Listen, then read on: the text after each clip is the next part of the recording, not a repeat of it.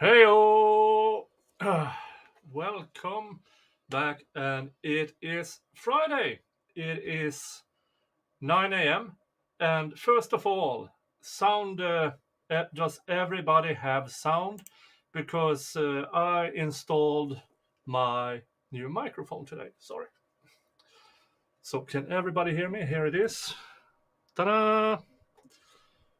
That way I don't get to speak into the webcam microphone. So just tell me if you can hear me at all.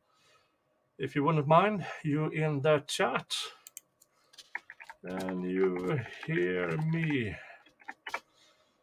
Enter. And if you can't, refresh the... Okay, Sheila says I can hear. Sounds good. Hey, great. Means I have new sound. I hope it's better, or at least equal to speaking into a $30 webcam, to have a, what's it called? Yeti of sorts. That's the guy in the electronics store said. This is beginners up to mid-tier YouTubing stuff. Okay, great that you all can hear. Yes, we have waited a few days now for the judge to come back with a verdict. And so far he hasn't. It is 9 a.m. in Iowa, and I will go for about 4 hours just to be sure that we don't miss pre-lunch stuff. And I will have the Twitters so I don't miss court TV feed, and I have the court TV, and I have the different reporters they have also from Law and Crime, their Twitter feed. So if the judge shows up, yeah, I will assume it will be streamed. And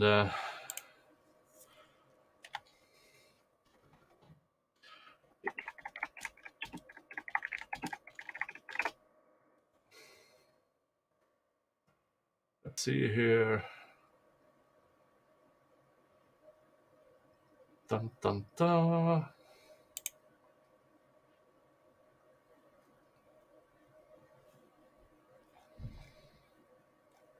And I'm looking also at Kiwok no, Kiwi QC also, their feed. So I will have everything up so that we are ready for when the verdict will be in. I have invited a few people who might join me a bit later, but what am I missing? Yeah, YouTube stuff. Yeah, this goes for you on the rewatch crew. Please hit that thumbs up. That means a lot for this channel. It means that the YouTube algorithm says to, oh, we need to promote this guy. Sheila, do you think it will be in today? It's a decent chance because it is Labor Day weekend, which means that Monday off. So if not today, it's an additional for Saturday, Sunday, Monday, and then Tuesday. So it's a decent chance, not a good chance, but a decent one that it will be in today. I know that Core TV believes it will take about 2 weeks. And yeah, but you never know. I've been checking with a bunch of law tubers, and there are so few bench trials, so it's hard to decide, or hard to know when they come, because in some occasions the judge has ruled quite quickly and then reserved sentencing for later. But if it goes on for a while, it seems like they do the sentencing and the decision at the same time, which might be that the longer it takes, the higher the chance or risk, depending on what you feel about it, is a conviction. But every trial is different. Every trial is different. That's the one thing that we can be sure of. We don't actually know until it actually says the words. Oh, from Haarlem, Netherlands. Is that the correct pronunciation? I know you pronounce your H's and L's a bit different than the rest of the world.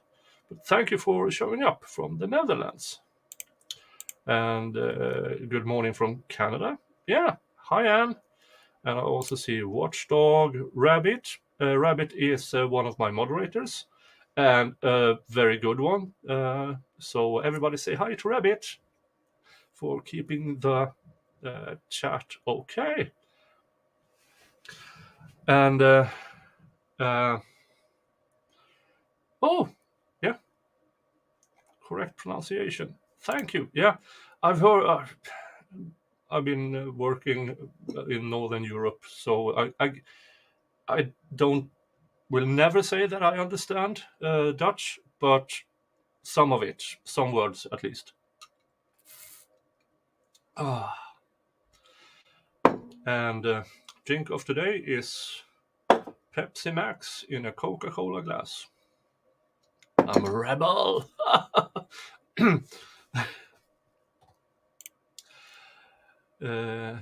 Sheila Stevens, Davenport, Iowa. Oh, yeah, local Iowa person. That's great. So you're local and probably have heard about this case for a bit. Other YouTube stuff, and yeah, well, that change from top chat to live chat to see all the comments, because if you choose top chat, then YouTube filters. So make sure you have live chat on. What else about the YouTube things? Yeah, don't be an a-hole in chat. Don't, yeah, just, it's not hard to be a good person, I think. We can all be emotional, we can all be fact-based, we can all be everything, but just don't be an a-hole. Okay, good. Other YouTube stuff, you who are here most of you who are in the chat already have seen before during this trial, or definitely on my channel before. And yeah, like, subscribe, and if you've been around for a while and thinks that, hey, yeah, I can consider sponsoring this guy, it's become a member. It's $3 a month, and for that you will have members only content and access to the Discord. And I keep it at $3 because most people, if they choose, and there's no obligations whatsoever here. I'm just saying, members keep this channel afloat. And but, Jason, I'm an asshole and I'm proud of it. Yeah. There's different kinds of a-holes. Just yeah. Now, what are we doing today while we wait? Now, we have now heard the entire trial. Even if you went over by the Law and Seaward stream, my stream, I think I have maybe the last 2 days left that I actually didn't stream. I've watched it and it doesn't really take me anywhere. But we can show that too if you want to. Just say so and we can play that too. But today I thought we would revisit the opening statements and see, did they actually get to proving what they claimed? And then we will watch the closing statement and see what are the differences between the opening statements and the closing statements. I've done that before, and it creates quite a good discussion, in my opinion. What else do I have in mind? Well, it's Friday, end of the work week. Well, not in the United States. It is so over here in Europe. More and more are done with the week.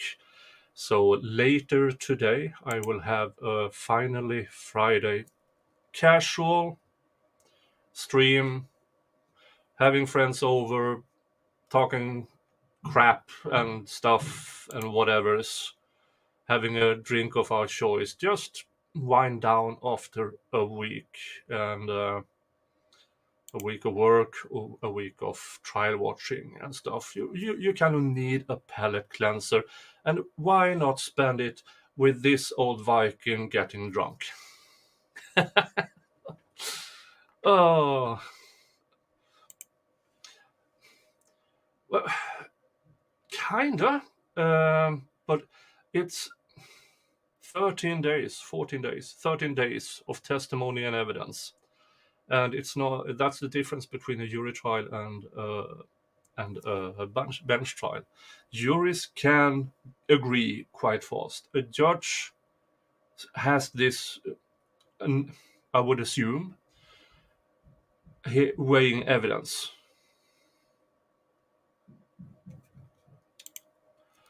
Yes, they asked for a directed verdict, and because that's standard, regardless of if it's a jury trial or a bench trial. Do we have a hungry? I don't know the guy, but he's happily married, as far as I know. Whatever that means. All right, but we're 15 minutes in, and I thought I would stop wasting everybody's time. Let's find, where is that thingy? There is the tractor. Yeah. Now, I know this trial is extremely emotional. Everybody wants justice for Beasia. So do I. The difference that might show up is that I can turn off lawyer brain. If I believe that the prosecution is missing out on something, I will yell at them. If I believe that the defense is crap, I will yell at them. If I think that the judge made a bad ruling, I will yell at him or her. They, them. This pronoun thing, I'm too old for this shit. I mean, yeah. Do what you want.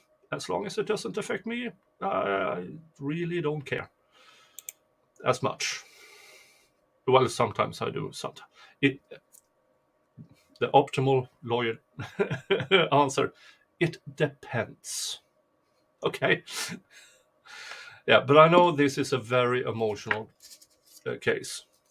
I know, and sometimes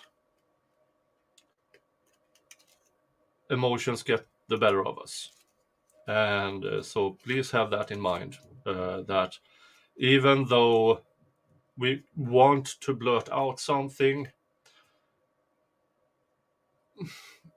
just write it, don't press enter, sit back, take a good 3 deep breaths, then look at it again and think, do I really want to send this? Do I really want to have this chat message up there? That's all I'm asking. That's all I'm asking. Can the judge declare a mistrial? The judges, as a finder of fact,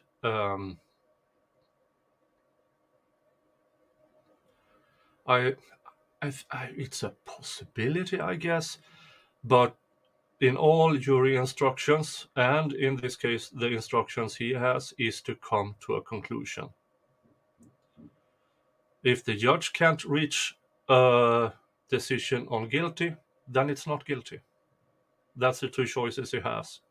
If he believes that the evidence presented to him gets him to beyond reasonable doubt, that's guilty. So no, I don't.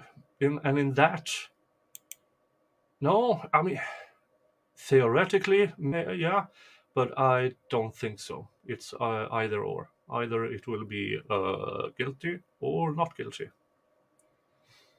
I've never heard of a mistrial in a bench trial. Well, and not by not reaching a verdict. I mean, mistrial can happen in other ways. Mistrial can be of misconduct from either the prosecution or the defense. Good question. But okay, here we go, listening to the opening statement one more time after 13, 14 days of trial and see, did they actually bring in what they promised? Can he declare a missed trial? Not at this point, I don't think so. Let's sound, unmute, sound. Offense alleged in this matter. And also in relation to all of those paragraphs, the court finds. Oh yeah, just a reminder, Mr. Dinkins is only charged with 2 crimes: kidnapping and murder. That's the only 2 charges. He's not charged with possessing of a gun, mishandling a gun, or any of the sort, or SA, kidnapping, murder. Those are the 2 only charges. Means that there's no probative confusion to get information that all motions have been addressed at this time. The state does believe all motions have been addressed, Your Honor. Yes, Your Honor.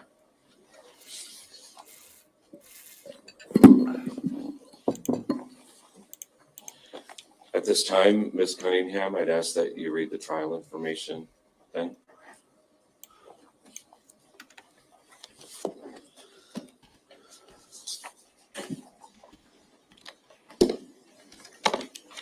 In the Iowa District Court for Scott County, State of Iowa plaintiff versus Henry E. Dinkins defendant.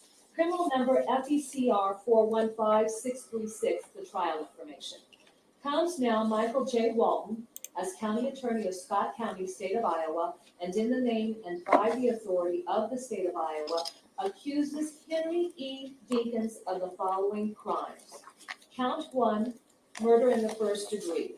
The said Henry E. Dinkins, on or about the 10th day of July 2020, in the county of Scott and state of Iowa, did commit murder in the first degree in violation of section 707.2 of the Code of Iowa by willfully, deliberately, and with premeditation kill B.T. as defined in section 707.2 subparagraph 1A of the Code of Iowa, or did kill B.T. while participating in a forcible felony, to wit, kidnapping in the first degree in violation of section 707.2 subparagraph 1B of the Code of Iowa. Count 2, kidnapping in the first degree. The said Henry E. Dinkins, on or about the 10th day No. of July 2020. My pleasure. Thank you for in the choosing county me of Scott to and hang out state with. of Iowa, did confine or remove BT without No, authority we or are revisiting consent opening or by statements and deception, closing with statements. the intent So we have something to do while we sincerely wait. or subject her to sexual abuse, and in so doing caused her death in violation of section 710.2 of the Code of Iowa. A true information, Michael J. Walton, County Attorney. To these charges, the defendant has entered pleas of not guilty. Thank you, Ms. Cunningham. You may proceed with your So this was the actual charges, which is kidnapping and murder. Those are the two only charges in this trial. opening statement. Thank you, Your Honor. And Your Honor, Ms. O'Donnell is now able to join us, so I would just ask her to come to the council table if she would. She may. And as per usual, lawyers are allergic to microphones. As you can see, there are microphones all over the place in this trial, mainly because May it the please court the court, reporter Counsel, needs Mr. it. Dinkins. Your Honor, the facts that you're going to hear about involve individuals who were involved in some type of family relationship. And initially what I'm going to do is I'm going to identify the various parties, describe the relationship that existed amongst the various parties, and from there then I'll walk through the facts of this particular case. Breasia Terrell, during the period of July of 2020, was a 10-year-old girl. Her mother is Aisha Langford. Breasia had an older brother with the initials of CS, who was 13 during this period of time, and she had a younger brother by the name of DL, who was 8 years of age. Henry Dinkins is the biological father of DL. He is not the biological father of Breasia Terrell, and he is not the biological father of the older boy, CS, who was 13 at the time. Aisha Langford is going to get on the stand, and she's going to testify that she met Henry Dinkins when she was around 18 or 19 years of age. And by virtue of the relationship that they had, she became pregnant, and that's when she had conceived DL. As far as describing the relationship that she had with Henry Dinkins over the course of DL's life, she will testify that he was not a father who was actively engaged. Just stopping here. So she was 18 or 19 when they met. Then at that time, Breasia was just a few months old when they met. And then a year and a half later, because I do believe there's 2 years and some change between Breasia and DL in age, which makes more or less they met, and more or less she was instantly pregnant. And yeah, but again, what we do know is that his priors were not mentioned in this trial at all. But for him at that time, I believe he was in his mid-30s and hooking up with an 18, 19-year-old. Yeah, that's wrong no matter how you look at it. What else can I say about that? The relationship ended when, which we know now, not in trial, when Mr. Dinkins went to jail for don't know what. He's been in and out of jail, as we know now, not in trial, most of his adult life. So maybe bad choices for everybody around, but as Bracia's mother, if you have 2 kids before the age of 18, then looking for a provider might be a reason, and he seemed to be a provider. And sadly, this was the result of it. We are not immune to bad choices, but we should also never be punished for bad choices. Hi, Kaiser. You want to join? I can send you a link.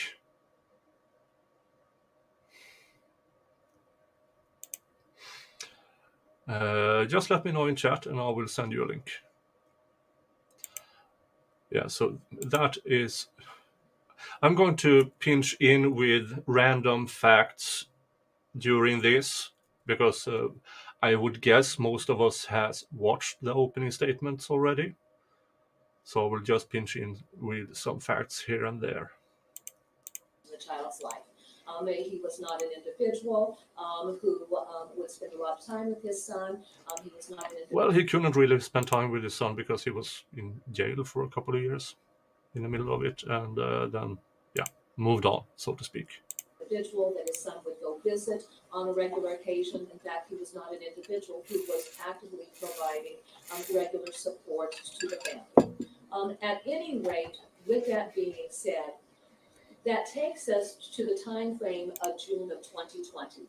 Now, during the summer of 2020, Aisha Langford will testify that, in fact, there was opportunities to spend time at an activity where Henry Dinkins was located at.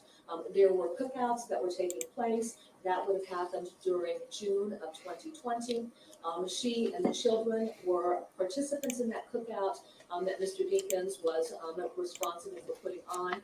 And then during that period of time, Aisha Langford had the opportunity to meet a young woman by the name of Andrea Culberson. Andrea Culberson was a woman who was the girlfriend of Henry Dinkins, and she will testify that she had been involved in a 6-year relationship with Henry Dinkins. Now, Andrea Culberson, she lived over at the Jersey Meadow Apartments. The address is 2744 Jersey Meadow Apartments, number 8. And that was an apartment that she was sharing with Henry Dinkins. With the good choice. Labor Day weekend this weekend. 2020, Aisha Langford will testify that around July 8th, she was traveling in her car with her son, DL, and happened to see the defendant travel past them and pull into a quick shop. DL expressed an interest in wanting to spend some time with his father. That prompted Aisha Langford to pull into the quick shop, engage Mr. Dinkins in a conversation, Hi, Dirk. and indicate to him that he needed to spend some time with his son. Hi, Unicorn. By virtue of that conversation, Mr. Dinkins indicated that he would take the child, for a few days and spend some time with him. And so arrangements had been made for him to call to come pick up DL. And the date that particular event played out was actually on July 9th of 2020. Now, Aisha was actively employed. She worked at the Checkers located on East Locust. And just for purposes of perspective, because this will become important later on in testimony, if you think of the area where Sudlow Junior High is located at, there on Locust Street, and just about a half block down the street to the east, that's the Checkers that Aisha Langford worked at. She actually was working on the morning and afternoon of July 9th when Henry Dinkins had responded to her mother, Danita Gardner's residence to pick up Notorious. And relative to the plans that existed, the plans very simply were for Henry Dinkins to take his son and only his son. Aisha Langford will testify that while during her relationship, when she became pregnant with DL and Breasia was about 2 years of age, he was not a father figure to Breasia. Breasia had a different father. And so then when Henry Dinkins responded to Danita Gardner's residence somewhere around 11 o'clock that morning to pick up Notorious, the circumstances changed. Aisha will testify that Notorious is very close to his sister Breasia. And quite honestly, they are attached at the hip to one another. Notorious expressed an interest for his sister Breasia, and I should say DL, expressed an interest for his sister Breasia to come along. Ms. Gardner took the position that that was an issue that would need to be discussed with the children's mother once she got home. Breasia was very much interested in being able to go with her brother because it was going to be a fun outing. And actually, the 13-year-old boy, CS, expressed an interest in being able to go along as well. Henry Dinkins indicated that Breasia was welcome to come along, but he indicated that the 13-year-old boy, CS, could not come along, and the reason that he offered up for that was there was not enough room in his car for the three. Yeah. This will be important later. There was not enough room in the car, which is correct. He was supposed to only pick DL up. And according to Grandma's testimony, I think it was, is that DL was the one who wanted Breasia with. Had Mr. Dinkins brought the Impala, then all the kids would have speculation, then all kids might have tagged along. But now, he only had room for one more in his other car. And this will be important later because as you who watched the trial knows that they tested the Impala for blood and other bodily fluids, came out negative, but they never actually tested the Impala for Breasia's DNA anywhere. Because they assumed for a long time that she has already been in the car, so it wouldn't matter. But as you heard now, there was only room for one more in the car, and that was because he didn't pick them up in the Impala. So had the prosecution or the investigators chose to test the Impala for her DNA everywhere and found her DNA inside the car, then this trial might have been more of a slam dunk. And instead the prosecution chose to make the insinuate that she was, but they could not definitely put her in the car. Now, Andrea testified to that she saw Breasia standing by the side of the car at 3:30 in the morning.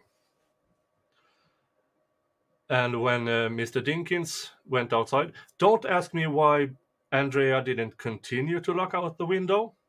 I have no idea why she chose not to. But next time she looked out, car and Breasia was gone. So by that you can logically conclude that she went in the car. And that's the problem. That's the logical conclusion. But this is a trial. There should have been evidence. And I'm an extremely evidence-based person. And that might be why I'm pissing a few viewers off. I've said it once, I've said it several times. I want justice for Breasia. And for me, a good prosecution would bring justice. I'm not sure this was a good prosecution. There could have been done so much more. This was, by a number I've seen, a $1 million investigation. And they couldn't spend the $500 on vacuuming the car with that specialty vacuum cleaner, test everything, see, is there hair? Is there something else? Yeah. They should have spent that last $500 on that test, in my opinion. children. The day that he picked Detoria up and Reasia came along, he was operating a black Camaro, and that black Camaro had seating both for front seat passengers and back seat passengers. At any rate, Mr. Dean. The Camaro, yes, it has. A Camaro does have 2 back seats. Here's the thing. This guy, Mr. Dinkins, I believe he's 6'5", 6'4", 6'5", and 350 pounds. There's no room behind him. So there's front passenger, back passenger, room for 2. So that's a bad argument, in my opinion, from the prosecution. Well, maybe the judge doesn't know that about Camaros, but I would assume people knows about mid-2000s, early 2000s Camaros. There really isn't much room to start with in the back seats.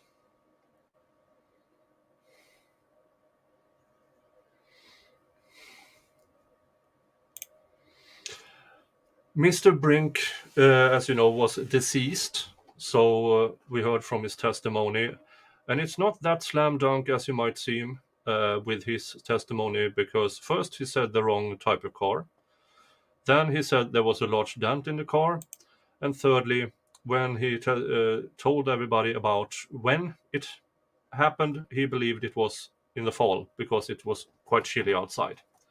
So there are good pokes in his story. And as the defense said in their closing arguments, is that the cell phone data placing him there, yeah, but his cell phone data, if they had tested more than just that day, they would have found out that that was his normal way to work. He was at that place every day. Yeah, I know, but that argument you have there was never outspoken in trial. But I agree. There are things that puts him at the scene. I don't think that the prosecution showed that in evidence very well. That's my opinion. We can all have different opinions, but thank you for voicing. I encourage, if you think I'm full of crap, constructive criticism, I welcome a lot. Dirk says, once rode from Las Vegas to Huntington Beach in the backseat of a Camaro. Oh, Bob.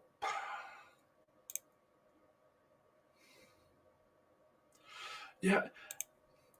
And your words here, I believe, is the center of this case, the center of this prosecution. It should have been. And many things that should have been wasn't. It would have been so easy to test the machete for residue of bleach. Boom, all of a sudden you have clear that for some reason that knife was cleaned with bleach. You never clean a knife with bleach unless you're actually trying to disinfect it. And hold on. This is Let's go with this picture. This is mine. Not very used, but if I clean this off, it is with ordinary soap and water. Then I really make sure to dry it off, and then I apply some sewing machine oil to keep rust from it. But that's me. I like to keep my things as good in a condition as possible. But I think Sheila Stebbins here, that's the center of this trial. It should have been.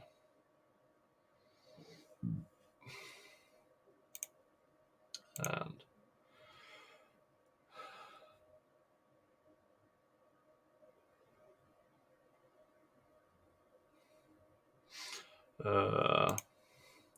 yeah, if a machete was nicked up, the bleach would have corroded the hell out of it. Yeah, we did see some corrosion on that machete, which for some odd reason, I don't remember if it was one of the investigators or the prosecution who tried to say that looked like blood. Oh, hell no. They showed a close-up of it, and my immediate thought was, that's rust. And I said this the entire time, I believe. I think there's enough good circumstantial evidence here to show maybe not conclusively say it is this guy, but you can with that exclude everybody else, because this happened early in the morning, really early, or late night, or early in the morning. Not that many were outside driving around at that time. There were truck drivers and Mr. Dinkins, and maybe 3 more. It would have been so easy to just bring forward. We checked that car, we checked that person, we did a cell tower dump on these thingies for that date, but they chose not to. And as Sheila said earlier, it should have been. Hey!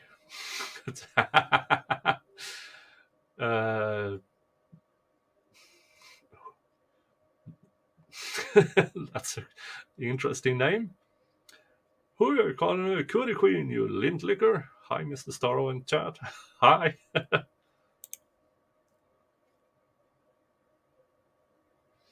Rick Stover, well, someone that's up 3 a.m. that's not working is up to no good. A man in his right mind needs to be asleep at 3 a.m. Yeah, we heard a bit that in the middle of the night he tended to take off to, allegedly taking off to spend some time with a side piece. But not really moved forward as evidence in this trial. But it's still having his car driving around in Davenport, being seen in different videos at different times. Yeah, good circumstantial evidence, which I wish they would have focused on more instead of arguing that damn island and those freaking footprints that probably had nothing to do with it. And if you go back a few days on live stream, we checked out those shoes he wore, those that are missing, those Nike Gold. And I couldn't, at least, and nobody in the chat could find soles of Nike Golds that were even close to those footprints. And the flip-flop they found at that island had nothing to do with it. She was wearing completely different shoes. She was wearing sandals. So there's a lot of things brought into this trial, I believe, muddled the water. Now, did it muddle the water enough for the judge to not reach a guilty verdict? I don't know, but I'm furious that they might be. That's my opinion. Let's continue with the state's opening statement and see what else I can yell about. Hi, Jessica Falcon. Dinkins left the Gardner residence with DL and with Breasia, and then through testimony or statements provided by Mr. Dinkins and Sorry. even information provided by DL, who was later interviewed through the Davenport Police Department, they both described going over to a residence that was a friend of Mr. Dinkins. This individual was identified as Vincent Howard, who lived on Taylor Street. They went over. There was time spent there at the Howard residence. Both of the children spent the afternoon playing video games. Mr. Dinkins left the residence for a period of time, came back, and then after they finished spending time there at the Howard residence, Mr. Dinkins took the two children over to 2744 on East 53rd Street to the apartment that he shared with Andrea Culberson. Now, at this point in time, I want to discuss the location of that apartment complex so that the court understands where it's located. On 53rd, we have Costco. The Jersey Meadow apartment complex is actually that apartment complex which is directly to the west of Costco. So it would be on the north side of the street. When Henry got back to the apartment complex, they all went inside. I think it's important to describe the layout of the apartment because that will be something that will become the topic of discussion later on. Well, thank you, Crazy by Proxy. Gifting 5 memberships. Thank you so much. And the lucky the people receiving it: Reynat, Chrissy, Beth, I Am Shout, and Sue was gifted memberships. Congratulations. That means you can now look at my members-only content on my channel. There's videos about my farm and my early morning thoughts and stuff like that. And you also will have access to my Discord. There's a link on the members section. It should be a link in the members section where you can continue to discuss the cases I'm covering after my streams. Yeah. So thank you so much, Crazy by Proxy. That's very generous of you. And Crazy has been member for 2 months. Welcome to the new memberships. Yeah, welcome everybody. And yeah, and if you consider becoming a member, it's $3 American dollars a month. Let's continue. Apartment number 8 actually was a second level apartment. Now, this particular complex is not the type of apartment complex where you have, a common entryway and a common hallway that individuals would use to access apartments on a first floor or apartments on a second floor. In this particular apartment complex, each apartment has its own individual dedicated door for entry into the apartment. So that if you live in a second story apartment, when you walk in that front door, you have a staircase inside the apartment that you take up to that second floor. Apartment number 8, if you enter that door, and on the right side of what would be that exterior wall would be the staircase. When you get to the top of the staircase, and then if you look over to the left, it's an open area that would consist. Yeah, the buffering is between YouTube and StreamYard. As you can see, no, you can't. But my feed is buffered maybe 2 minutes ahead. So sometimes it just chooses to. But let's see while we wait for it to fix itself. I want to address one of. Where did it go? Here, nothing is irrelevant. Well, true with the caveat is that in a trial setting, you don't want things in that the defense can attack easily. You want as good evidence as possible presented, as good as possible, so that the defense has to go way outfield to find a stretch for it. And if you bring in stuff that are easily refuted, that muddles the water. And I believe there is a bunch of it in this trial that wasn't good evidence or well presented evidence, in my opinion. You are much welcome to disagree with me. That's my opinion. Oh, and thank you, Baz, for gifting five memberships. And the people who got it was Malcolm Wilhelm, Daniel Newman, Don Jabsky, Marcy Abinanti, and Casey Lee. Congratulations. Congratulations. And hi, Gigi. Gigi is here.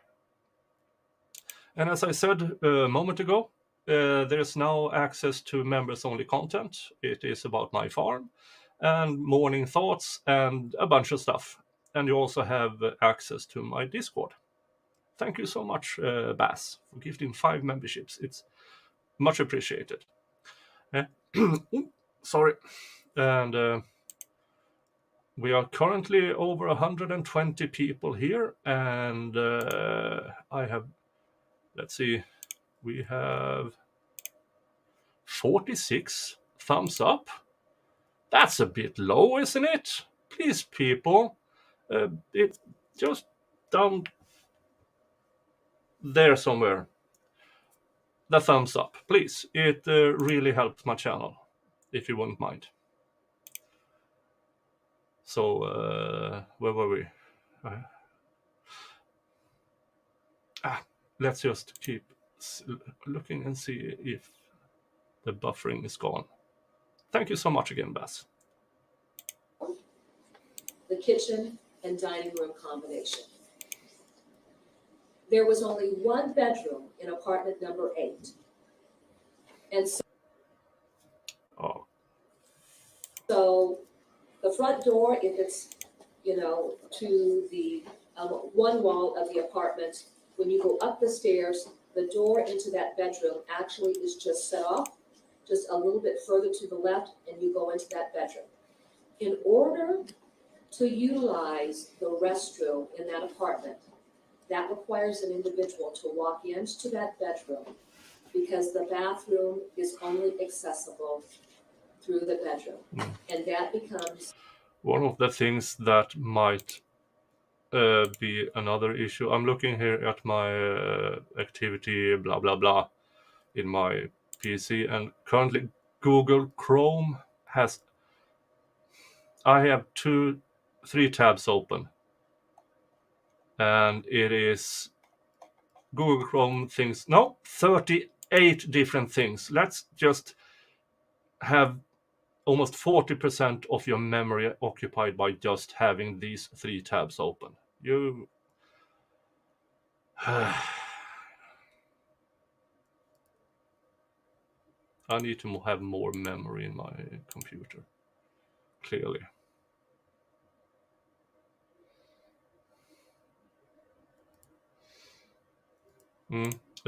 Crazy by proxy. YouTube is annoying. I reset my notification because it didn't send me one today. That's really annoying. And it happens all the time, even for people who actually look at the notification bell and say, yes, I have all from Nick's channel. Let me know when there's something going on. But no. Yeah, I know, but it happens on Microsoft Edge as well, this buffering. And I know that other channels have the same issue. So I think it's more about how StreamYard and YouTube are speaking to each other. another critical point that I'll talk about later in my opening statement. After Mr. Dinkins and the children got back to the apartment, it was a normal evening. Andrea Culberson, Mr. Dinkins' girlfriend, she works for AT&T, and she actually works out of her home. She was working till sometime around 7:30 that evening. While she was working, Briasia was very, very interested in the type of work that she was doing.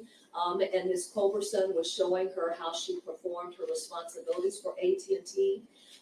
Detorius was playing video games in the living room. Andrea Culberson's desk where she works is set up in the bedroom. So Briasia was in the bedroom, and at some point in time, Briasia was playing video games as well, but within the bedroom.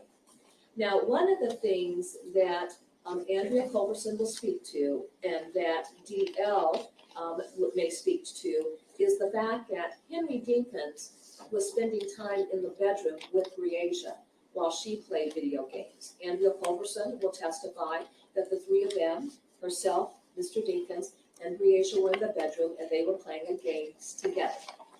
And that's essentially how the evening was playing out. Now, when Aisha Langford got off of work from Checkers late that afternoon, she had been notified by her mother that Henry Dinkins had taken Briasia. And so therefore, there would be the need to pack up clothes for the children. Aisha went back to the residence. Yeah, this has been infuriating me throughout the trial. That the reason they say DL is because he's a minor. His name is not supposed to be spoken at all. DL. Yet this woman, this prosecutor, keeps effing up all the time and doxing the poor kid. Sorry. And that's... and it has happened in other trials as well. And I think it couldn't be that hard to not say the name.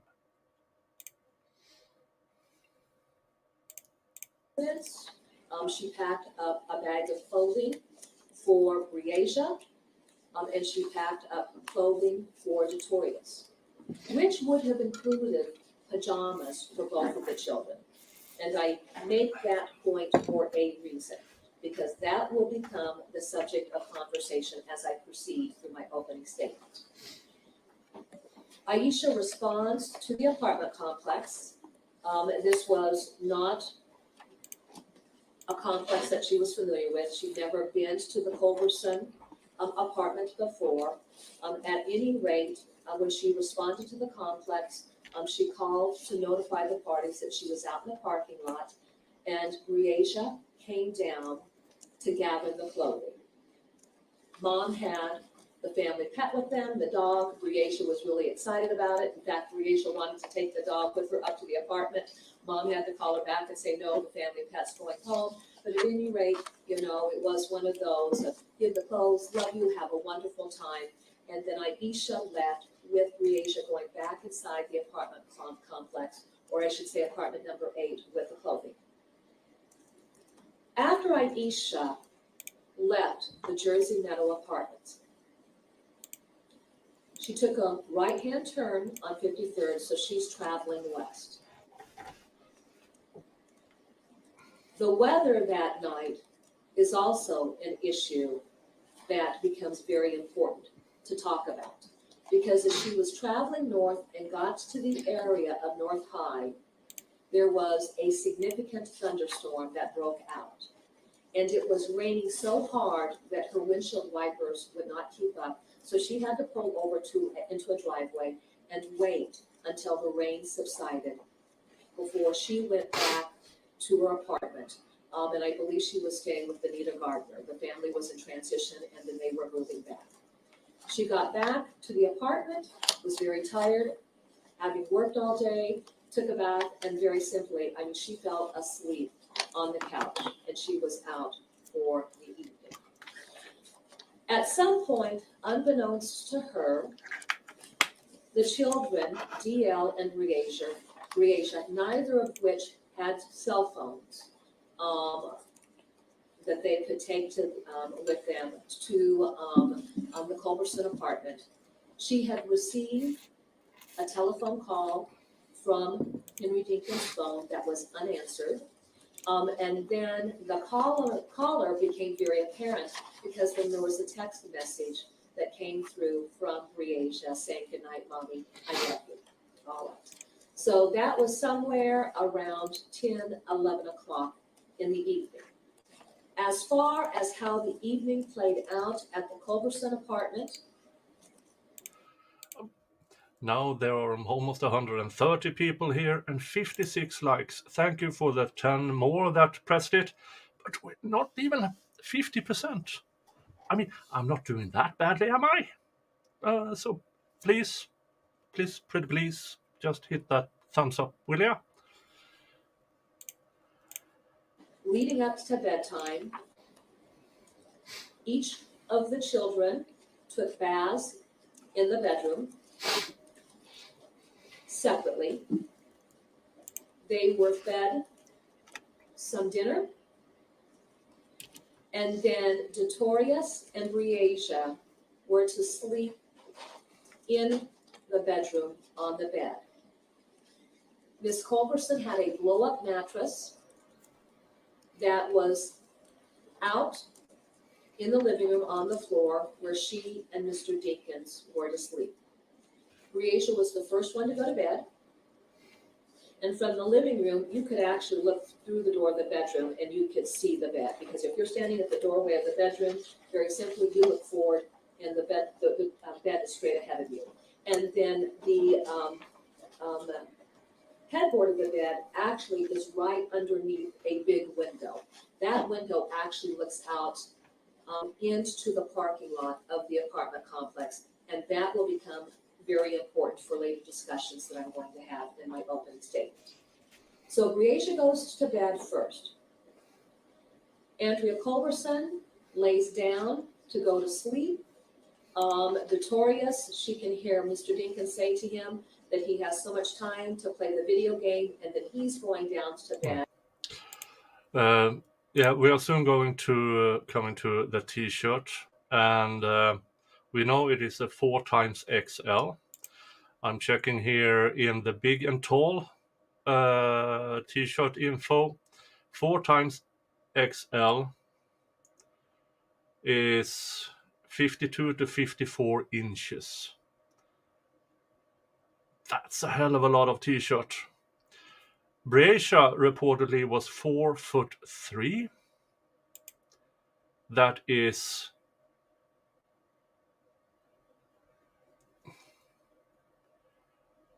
how many inches is 4'3" in inches? That is 51 inches. So this t-shirt was a nightgown on her. We already said that, but I just wanted to. But that's an extremely large t-shirt. So yeah, just for information. Don't know if it matters all that much, but yeah, just saying. And then Detorius was in the bedroom asleep.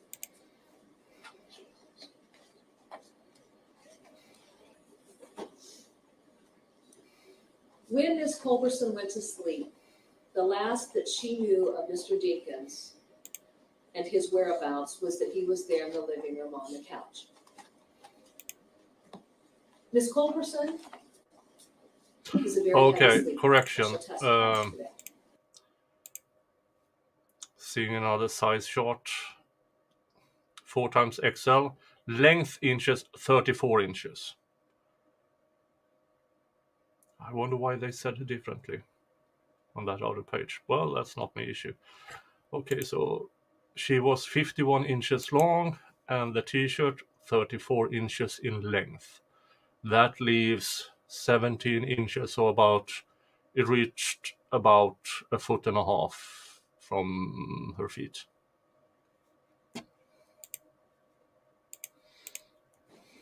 At 3 a.m. in the morning, she woke up because she needed to use the bathroom. When she woke up, she discovered that Mr. Dinkins Good was call. not there Good call. in the living room. Legal Vice's audience just joined. She got up, And Jeff went is to the one of the bedroom. folks I She sent the link to, so maybe he will join us in a bit. sleeping at the foot of the bed, but where little Briasia had fallen. And yeah, so I would imagine there's a whole lot of bunch of people showing up in that chat right about now from Vice Raid, who might not know what we are doing here. Thank you, Jeff, for sending everybody over. That's very, very nice of you.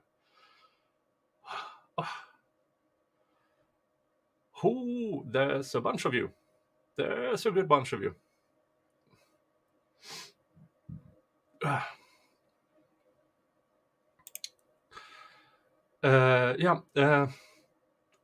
When you arrive, remember to hit that thumbs up while you're here and everything. We are having, this is Verdict Watch. It's the trial, Iowa versus Henry Dinkins. He is charged with kidnapping and murder of 10-year-old Breasia Terrell. And we are waiting for the verdict. And it is a bench trial, which means that the judge is both the finder of law and the finder of fact. So he makes the verdict. And we are currently on day 3 of Verdict Watch. So he's taking some time doing it. Jesus Christ, there's a lot of you.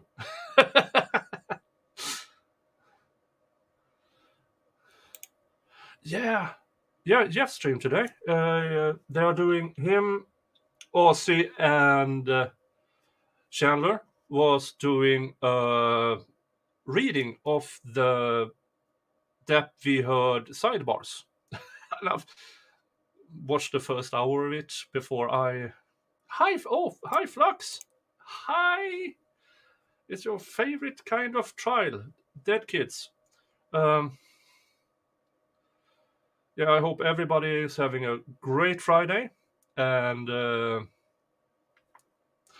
let me bring your mood down. Yeah, this is the...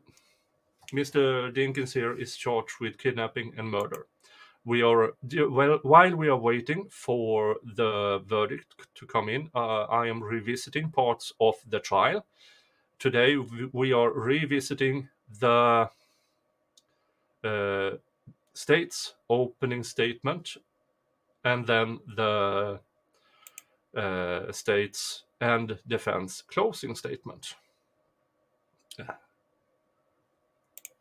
Do I think he did it?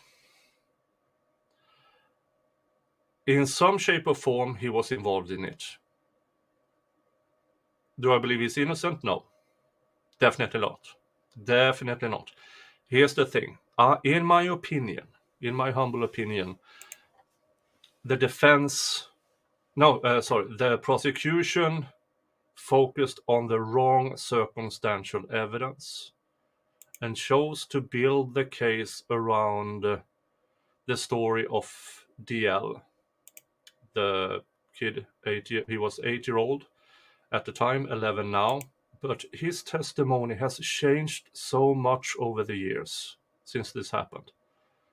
And I've said this before, that in my opinion, they should have, once he started to say contradictory things, they should have said, okay, let's put him aside, focus on what we actually have here.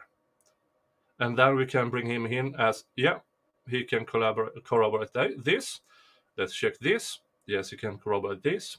Check this over here. And absolutely test everything.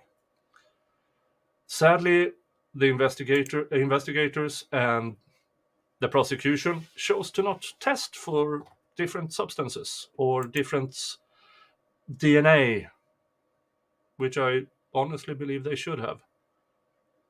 That would have been... And why they chose to not test,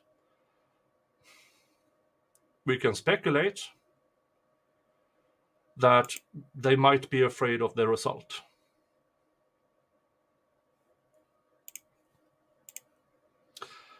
Leafy 54, interesting. No wonder the judge is taking his time. Yeah,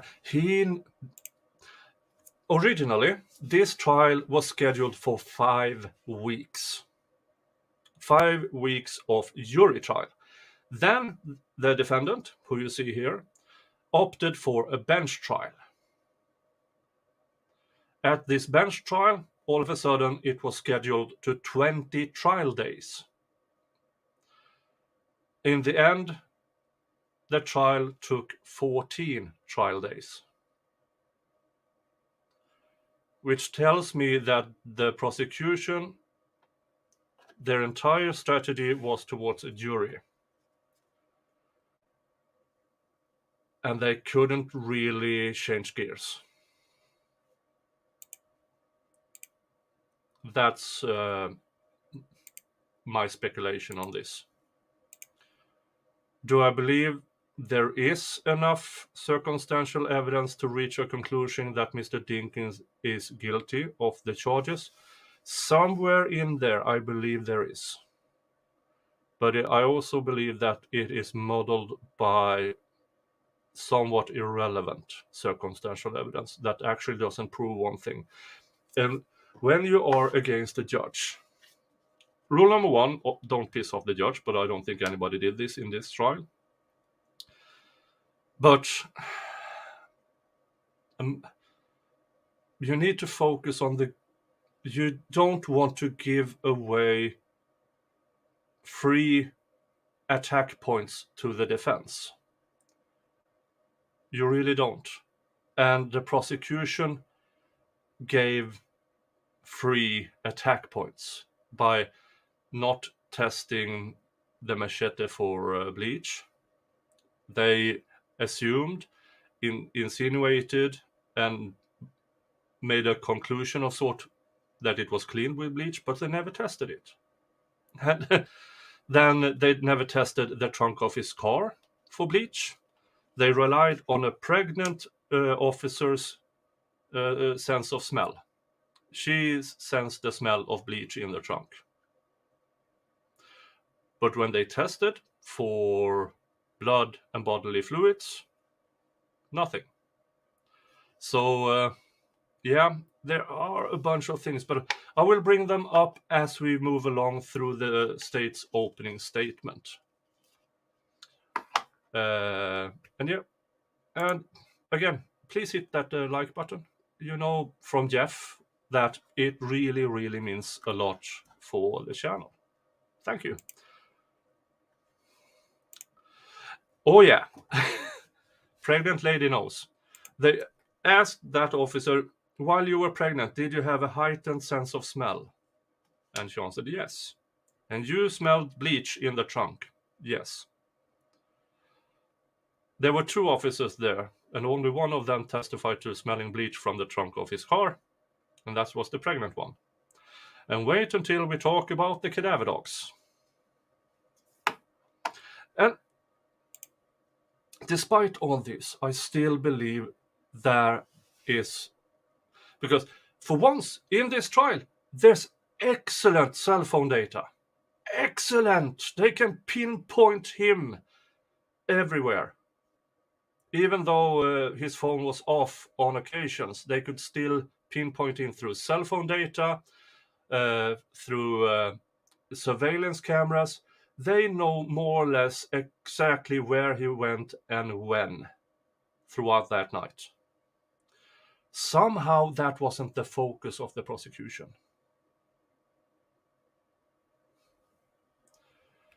Yeah.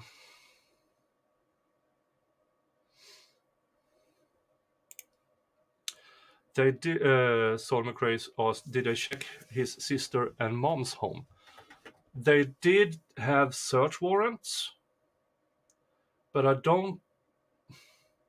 There were for specific items. They were looking for 2 bottles of bleach, and throughout the night and morning, he changed his entire outfit, and those items of clothing has not been found anywhere since, which is a good circumstantial evidence in itself. But they needed to focus it on that more.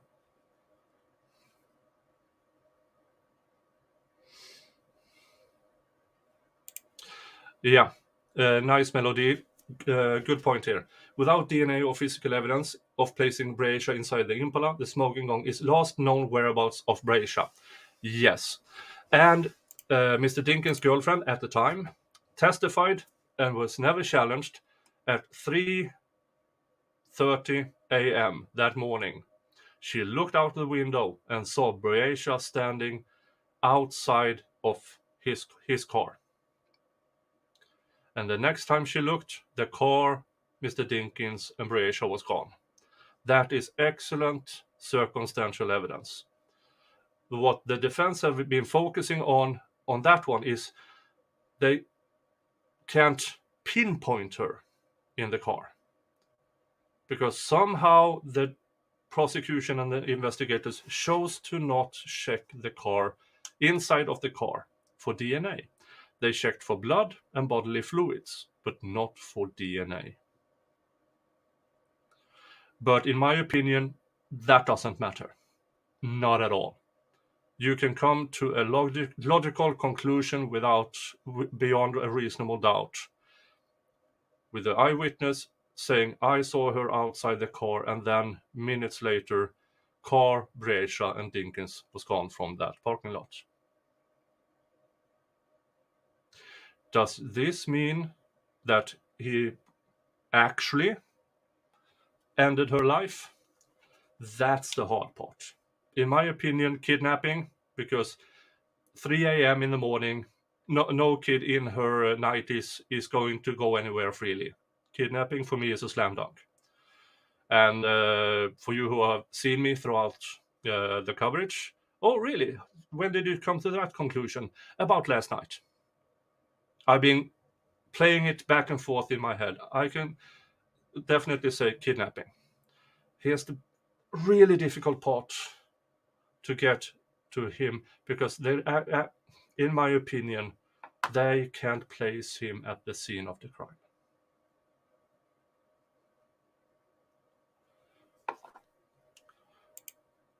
I thought wasn't closing Tuesday? Was it Wednesday? Okay, well, the closing was early Wednesday, so technically we have entered day 3 of him deliberating on the judgment. But thank you, Stray Cat. I love it when people correct me on my slight mishaps. Saul McRae definitely covered tracks good. I believe he cleaned up elsewhere, like Moms and Sisters on. Probably. Here's the thing: they didn't search or tested good enough. So you can come to a logical conclusion, and I understand people who does, but you need the physical evidence as well. Everything Mr. Dinkins did that night is weird. But why then, for instance, the footprints on that island, that by most, in my opinion at least, had nothing to do with this case. Nothing. And then you have the machete. And no evidence in this trial at least shows that the machete had anything to do with the ending of Breasia. She was shot 3 times. 2 slugs entered the shoulder, and 1 through the jaw and into her vertebrae, which means that shot at least was immediately ending her. Problem is, her remains was so deteriorated. It was skeletal remains. Really hard to get any traces.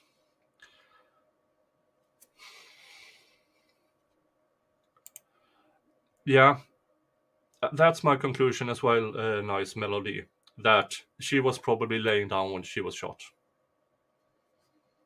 Because they found fragments and semi-fragmented slugs right where her remains were. It's good, very, very good discussion in the chat today. Very good. Yeah, when the professor of bones, was testifying when she walked. She was very dry, very conclusive, but Jesus Christ, that was horrifying to listen to. That Briatia saw her killer. We don't know if she begged for her life. We don't know if she screamed. We don't know if she taunted. We don't know anything other than she saw her killer. And do I believe Mr. Dinkins was involved? Yes. Here's the thing. In a trial, you also have to prove it. And in my opinion, had the prosecution focused and did a few more tests, logical tests, then this would have been more of a slam dunk case. And while we are here, hey Jeff, Howdy. howdy, how are you doing? Good. What am I doing here? Why am I here? Why are you here? Well, I invited you, and you did the horrible mistake of showing up on this I did. Friday, and we are waiting for the verdict. Closing statements was Wednesday morning, and it's a bench trial. So the judge is the finder of law and the finder of fact. How are you doing? And How are you doing? How am I doing? Yeah. Can't you hear me? I'm doing fine. It's Friday. Things are It's going Friday. well. Yeah. Sun is You're up. not working? Yeah. No. Next week is my last week of vacation. So Yay. mm, That sounds So- good. yeah. So next week, it's the last week of vacation. I'm not going to stream that much. I need to take care of my SO and David at. Well, what do you mean by this- take care of? Is this like we're going to be streaming the Nick trial, or I need to take care of my significant? Yeah, I've been a bit of neglecting her lately, so I need to take her Yeah. out to have some fun stuff. Thank you, Bass. What? Okay, Bass wonders why you're here too. Yeah. Now, I assume you know nothing about this trial. Just that this guy did it. Yeah, but did the That's kind of all I prosecution? know. Yeah, did the prosecution prove it? That's the issue. And That's they have always the issue. they have been muddling the waters by entering irrelevant evidence, in my opinion, that probably had nothing to do with it. And they chose to not test obvious things for bleach and DNA. So they settled for innuendo, speculation, and it's a logical conclusion. But if it's logical conclusion, then spend the $500 for the freaking test. They spent close to $1 million on this investigation. Why not spend Wow. another $500? Because that would be crazy. Yeah, they couldn't. Yeah,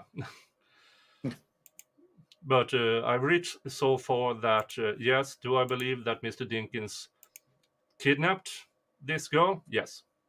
There's no other logical conclusion beyond a reasonable doubt. I'm there, but the way the prosecution, this was scheduled for a 5-week jury trial. Mm-hmm. Then he opted for a bench trial. All of a sudden, it was scheduled for 20 trial days. Okay. And then the trial ended on day 13. Well, or day 14 with closing statements. That tells me that this prosecution had all eggs on emotionals to a jury. Wow. And all of a sudden, and they couldn't really change gears. Well, one thing I know beyond a reasonable doubt is I need to go get some water and some more liquor. Yeah, good choice. Give me a Good minute. choice. I'll be right back. Yeah. I'll be right back, sir. Yeah. Yeah. Jeff sounded like Marge Simpson in the reading of between of the Heard v Death trial. I need to go back and hear that after this.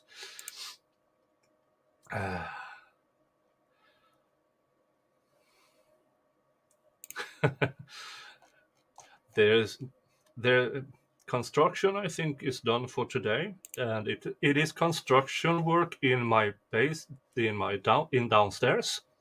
There's nobody trying to escape from a cellar.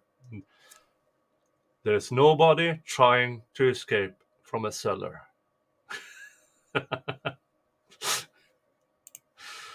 Oh. Let me just refresh my Twitter feed to see if any news. No. Any news on Court TV? No. Any news on the news sites? No. So still no verdict in yet. Yeah, that Dinkins testifying in trial would have been an extremely bad idea. And that would be the general advice from any lawyer to a client to don't.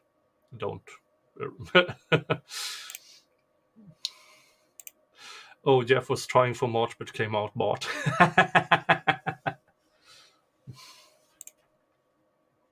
Yes, Rabbit. That's my story, and I'm sticking with it. There's nobody trying to escape from my cellar. It is construction work. That's the pounding you hear.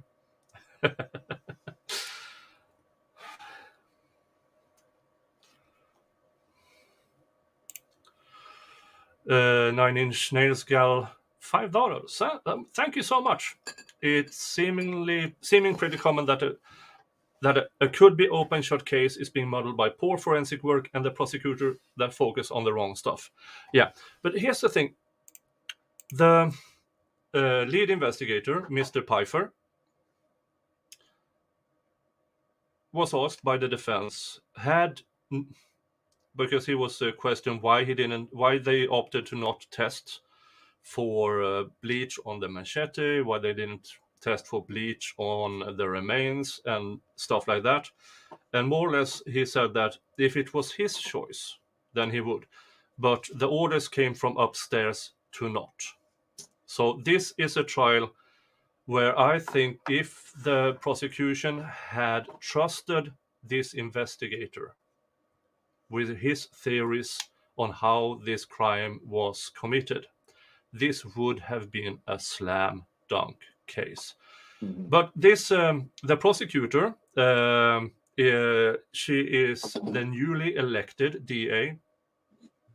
She took office in November of 2022. This is her first major crime trial. And apparently she doesn't trust the investigator or her ADA. She does it by herself. And sadly, I think she muddled the water enough for a judge to... Well, first of all, she muddled the water with easily refutable circumstantial evidence. Really? For the defense. Such as? The prosecution brought forward DL, the brother of Briasia, his testimony. And for the first time in this trial, he mentioned he saw his father with a bloody machete, which he cleaned off with bleach. That had, in no deposition, no interviews during over this 3-year period. 2-year period. Let's see here. 2-year period. 3-year period. Has he ever mentioned it for the first time? Which caught the DA by a bit of a surprise, I would assume. She had to restart him 4 times before he told the story that the prosecution wanted to narrate. I mean, he was all over the place. So once it was a cross-examination, and this is a huge mistake from the prosecution, that even allowing him on the stand for prosecution. Now, they probably did it because they knew if they didn't, the defense would have brought him to the stand. One of the first questions from the defense was, you would say anything to put your father behind bars? Yes, was the answer. Okay. Oops. Yeah. And I said it earlier that once DL started to say contradictory stuff, for example, at one point he claimed that the defendant's girlfriend, he was there when him and Andrea killed Breasia. And we know for a fact that is impossible. That he wasn't. He wasn't picked up in that car until 5 a.m. in the morning. And everything speaks to that she was dead for hours by then.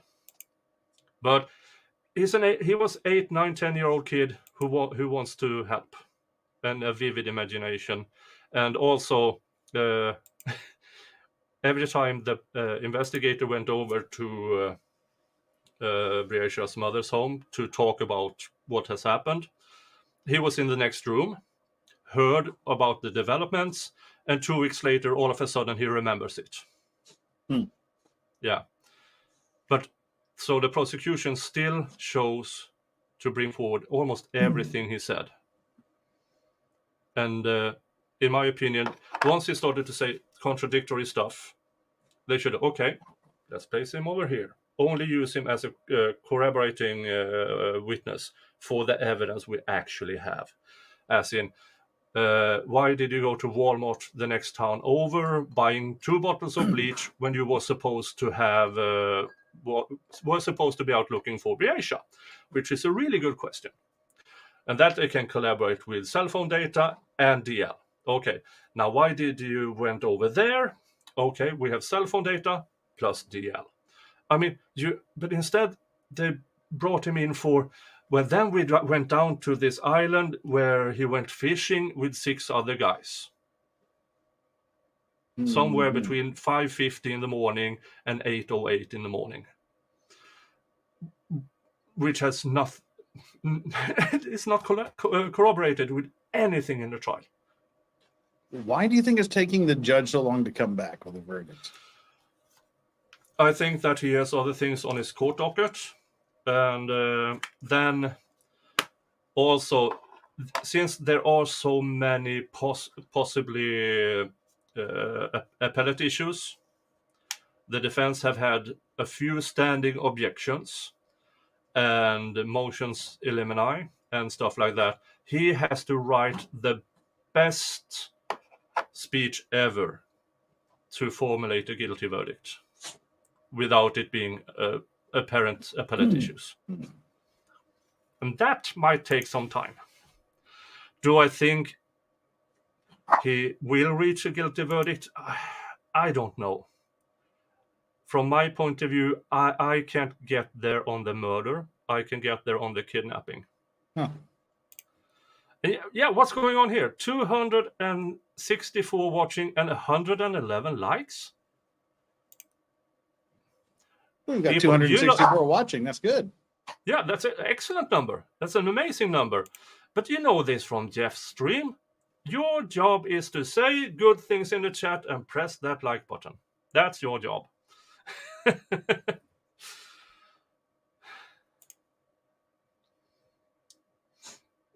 I don't know. Well, the prosecution and the officer, they never found anybody who was out there that morning fishing on that island. But they found footprints.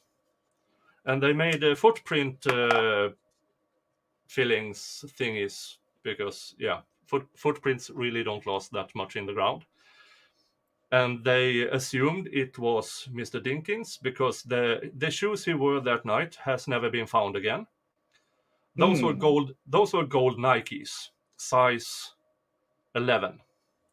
And by some stretch of the imagination, I mean, size 11 on a 6'4" guy, 350 pounds, that's not big feet. No, it's not. I thought it'd be bigger. Yeah. That's what she said. That's what she said. Yeah, but those footprints, they showed the sole pattern. And then we live on stream a few days ago, we checked Nike Gold shoes. Okay, what different kind of soles does those shoes come with? Nowhere near that pattern. Nowhere near. Huh. So they probably had nothing to do with the trial or the case.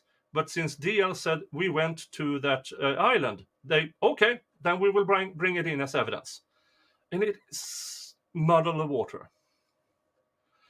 And then you have the cadaver dog. And you're going to love this, Jeff.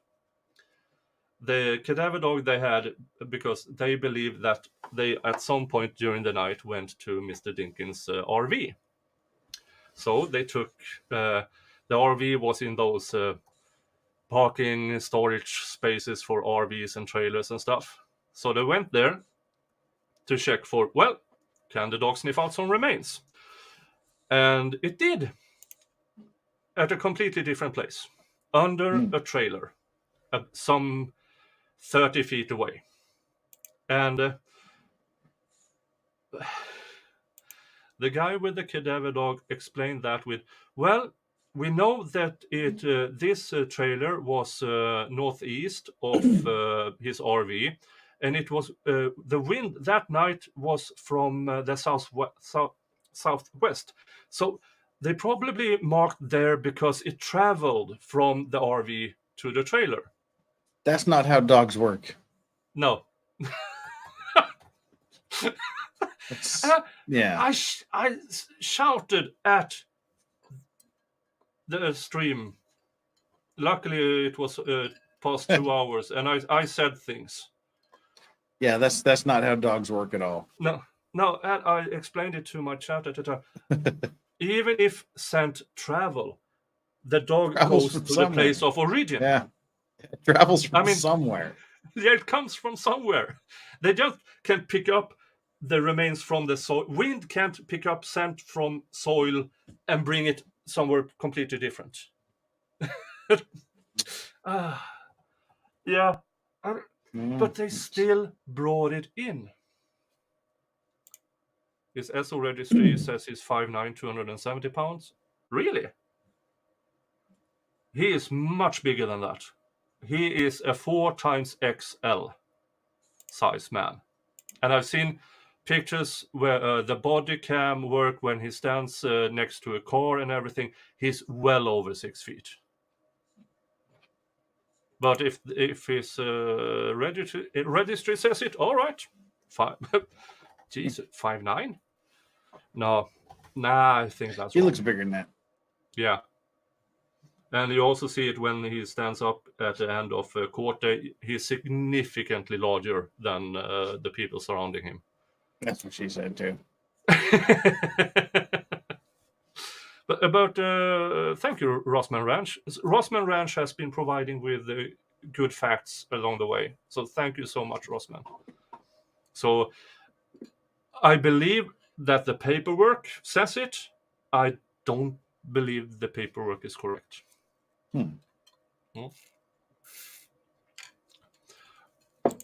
James Lee, City of Davenport lacked a thorough investigation and screwed up big time by not swabbing. Yeah, here's the thing. Oh, another thing. This is also very interesting, and you might be providing you might know more than me. I doubt it, but yeah. Well, let's find out. Yeah, quite clearly he was a suspect early on. The same day, they swabbed his hands, collected from his fingernails and his nether regions for DNA and stuff. Came back clean. Then they found out that Briasia was shot, probably via a revolver. My question here is, if you have the swabs, why not take another $500? Tell the FBI who did the previous testing, hey, you test the same swabs, but this time for GSR. No, they didn't, because people upstairs said it wasn't necessary. Okay. And it blows my mind that they actively choose, even though, yeah, he might wash up and GSR doesn't really stay that much, but even for the possibility, it's a $500 test. I mean, in the grand scheme of things, Yeah. and that is what pissing me off so royally about this, that there should have been just a few more tests. And don't bring in this irrelevant stuff.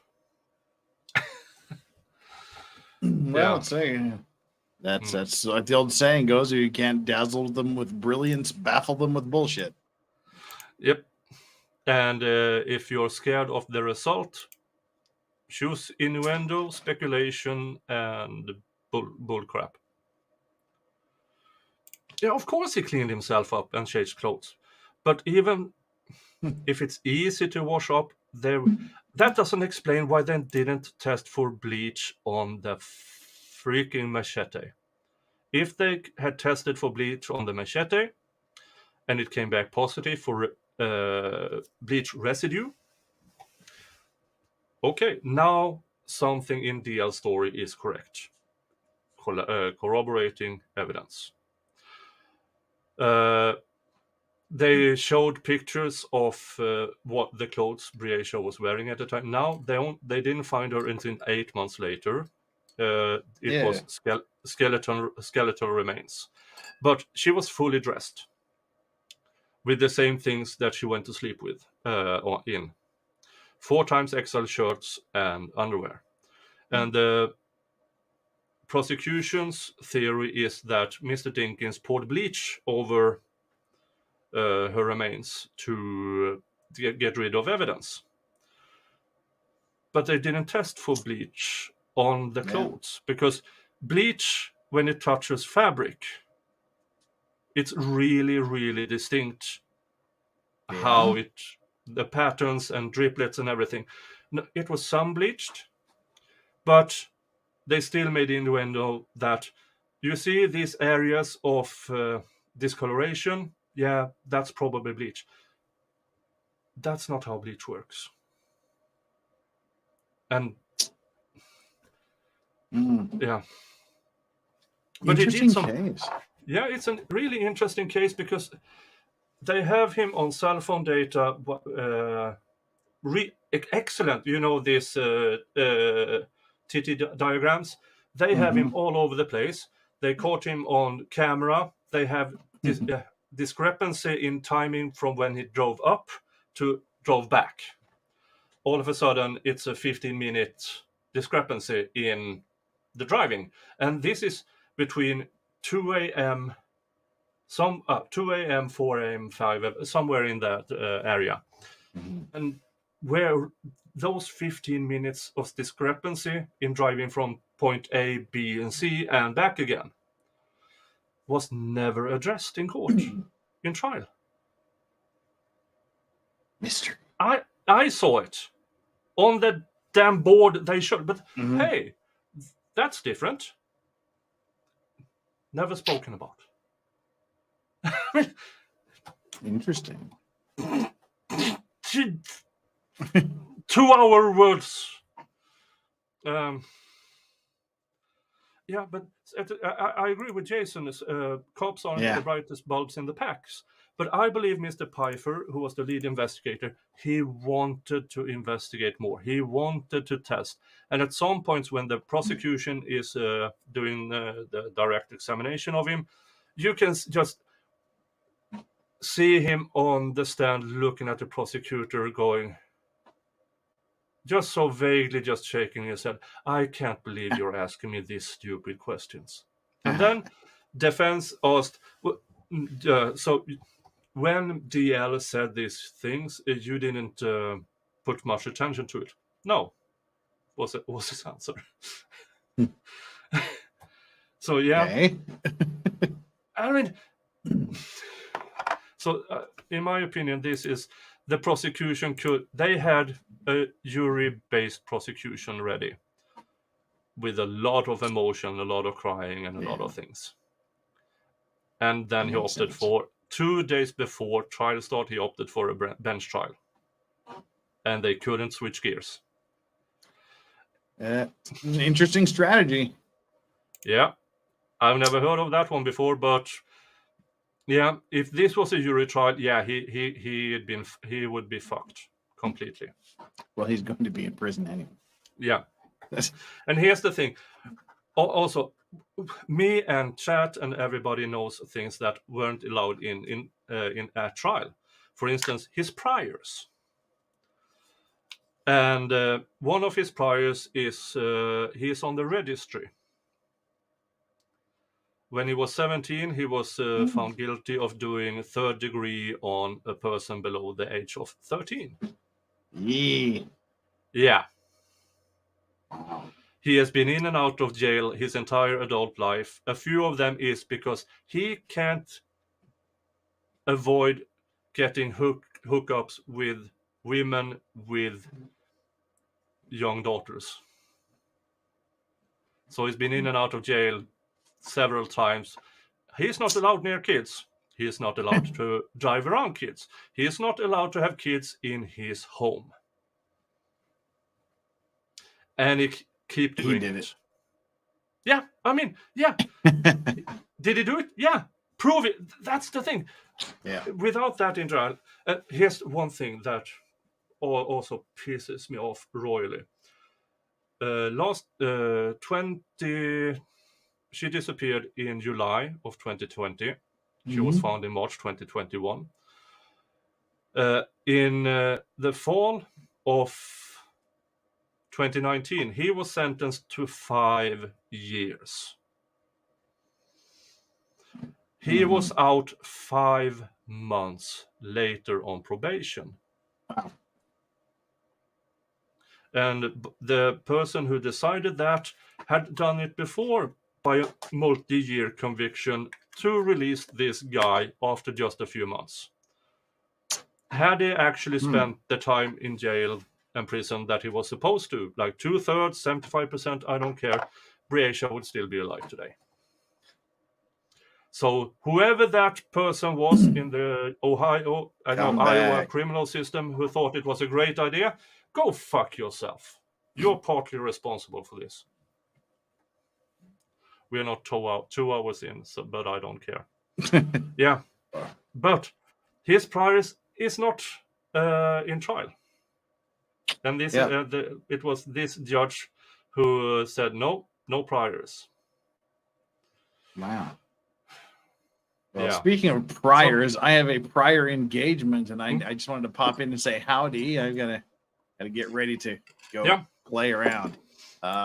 If I'm still alive and awake when I finish with that, I'll come back. If not, I'll be asleep snoring somewhere. Yeah, and everybody, this is Jeff at Legal Vices. Go over there and subscribe to him.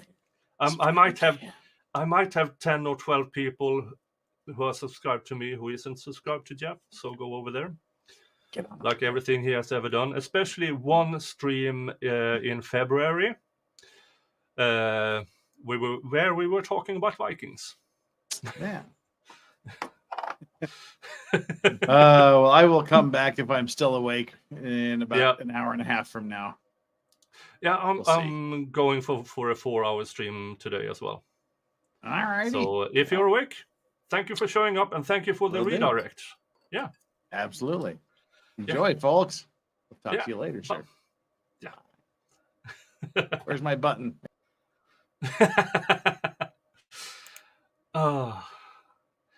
All right. That was Jeff. Thank you so much for...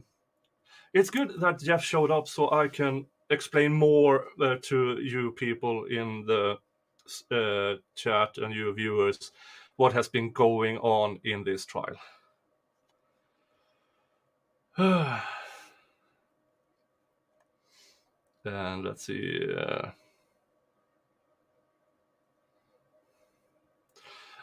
And James Lee, the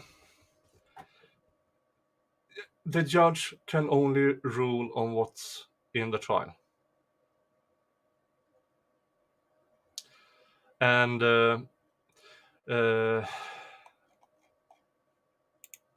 when we are talking about people who is convicted of the crime that he is convicted of, these people tend to stay within an age group. And if the person he was doing this to was a 5-year-old, then that they rarely go beyond that. How do I know this? It's a part of my education. It's a part of my law degree to know these things, sadly. And even if I specialize in labor law, this is still information that is lodged in my head, because even in labor law, these things happen. You don't have to believe me. There are studies done that you can search for about this. Yeah. I wish I didn't have this information. If I could erase it, I would. Flux, can the judge declare a mistrial? That would have happened during the trial in that case.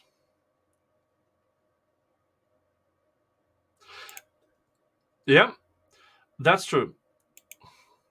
Perfectly true, Jensly. You can't... crimes of opportunity. I can't rule it out. Exactly, I can't rule it out. I can only...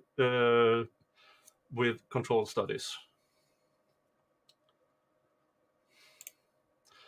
No. He as soon as he was aware he was actually a suspect, he clammed up. And thank you, James Lee, for bringing that up. You're absolutely correct. This could have been a crime of opportunity. But that also is something that the prosecutor must have to prove without bringing in his priors.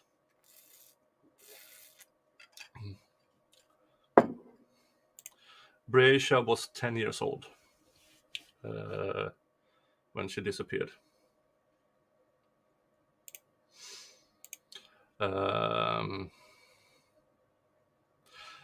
Stray Cat, so frustrating this is. Yeah, it's very frustrating. Very, very frustrating. And can it be can it be a hung judge? According to his data, he's happily married, so I don't know.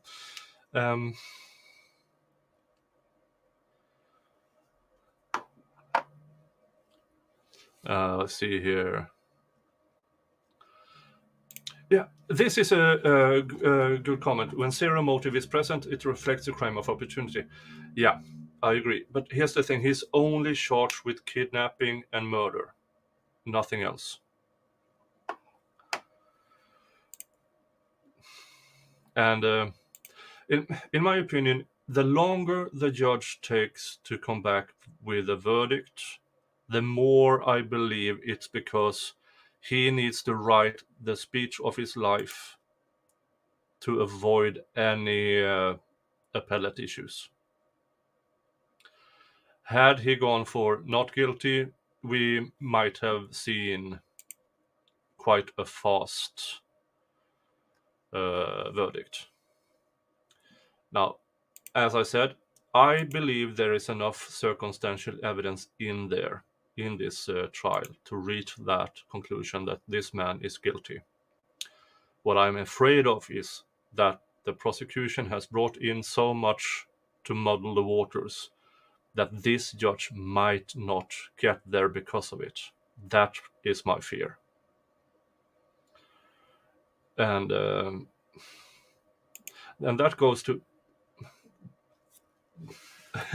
why the prosecution and the investigators, or the investigators' bosses, chose to not test some obvious things. And that, I hope, it's not enough muddling the water, so the judge, it's all on the judge now. It's all in his hand. We can only speculate. But let's continue listening to the prosecution's opening statement. Asleep. On the right-hand side and toward the top of the bed, there were simply the covers that had been folded over, and there was no child there. There was a sense of alarm. She went to the bathroom to use the bathroom, but she decided to get her glasses and put her glasses on to make sure that Breasia wasn't there. And Breasia was not there. Mr. Dinkins wasn't there, and Breasia wasn't there. Ms. Culberson will testify that she had a very uneasy feeling about that. So then she stayed up in the living room, sitting in the dark. Now at 3:30 a.m. in the morning, and this is a time specific, because she had looked at a clock that was on her desk that said it was 3:30 in the morning, she heard Mr. Dinkins very quietly open the door and very quietly come up the stairs into the apartment. And she wanted to know where he was at and where Breasia was at. Mr. Dinkins wasn't really responding to questions other than just to say something very circumspect. He went into the bedroom, flipped on a light, and then went to his closet. Now, if we talk about the bedroom itself, when you're standing there in the doorway, on the left-hand side, that's where you would access the bathroom. And then again, there is a closet on that side. That was Miss Culberson's closet where she kept her personal belongings. On the right side of the bed, there was a closet where Mr. Dinkins kept his things. She will testify that Mr. Dinkins went to that closet. He was rummaging around through things. She's wanting to know where Breasia is at. He's rummaging through things. She happens to pull back the curtain to the window and looks out, and little Breasia is standing by a maroon Chevy Impala on the passenger side of the vehicle. Now, there are going to be three vehicles that the court's going to be hearing about. The maroon Chevy Impala, which was a vehicle that was used by Mr. Dinkins and Ms. Culberson. And then the black Camaro. The maroon Chevy Impala had characteristics that become very important relative to investigations. Yeah, the characteristics she's speaking about is 2x3 inch sticker on the trunk and a sticker on the front window. That is seen in when he gassed up his car. But it's not seen in the recordings when they caught him or a sedan or a dark sedan driving around Davenport and the outskirts of Davenport and between Davenport and the neighboring city until it was actually light enough out to distinguish this. So those stickers, in the grand scheme of things, not that important, because when he was seen in clear daylight in Walmart and the gas station, you saw him as well. So the stickers aren't really that important, in my opinion. That was conducted by the Davenport Police Department. There were dark tinted windows on the Impala. And then on the trunk, on the right-hand side, there was a white. Yeah, I know in some states in the United States, it's illegal to have too much tint on the windows. And I would agree that, yeah, I understand why, because sometimes you really need to see inside of a car. Or if it hinders to look out of the car, especially at night. So I don't understand why those kind of tints are even sold. But Not all people with heavily tinted windows are criminals, but from a security standpoint, yeah, there's a market for it. Sticker. On the front of the vehicle, in the area of the windshield, 2 hours. there was a front sticker. And so those characteristics were the characteristics used by law enforcement to identify that maroon Chevy Impala when steps were taken to identify locations that Henry Dinkins had traveled during the early morning hours of June 10th, and we're talking after midnight, and up to the period. I will continue of play this. when he presented I himself have the to Davenport Police step out for about 45 The black seconds. Camaro is also very distinctive in the sense that it has the face of a lion on both the driver's side of the vehicle and the passenger side of the vehicle, with king and queen noted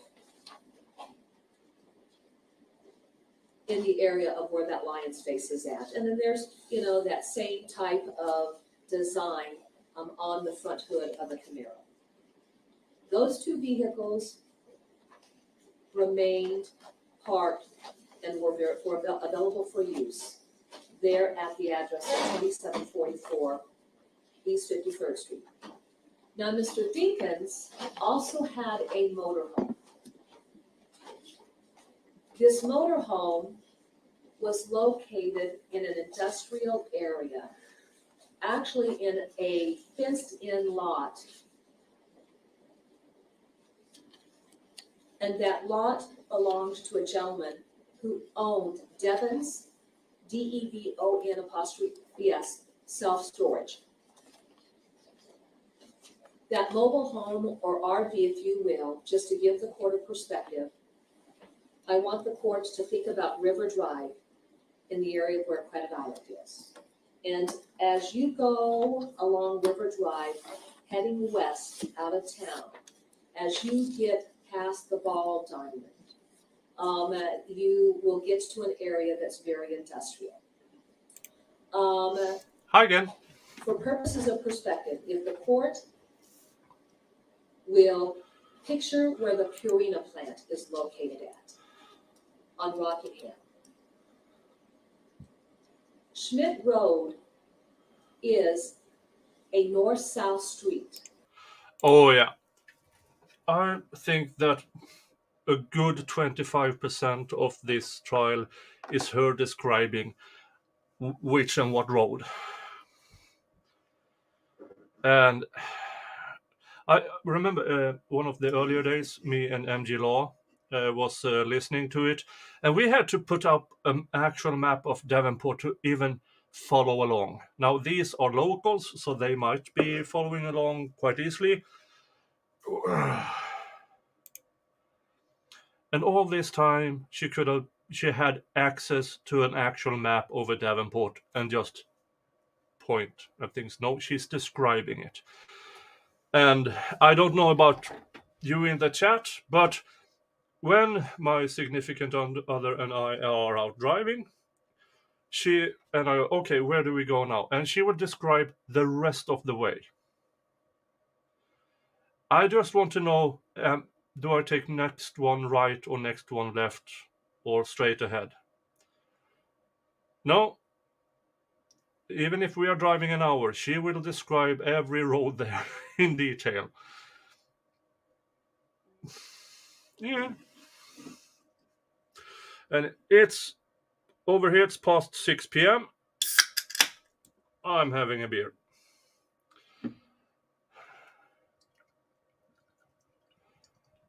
Beer of today is London Porter. Oh. Look at this beauty. Look at this. Yeah, past 2 hours of stream, past 6 p.m. here. Oh. And sleeveless prosecutor is about to go on a rant about roads. Do I have snacks? When you have a dark beer, when you're drinking porter, it's a drink and a snack in itself. Oh. Yeah, we've been joking around the entire trial about. She watched an episode of 80s Dallas, Dynasty, Falcon Crest, saw something, and that's the way I'm going to dress and have my hair for the rest of my life.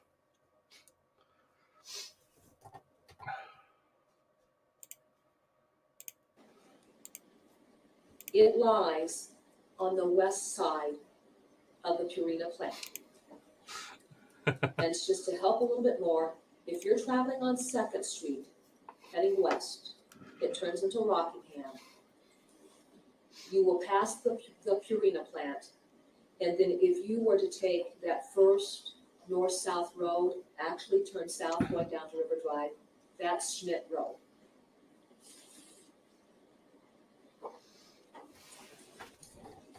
Now, if you head out onto River Drive off of Schmidt Road, the distance from Schmidt Road to the entryway of Credit Island is about 400 meters. You know, if you run track, you run a lap around the track, it's about 400 meters. So it's very, very close. So that is going to be another vehicle and the location that we're going to be discussing. We're going back to that point in time that I was talking about where Andrea Culberson looks out the window so that the court understands where the maroon Chevy Impala comes into play. Reasia Terrell is standing along the passenger side of that maroon Chevy Impala. This raises another topic of discussion that will be discussed throughout the trial. After the children took their baths, they were not given their pajamas to wear. Okay, we are up to 140 likes, so it's going up there. But it's 260 people here. I think you could do a bit more. At least let us get to 200 likes. There's 260 of you here. Please hit that like button. Yeah? Okay. Thank you. They were given large white t-shirts that belonged to Mr. Dinkins. And I don't remember, I think the large was like maybe, or the size was maybe like a 4XL. So rather than that child going into bed into what would have been her pajamas, she had on a little pair of black shorts.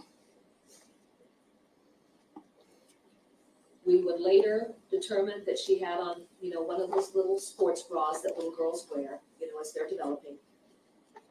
And this large white t-shirt. Andrea Culberson looks out, she knows there's no doubt it's Reasia because she had very distinctive braids and the child was standing there. She couldn't see the child's face because the child wasn't facing her. Going back to Mr. Dinkins, as he's digging around in that closet, he collects something from the closet. She's not able to see what it is that he collects because it's secreted in his clothes. And then he leaves the apartment. Now, another important variable that will be discussed is this. Mr. Dinkins' cell phone was located by yes, Trinity. Andrea in the We apartment are at 3 o'clock. rewatching the state's opening statement, and we will compare it with their closing statement. This because we have to do something while we wait. And I will produce a legal analysis. I might yell at sometimes, and I will reference evidence that was actually presented in trial and only assumed in the trial and stuff like that. So it's just a rewatch of things. Okay, Trinity says verdict given by letter. I haven't seen anything.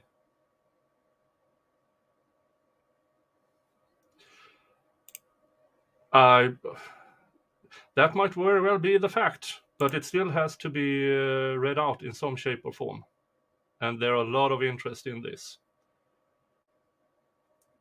No, he doesn't give a verdict on bench trial after closing arguments. He said after closing arguments that he will return as quickly as possible with a verdict.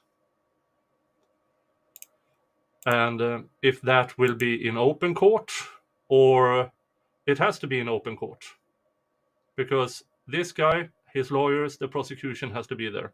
Well, he doesn't have to. If he can and will opt out, he can apply for it. But it still has to be read into record. But thank you for pointing that out. Thank you so much. And here we have Peace Peony gifting 5 memberships. Thank you so much. And the people receiving it is Joe Hoff, Susie Lynn, Elliot, Amy Gall, and Mandy Me. Congratulations. Now you will have access to members-only content on my channel. It is stuff about my farm. It is my early morning thoughts and stuff like that. And you also will have a link to my Discord where you can continue discussing the cases I am covering. Or prior cases. If you have questions to me, if you have ideas of cases I should also cover. Yeah, and please, when you go in there into Discord, if your Discord name is different than your YouTube name, please just reference it. Rabbit says if we get to 225 likes, Rabbit will give some memberships, and you can check this link to see if you have gifted memberships enabled. All right. Thank you so much, Rabbit. Thank you so much. I appreciate that so much. But let's continue with opening statements. Because when she noticed that he was gone, she noticed that Reasia was gone, she went to call him. The phone wasn't being answered. And then she discovered his cell phone, and it was plugged in and being charged up.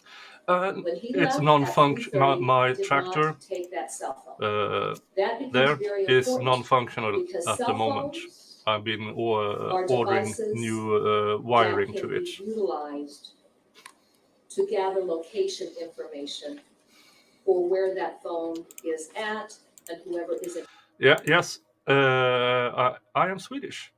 And okay, James Lee says DNA is connected to a village in Jönköping and Småland. Okay. That was a really big migration, were a very big part of the Swedish migration to the United States in the late 1800s. And yeah, awesome. And some of my family migrated as well, but that was in the early 1900s. The Lindskogs.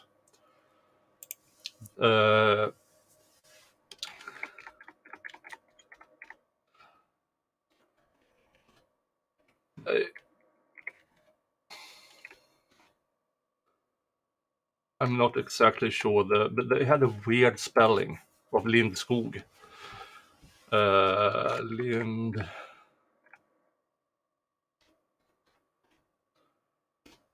That was the spelling. I'm presenting it in chat just about now. And they settled in the Minnesota area, I think. But then we lost track of them. They weren't the wealthiest of people. We do have some American letters that is still in the family. My dad has them. And then I will inherit those letters eventually.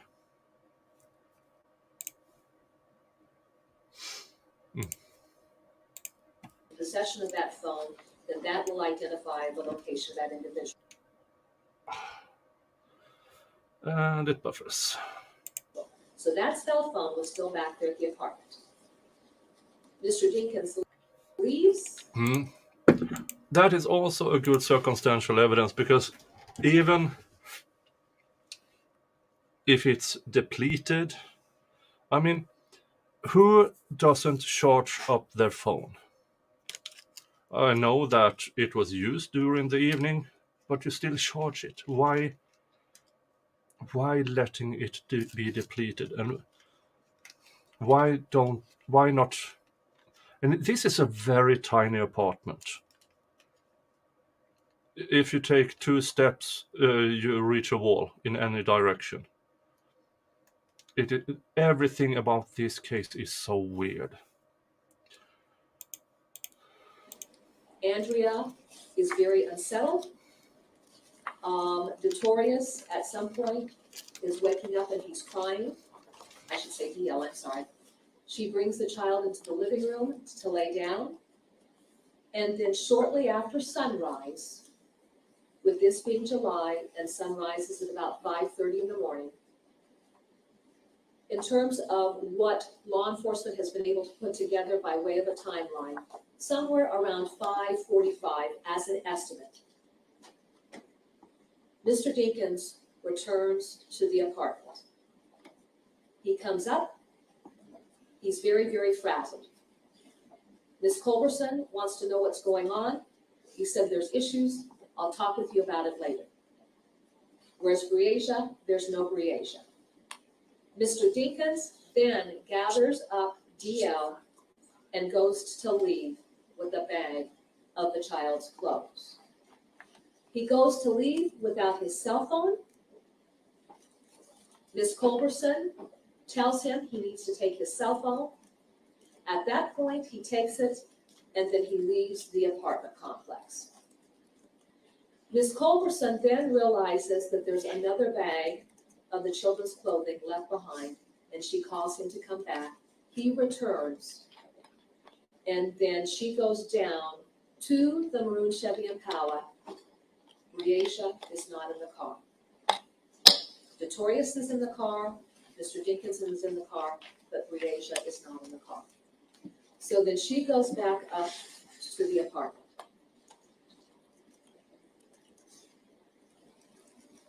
I'm going to describe this as an area that became critical to the investigation.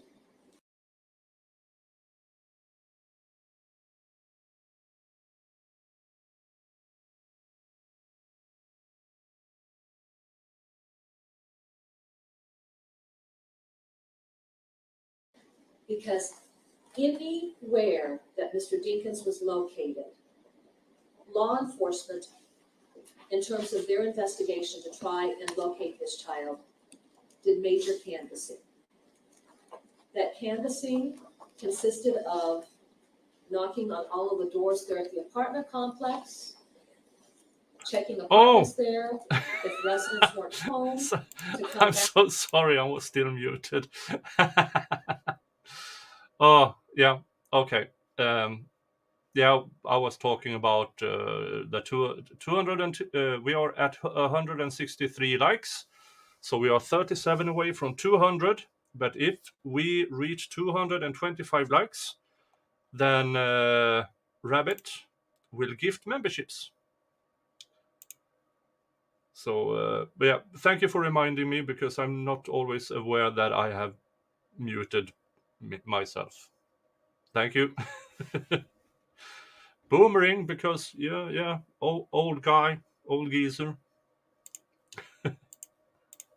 And check to search garages there, to search the dumpsters, there we go, and just to search an entire area behind the apartment complex, because that's still a dedicated field area where there's a huge tree line and there's a creek, and the canvas went all along that area toward more like 74. It extended out to Eastern, to the west, and then from 53rd, it extended to the south quite a ways to see if there was any indication anybody had seen that child anywhere had she wandered off. Discussions were had with Aisha and Danita about whether or not Briasia was the type of child who would wander off. Briasia is a child who has a hearing issue. She is a child who has a sight issue. She is a child that never wanders off. And Aisha will testify that little Briasia was a rule follower. And if somebody broke the rules, she was somebody who would tell on her brothers. Yeah, that is a really important fact in this, that everybody never disputed. She was a tattletale. Now, did Mr. Dinkins aware of that? Probably not. So I could, even if nothing happened, for instance, he may had a change of heart.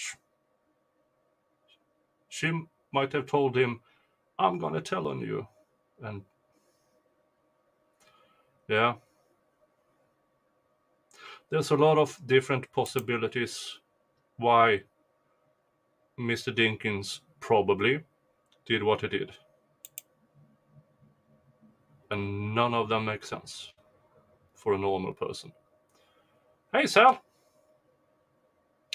Oh, and also,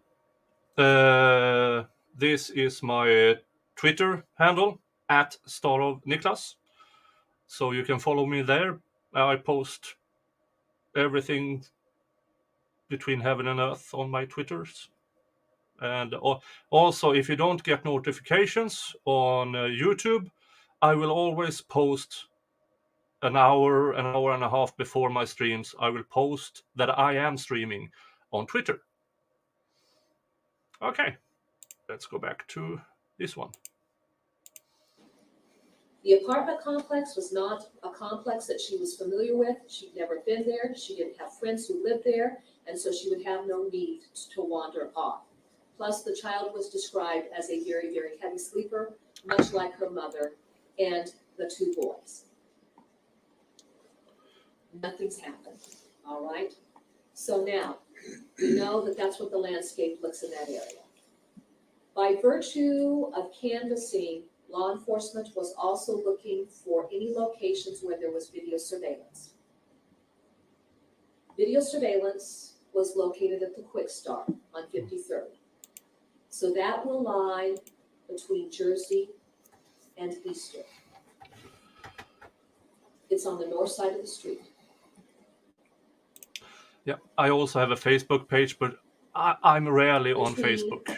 5:50 But if you and follow me going there up to the and 6 start o'clock hour, commenting that on maroon Chevy the Impala links I provide there, I travels west will past the log Quick in Start. more often. That maroon Chevy Impala is Hello, then Paddington. identified from video surveillance at a residence on Judson Court, which actually the video surveillance camera was focused out on Eastern. So the rear of that residence faced Eastern. So the maroon Chevy Impala is traveling north I got a follow on Twitter. Yay. between 5:50 and 6 o'clock. Then that maroon Chevy Impala is seen Damn, traveling south on James, Jersey Ridge. you have a lot of different genealogy in you, according to your Twitter handle. So Hey. it's seen traveling south. It correlates with what Ms. Culberson says of Henry Dinkins returning to pick up that second bag of clothes. And then that vehicle then is seen. I'm a bit jealous of people who are nuts with every kind of genealogy in them. I have one, Scandinavian. But my ancestors were good at spreading their genes in Northern Europe. To Notorious, or DL. So DL will testify that he and his father lived somewhere out of town and they drove for a while. And then his father. And here, now she goes into and about DL's testimony. And I wish they wouldn't have focused so much on him. He's a good corroborating for actual evidence, I think they focus too much on his story because, yeah, there's a bunch of it that even the investigator, Mr. Pfeiffer, said he didn't put much notice into it because he could have gotten the information from an officer.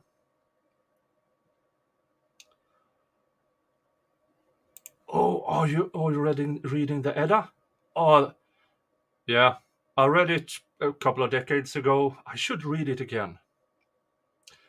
And sometimes, for instance, later today I'm having my Finally Friday stream, and sometimes I am reading from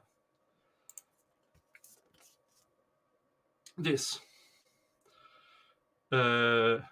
Swedish folk and fairy tales with illustrations by John Bauer.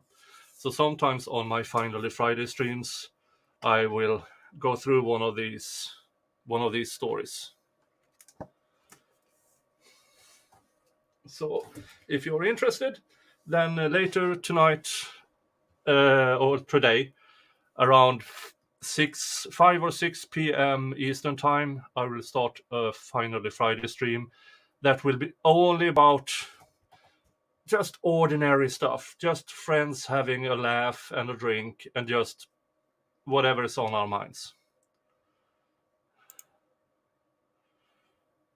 Yeah, my ancestors never got exiled to the United States. Some of them, well, not the Swedish ones, went to Greenland, and there is excavations of settlement in Newfoundland, I think.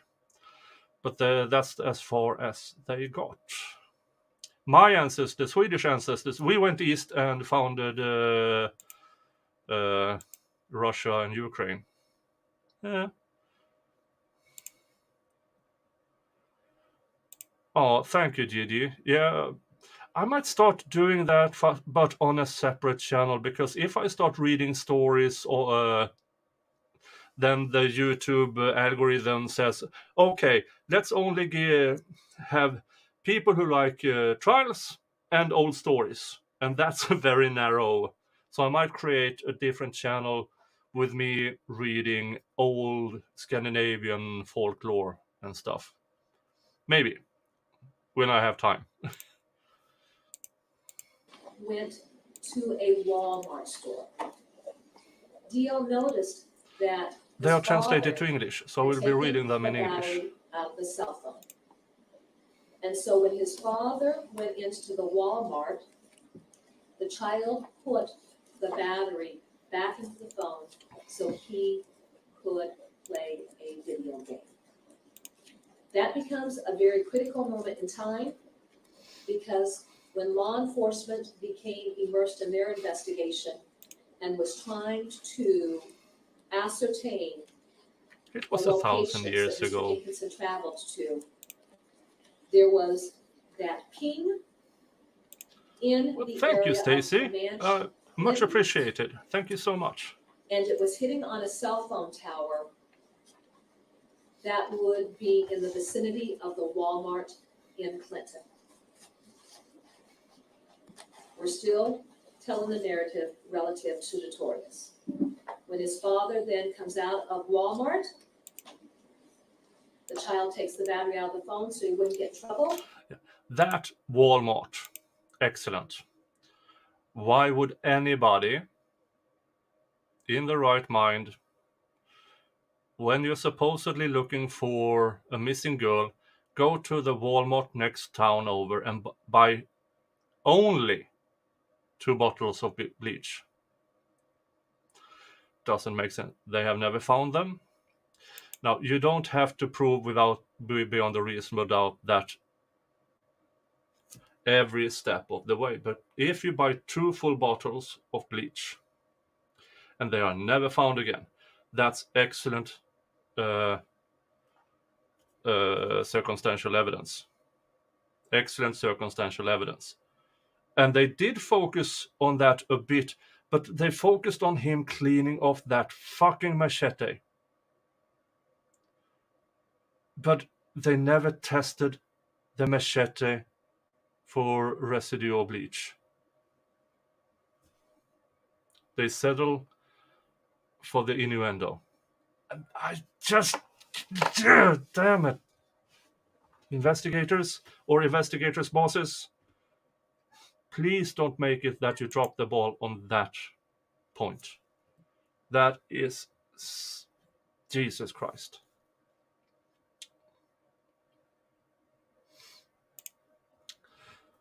They never found, but they never tested for bleach residue anywhere. Nowhere. And it is amazingly stupid to not do it. Oh.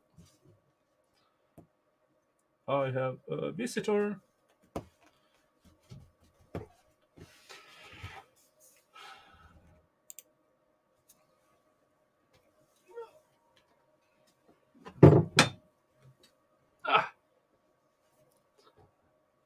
This is Jingles.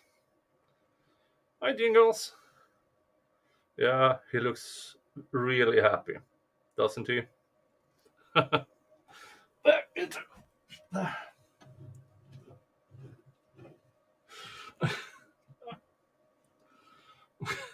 Yeah, hi, Jingles.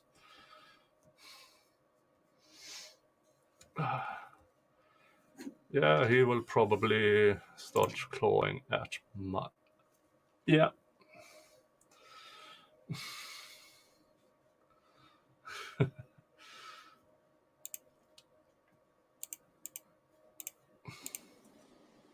They travel to different places. And then the child, once he was interviewed during the afternoon of June 10th, he was interviewed by Detective Hammis. Then the child left the Davenport Police Department with Detective Evan Obert, Detective Maureen Hammis, and Aisha Langford, his mother, who had been interviewed that afternoon. Yeah. And then they started to travel to see if the child could identify locations. He had been with his father when they came back to Davenport. Now, to assist in that process, the following events occurred. Aisha Langford was not scheduled to work in the morning at Checkers. However, before 8 a.m., her boss called her and indicated that somebody wasn't able to come to work. Mr. Could she Jingles come on is down and work the sharpening morning his shift? claws on And my so leg. she did. So she got down there around 8 o'clock. They had clocked in about 8:04. Aisha Langford had received And some yes, type Angelo, of I have a text, ginger telephone pussy. records will tell us the sequence of events. From Henry Dinkins' cell phone, she will testify that she tried getting a hold of him. It wasn't happening, so she very simply sent a text. Oh yeah, he lived minutes. That apartment was minutes from Costco and Walmart.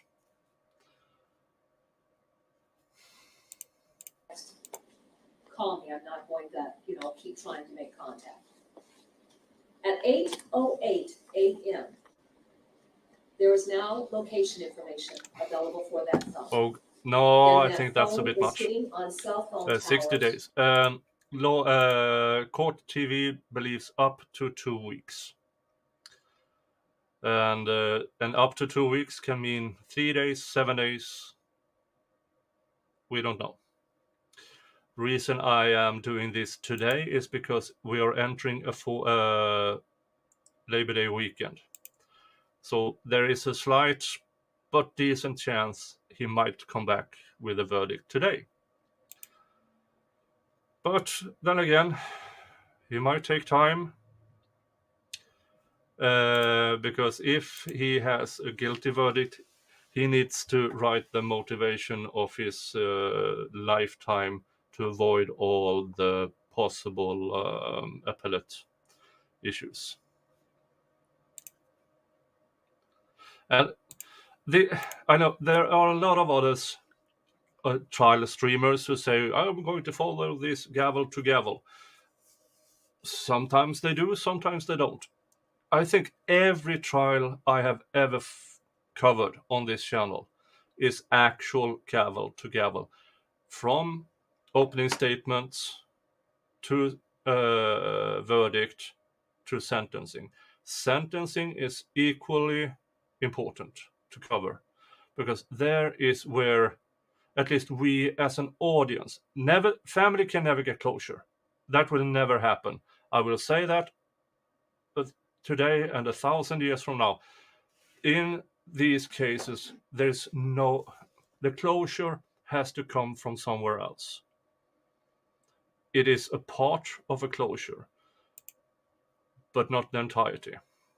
But for us, as an audience, as commentators, viewers, members, everything, once we hear the sentencing, okay, now we can move on to the next stage. So I don't really care if it verdict is in today, next week, 2 weeks, or 60 days from now. I'm going to stream, unless I have work, clients, and everything, I will stream it. Because it's a bit of an obligation, don't you think? Once you enter an actual trial coverage, you follow through to the end. And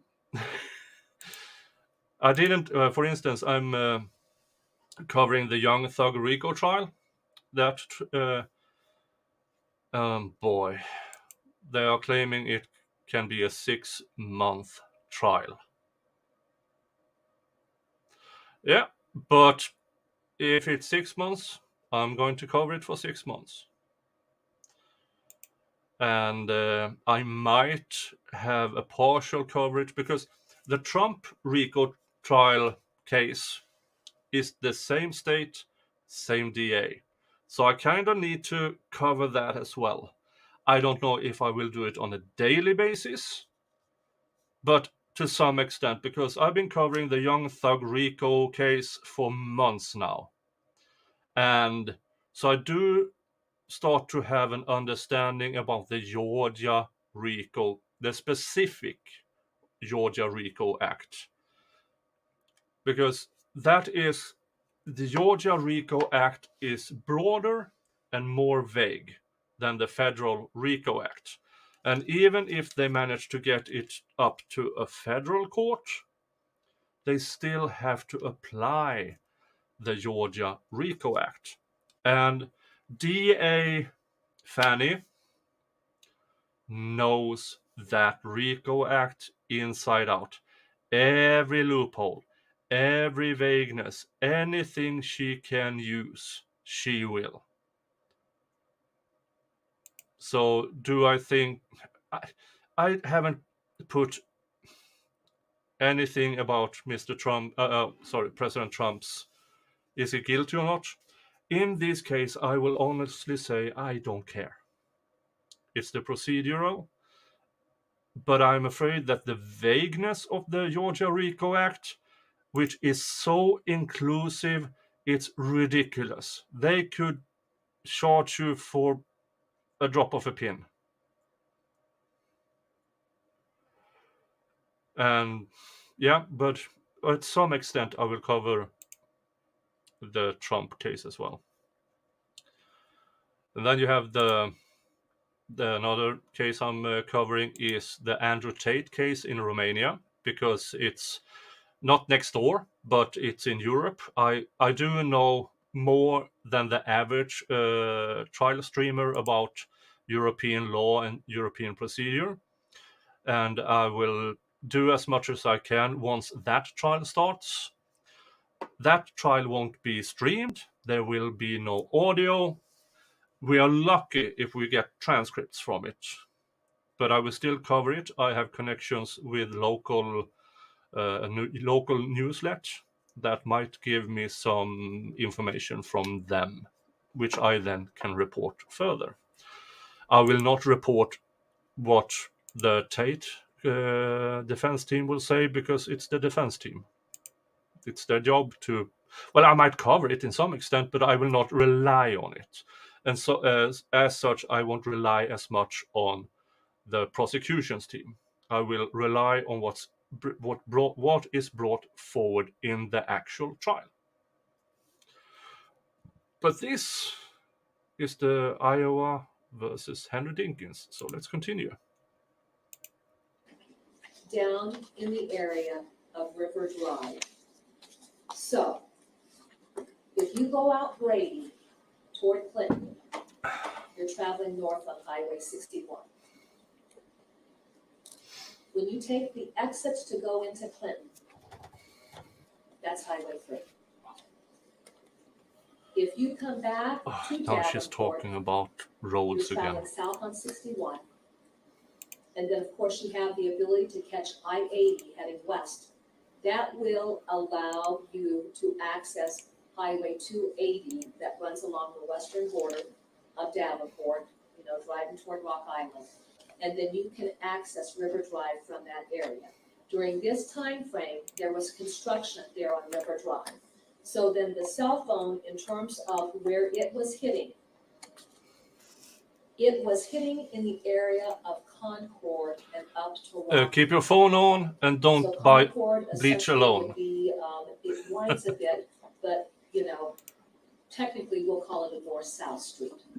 And then it would access Rockingham, which would be our east-west street. Henry Dinkins, cell phone powers up. He makes the telephone call to Aisha. He tells her he has just woken up. Mrs. Kager, we have found out during the coverage that this prosecutor has a speech impairment, and she stutters. You can hear it on her T's.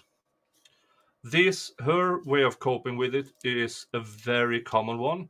It is to over-pronunciate the words. That sometimes makes the tone a bit annoying. For some. Not all, but some. So that is why you might have issues with how she speaks, but it is because of a speech impairment. But it just might be that she looks like she got her fashion sense and hairstyle from 1989 and went with it. And Briasia's gone from the apartment.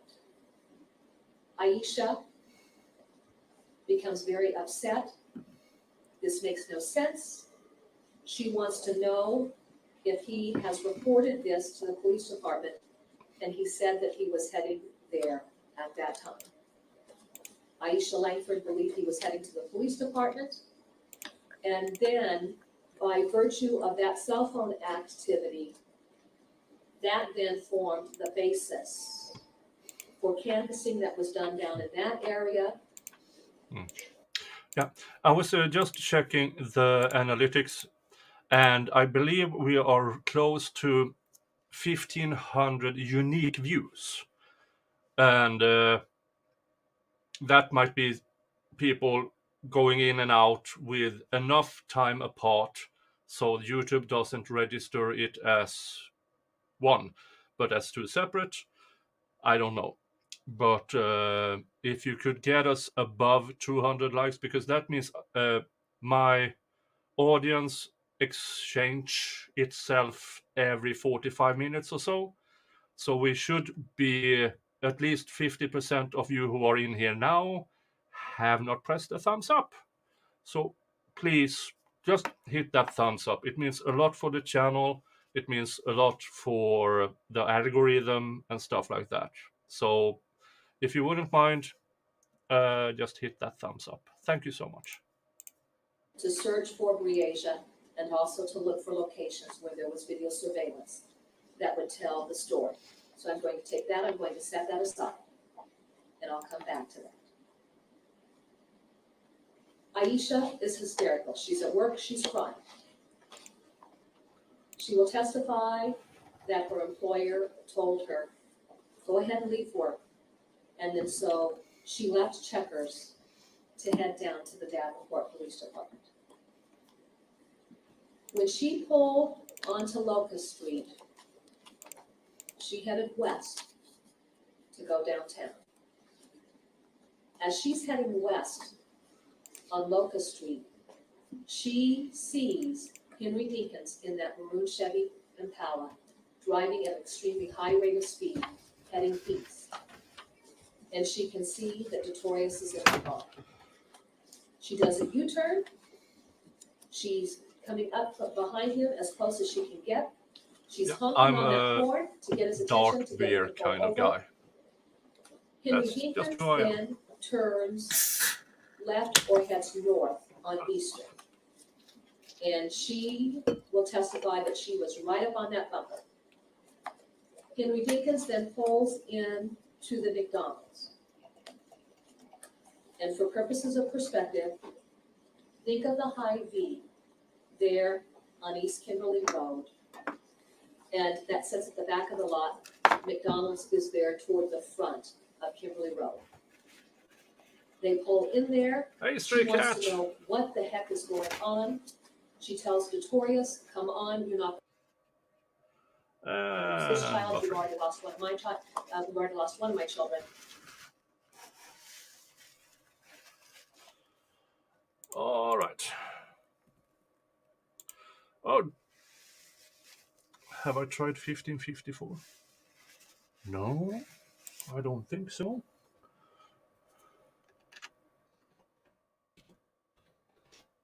What is? Oh, that's Belgian beer. Oh, I think I tried a bunch of Belgian beer, but they. Let me tell you a story.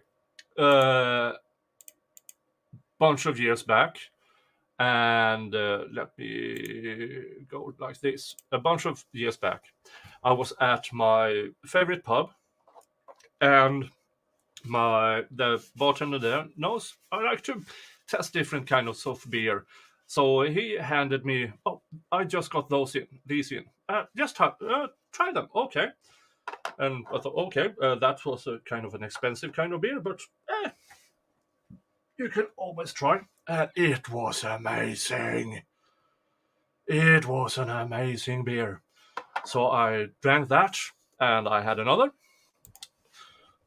I drank that. That was good. And I had another, and another. This was in, you know, you're in a pub, you have a beer, 2, 3, 4 beers an hour, and all of a sudden, all right, what's going on? I shouldn't have this effect after 4 beers. And I noticed Mackan just looking at me. Then I said, can I take a look at the bottle? 12.4% alcohol. That's Belgium monastery beer for ya. That was an early night for this guy. Jesus Christ. It was an amazing beer, but since then I'm looking at the bottle and going, okay, nah. Yeah, those go down so easy. You don't taste that amount of alcohol in Belgium monastery beer. Those are amazing.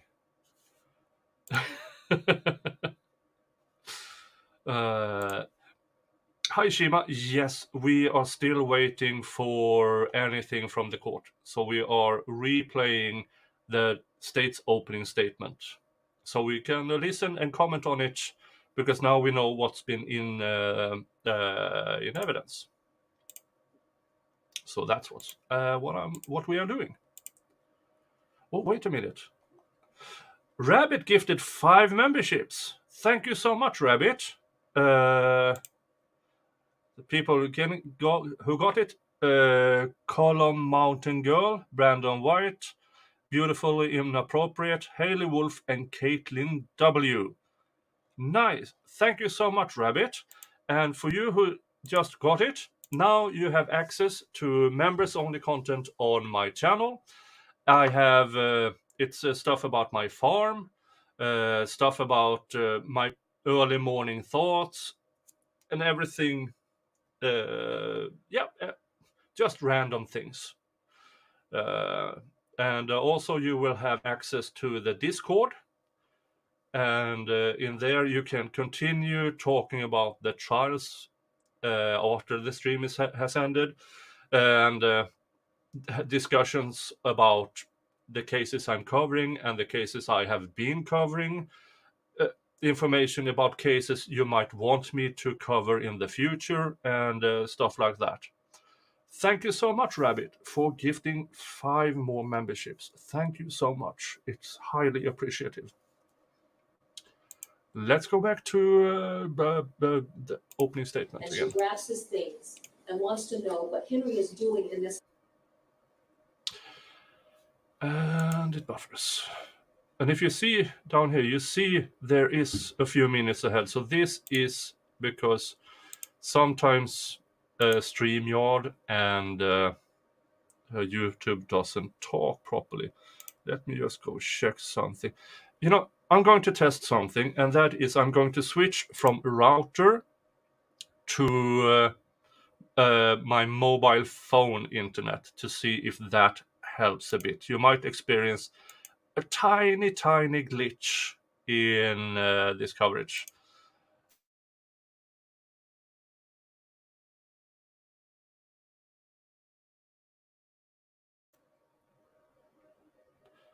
Okay, now it's changed over. I'm looking at my Wi-Fi.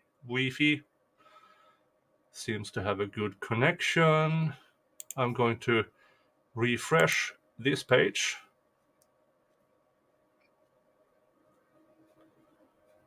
And full screen and better sound. Okay, let's go from there. In there, she wants to know what the heck is going on. She tells the we are not back with the verdict. We are re-watching parts of the trial while we wait for the verdict, if it comes in today. In this area, because he's supposed to be reporting her child missing. This is the opening statement. He doesn't know the address for the apartment where he lives. So you can ask questions in the chat and I will try to answer them. You can opine on stuff that has happened or just random talk with the other people in the chat while we wait. That apartment complex. So I'm going to change direction relative to the events. When Aisha Langford was at work, she called the Davenport Police Department. Well, actually, she called 911 first. She spoke with the dispatcher who directed her to the general number at the Davenport Police Department. So she calls that general number and she speaks with communication specialist Mona Borelli. She's telling Mona what's going on. She said Mr. Dinkins should be there right now. Mona Borelli indicates that he is not there. She said his car has got to be out there. It's got to be either, a Chevy Impala or this black Camaro. Ms. Borelli indicates it's not out there. And that's what had prompted her to leave work and head down to the police department. That call comes in at 8:29. Communication specialist Borelli will testify that this isn't the typical call that they get where mom and dad can't find the child and the police go out, they're hiding in a closet or in the bed or somewhere. This one didn't feel right, and she was very concerned because she felt that there was going to be a very bad outcome. She spoke with Sergeant Mayhew, who was the station supervisor. Officer Burkle was dispatched out to the Jersey Meadow apartments. Hey, we passed 200 likes, but we are 246 here watching, which means there is plenty of room for more thumbs up. Thank you. Of Officer Burkle's body-worn camera. His initial contact is with Aisha, and he's trying to collect just, biographical information, age, physical descriptors, date of birth, that type of thing. And she is reporting to him what has happened. Then in the background, you see Henry Dinkins wander up, and Officer Burkle says, hey, look, do you mind if I go into the apartment to check? Because oftentimes, the child is hiding somewhere where the parent doesn't realize where they're at. I just had this situation last week with my own child, and we typically find the child. Mr. Dinkins wants to say he already searched the apartment, the child isn't there. Officer Burkle says, I'd still like to check. So then Mr. Dinkins indicates it's not his apartment, and that essentially Officer Burkle is going to have to get permission of Andrea Culberson. Aisha becomes very upset because she is not buying into what Henry Dinkins is saying, and she takes Notorious and she leaves. She goes back to her house and she's looking for some type of card that had Briasia's picture on it that had been taken at school. So while she's doing that, Officer Burkle knocks on apartment number 8.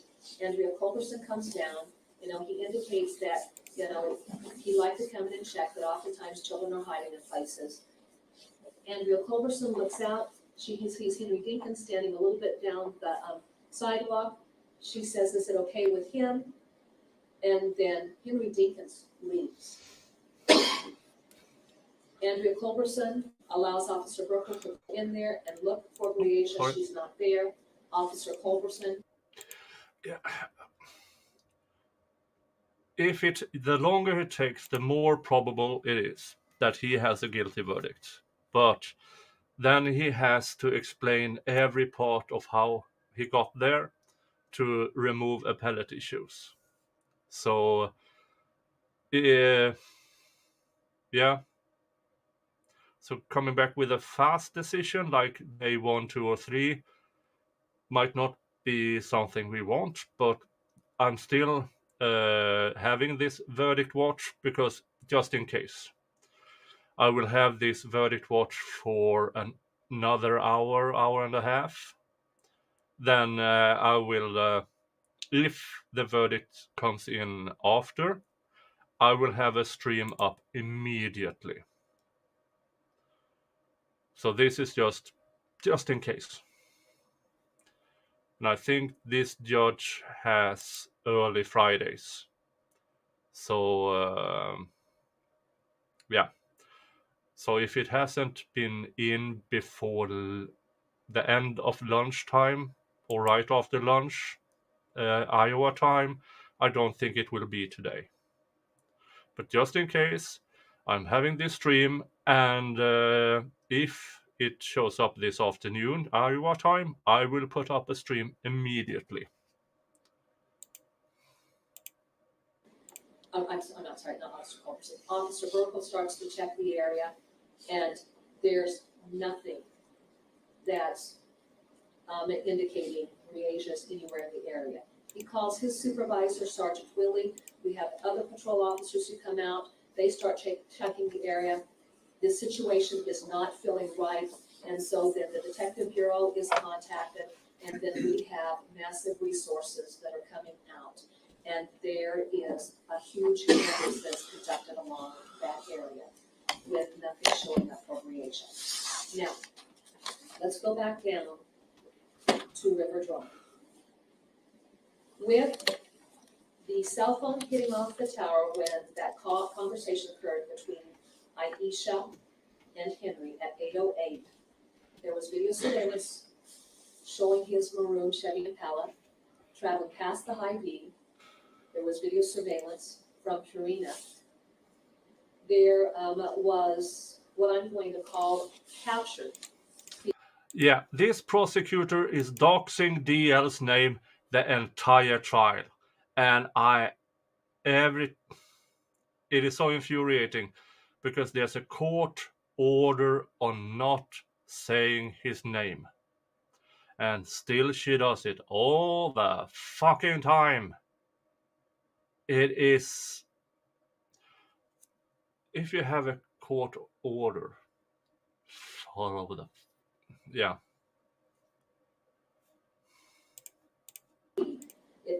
Devon's self-storage is a motion activated video system. They show pictures, but here's the thing. When they show pictures, the cameras are supposed to be panning away. Same with Briasia's remains. They are supposed to pan away. Instead, full focus on her remains. And it's so disrespectful. It is so disrespectful towards Briasia. So disrespectful. And if you watch my streams, you see that every time they put that up, I'm doing this because I'm not showing it on my stream. I will watch it and describe. I watched it and described to my viewers. This is what's going on. This is what the professor of bones said. This is what the ME said. But I believe not once did I miss to cover her remains when she had remains. Her remains was shown. It is so disrespectful.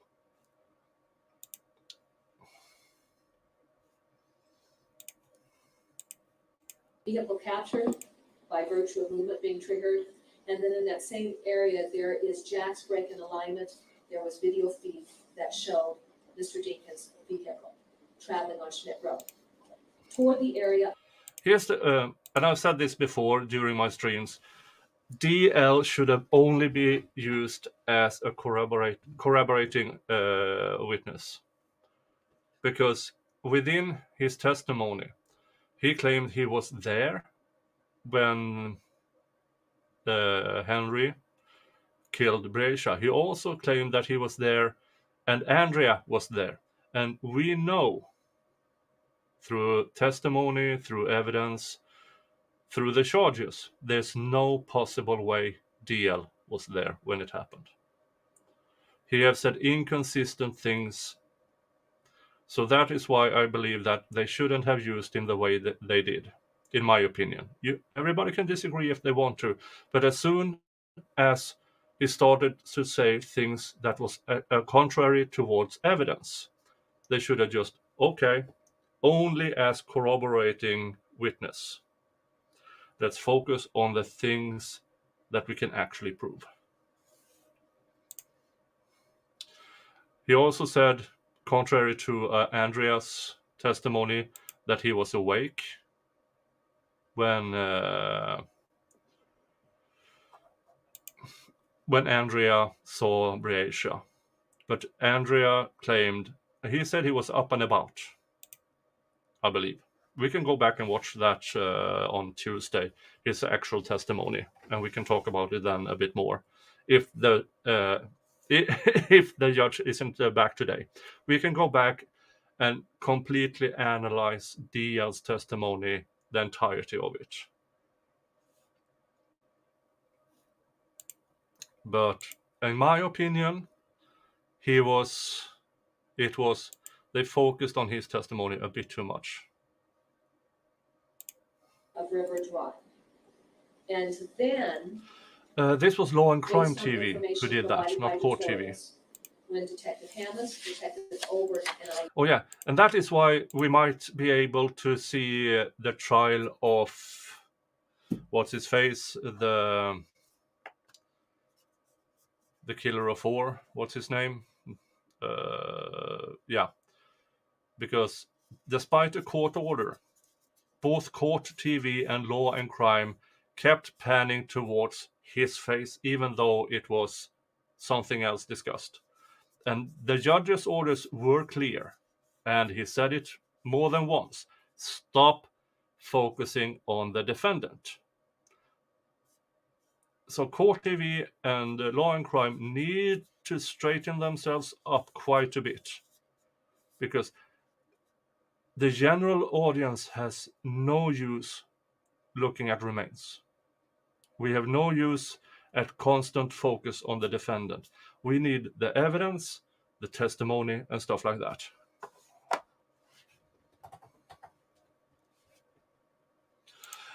Yeah, but that particular part of his interview was never entered into trial as evidence. And I believe that is why not even the prosecution deemed that reliable.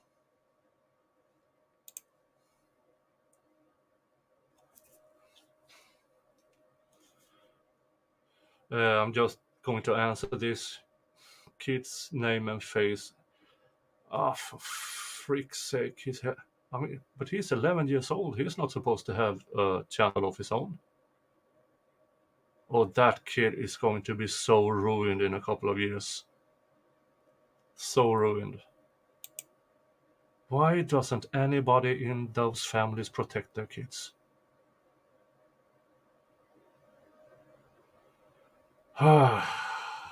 Jesus Christ. I've seen this on Twitter and in my chat and elsewhere. Nobody seemed to protect the kids in this case. I think you have to be at least 13 to have a channel. Other than that, it has to be approved by the parent. Well, I'm not exactly sure yeah.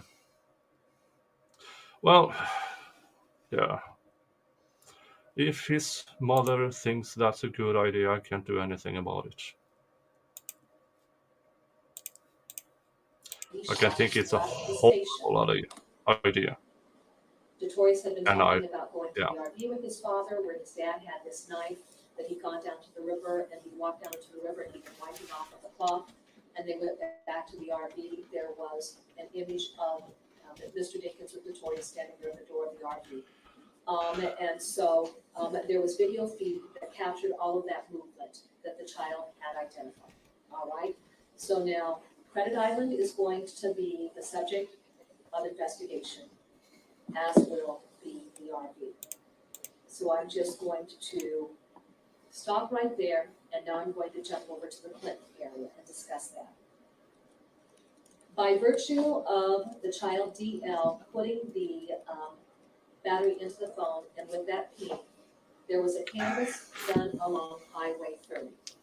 And actually, there was a canvass done along Highway 61.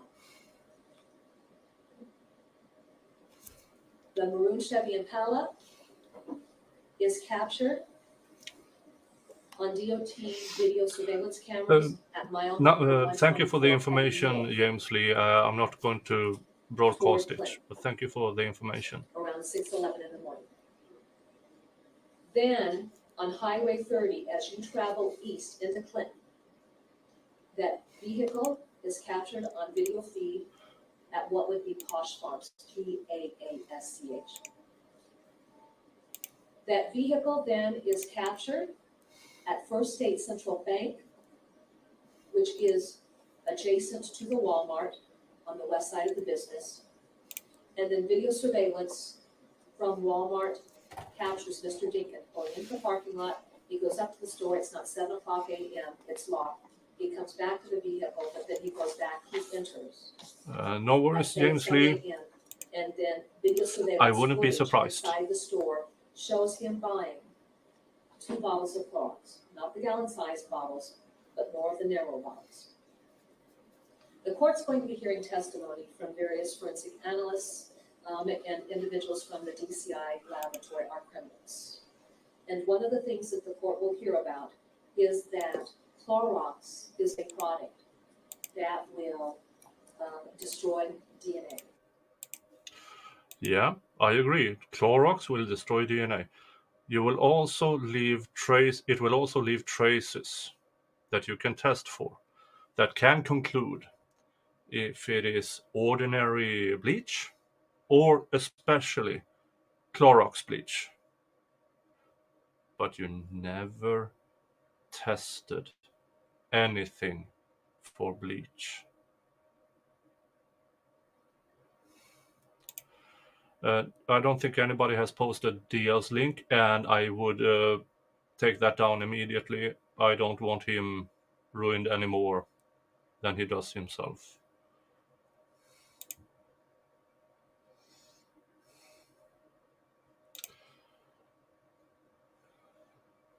Nicole Barksdale, I wonder why they didn't ask the girlfriend when he came back to pick up the son.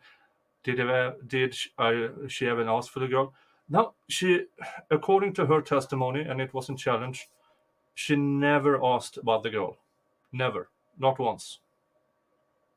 And we know through cross-examinations that when Henry was brought in for questioning, she was out in the precinct defending him vigorously.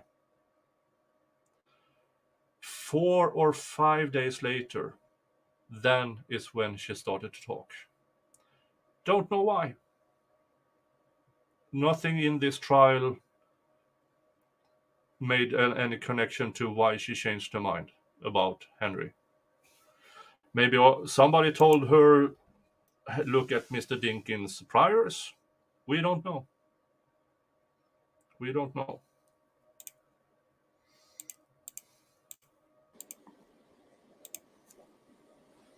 Those 2 bottles of Clorox are being purchased, and then by virtue of that canvas, we have a time frame from First State Central Bank where Mr. Dinkins is leaving, a time frame for when he passes Posh Farms, and then actually in the area of Highway 61 and 30, there's a DeWitt Travel Center. There's a time frame captured there. Law enforcement will testify that they did a time calculation traveling from mile marker 124 to the Walmart, going the speed limit. They're going to tell you what that time frame would be. The trip out was longer than that, but the trip back had even 5 more minutes that was added to that. Let's take that, let's set that aside. Now we're going to talk about the discovery of Reasia's remains. 6 months later, on March 20. If you want to support me, but not YouTube, I have a PayPal. It is pinned on the top of the chat.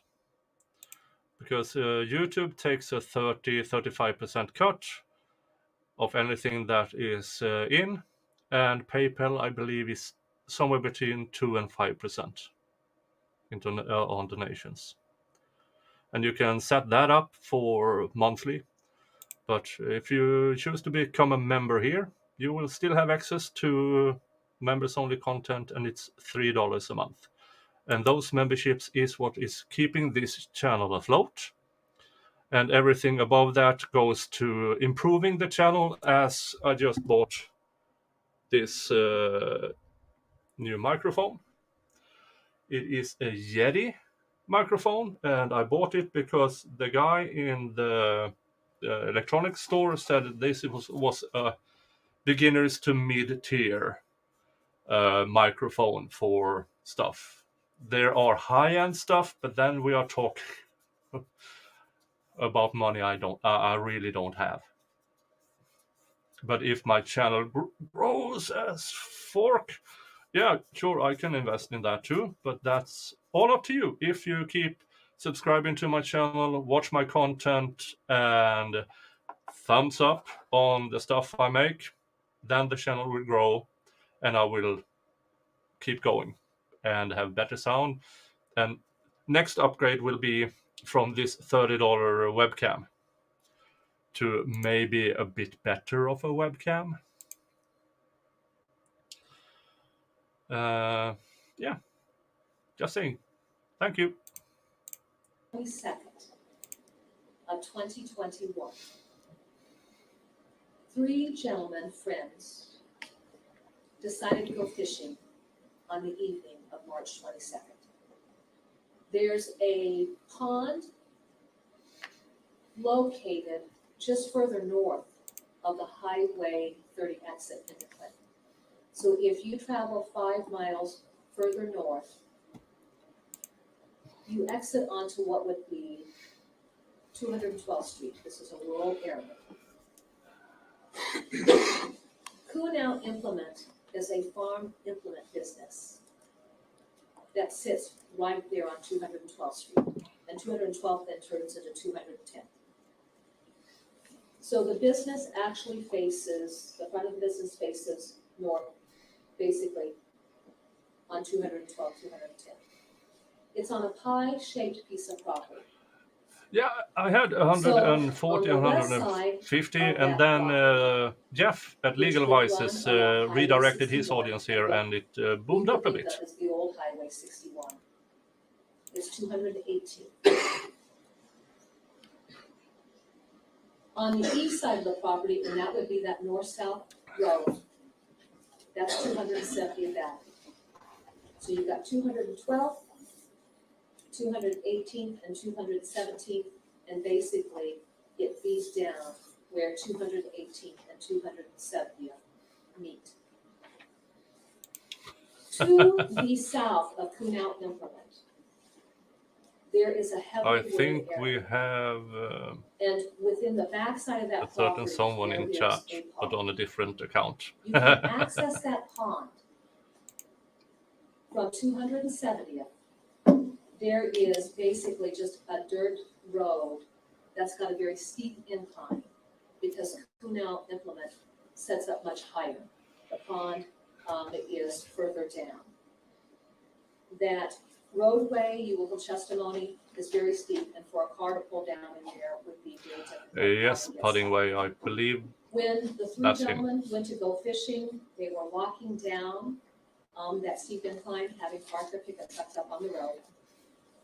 And because we're talking about March 22nd, there's no vegetation. One of the gentlemen looks over to what would be his right as he's walking down, looks to the north essentially, and he sees a human skull. He points it out.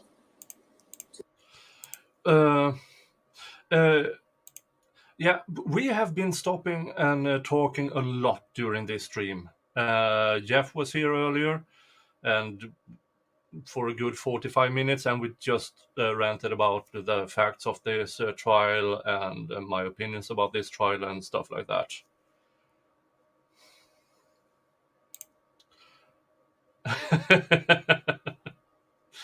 Feral is mad and Seaswork wants attention. Coward! I'm rolling with this one. I can't change the others. Yeah.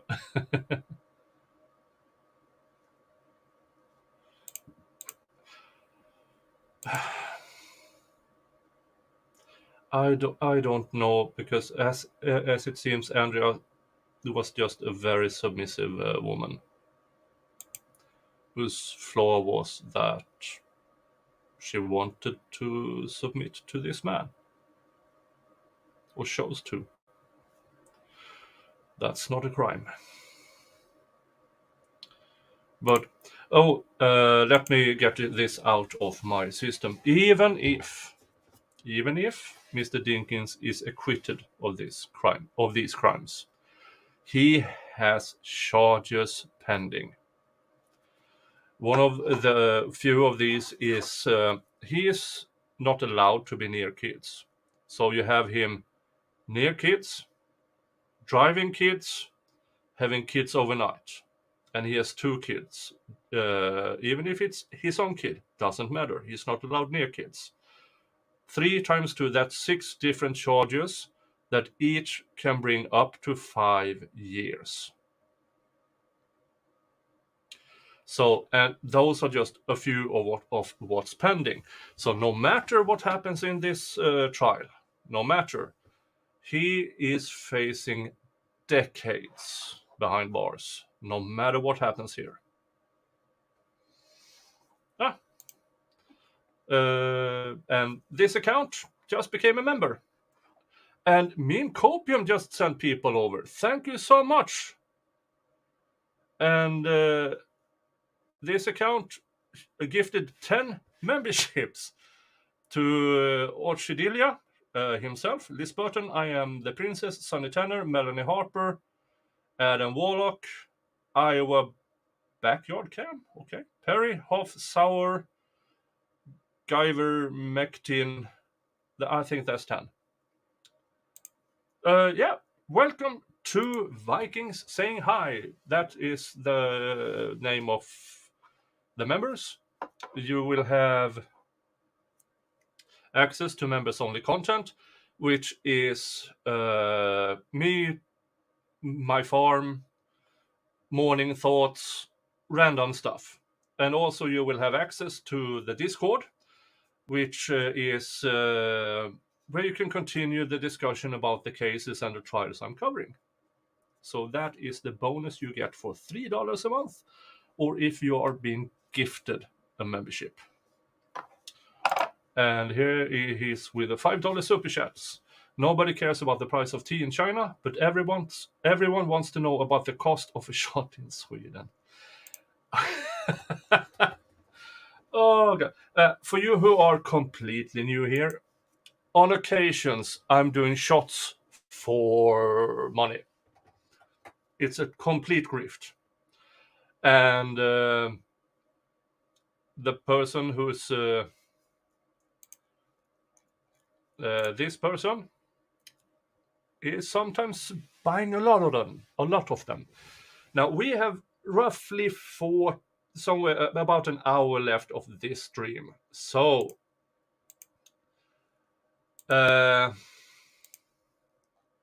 if you don't want to wait until my Finally Friday stream, then today's cost is $50 to me and $50 to Zachariah Anderson's defense fund. That's the cost during this stream. Then I will have to think about something else for my Finally Friday stream. All right. Oh. Yeah, and everybody knows who that person is. It is Brandon. And Brandon is extremely generous. And he... No, I'm not doing $15 shots. Okay, we are entering a negotiations. I can stretch to 25 here and 50 to Zach. But that only goes to this stream. 25 here, 50 for Zach. Welcome to my world.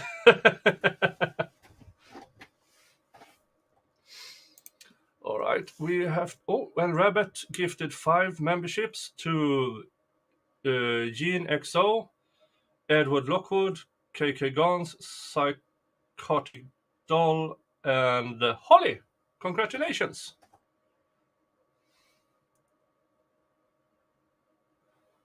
What's going on here? Oh, you meant like that. Gave 30. Yeah, but most of that was in memberships, but I understand. Oh, yeah, okay. First one. 50-15 for first one. Then we can go to other thingies. I would have to give there.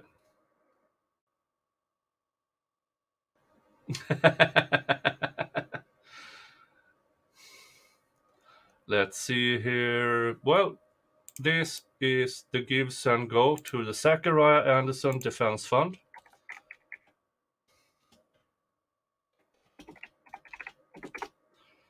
There. And I will pin that on top of the...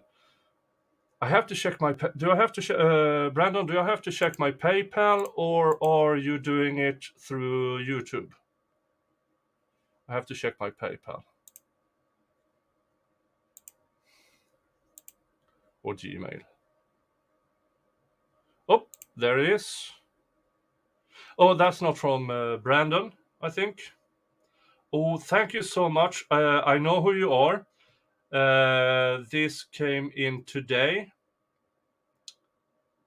And thank you. No, I know who you are, you and everything. Thank you for after PayPal's cut. It's $5.50, and I know that you don't. Yeah, you know who you are. I know who you are. Thank you so much.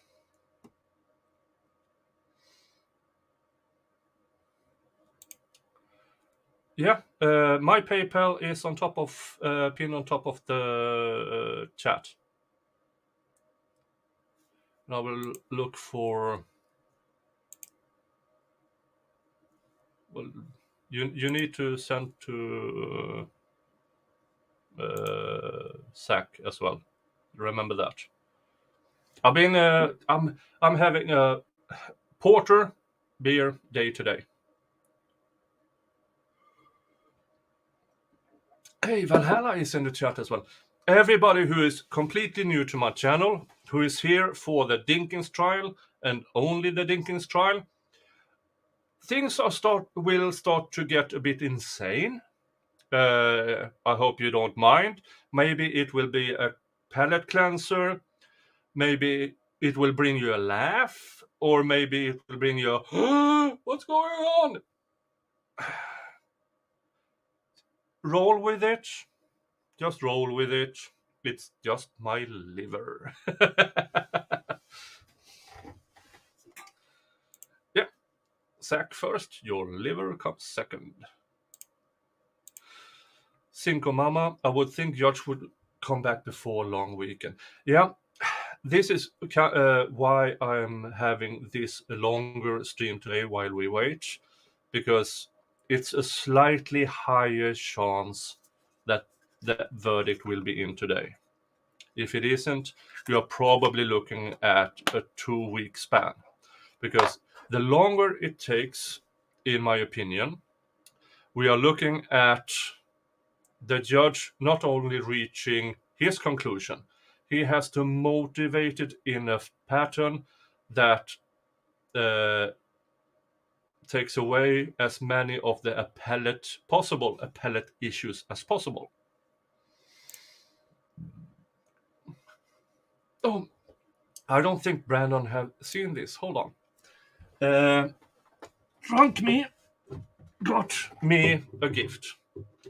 It took about 10 weeks for it to arrive or something.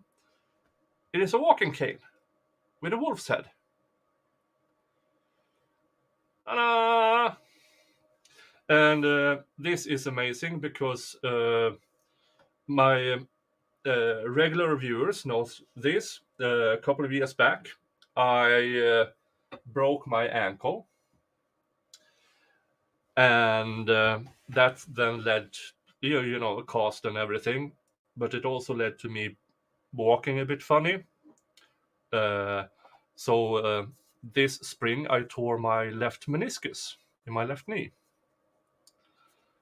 And yeah, so I've been doing physical therapy since then. It was not a complete tear, it was a partial tear, so just physical therapy. But I overcompensating, so my right knee is kind of fucking up a bit.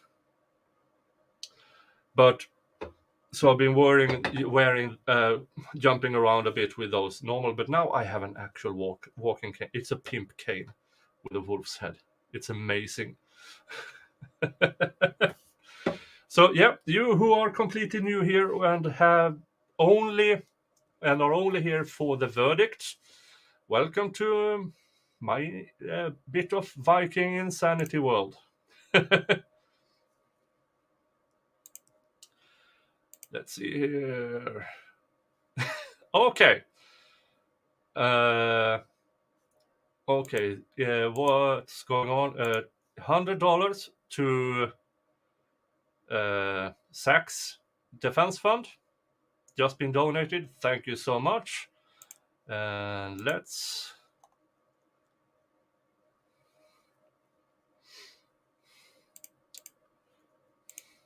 Flux, I will send you my program.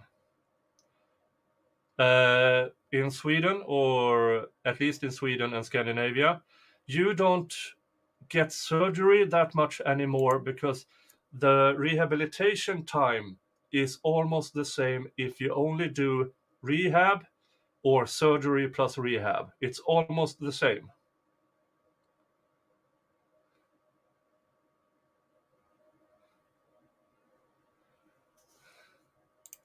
I think you're starting to change the rules. How do I have 4 loaded? No. 2 on SAC. And enough here pays for 2. So you are at 50 plus 25. 50 there, 25 here. 50 there, 25 here buys 1 shot. So 100, you're up to 2 shots. Wasn't that what we said?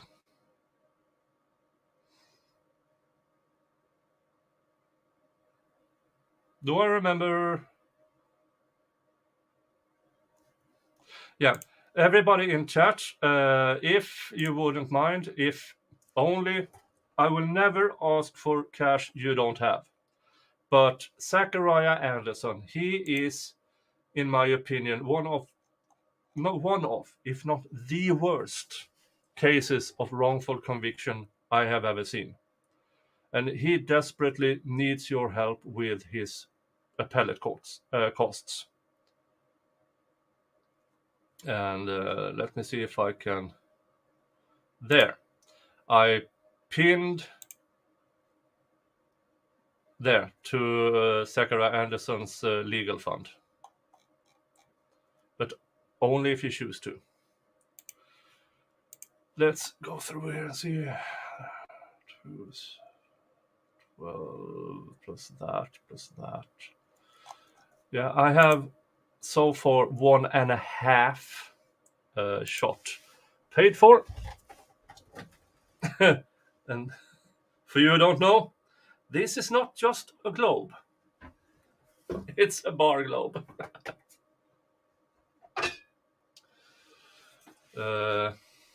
Johnny Walker, Black Label. Yeah, I know, Ferrell. Oh, really?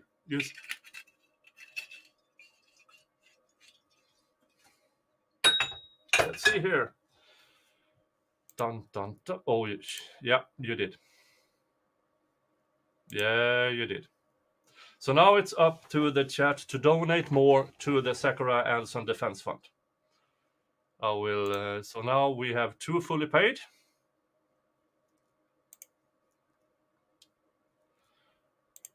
So if you wouldn't mind, donations to Zachariah Anderson's Defense Fund is pinned to the top of the chat. Cheers.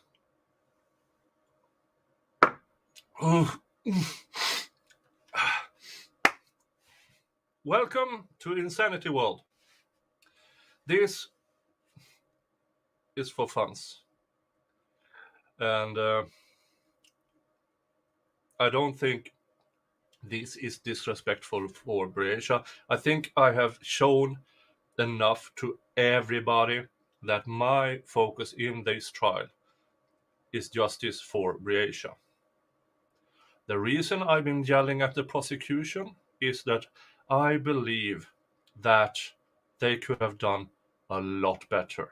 And some of the things they did in this prosecution was counterproductive. It was a bit left in the glass. Ooh. So I will be, yeah. Let's show. This is the free Zachariah Anderson. Gives and go. They are currently at 31,845, which is an amazing number. And throughout my fundraising streams, I have raised close to 6,500. That, and I've been killing my liver for it. That is how strongly I feel about that case. I have plenty of videos and streams about the Zachariah Anderson case.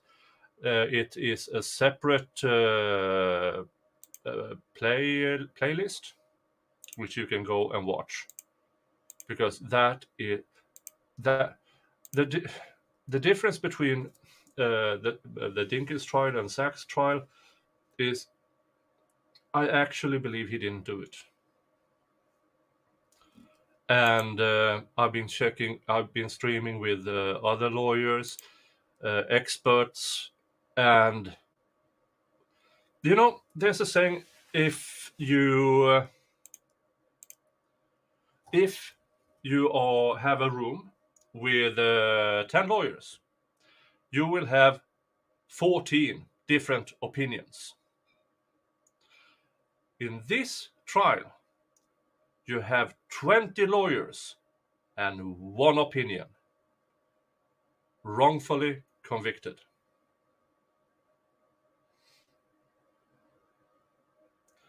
That never happens.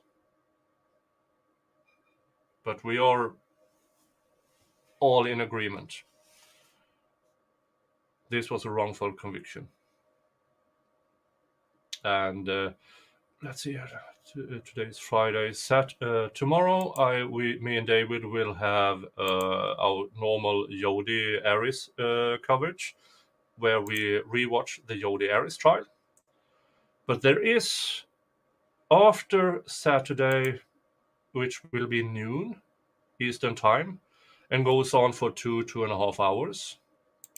After that, I'm going to do a Zachariah Anderson stream, I think. Just because my last Zachariah Anderson stream, I think I didn't even have 2,000 subscribers. Now I'm on my way to 2,600 subscribers, which means there's a lot here who probably haven't heard about it. So I will have a stream for all you new members, all you new subscribers, to show why I think this was a wrongful conviction. Okay? But we are here for this trial, which is different because here I think he did it. I'm not sure the prosecution proved it beyond a reasonable doubt. That's the difference. All right, let's continue playing. His two friends, they go over and check, and sure enough, it is a human skull, and there are skeletal remains. One of the things that the gentleman noticed is that there is black hair consistent with a black individual. Because Breasia Terrell and her having been missing was so highly publicized, the gentleman will testify that at some point they made the connection. Is this Breasia Terrell's remains? The Clinton County Sheriff's Department was contacted. They come out, the scene is cordoned off, and then essentially the notifications go to the Davenport Police Department. Throughout the entirety of this investigation, you had Davenport Police involved, you had the FBI involved, you had the Iowa DCI involved, we had multiple agencies from like Clinton Police Department, Clinton County Sheriff's Department, and just citizens in the community who would come out and donate time, just helping to do canvases in areas. And then so that area then was processed the next morning. Hold on, Daily Quick Bites has a good... the prosecution was expecting a jury trial. They didn't need to do much with any jury. They could have gotten anywhere in Iowa. They presented a case. They prepared for a jury. The case was more than good enough for a jury. I agree. And for you who don't know, this trial was scheduled for 5 weeks. That would be at least 25 trial days.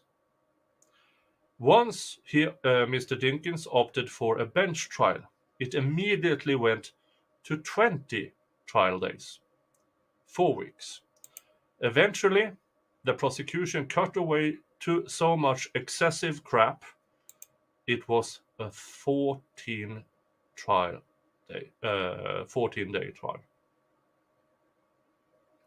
That's how much excessive crap they were supposed to presenting for a jury. For emotional value only, in my opinion. And they couldn't change gears from a jury trial to a bench trial. And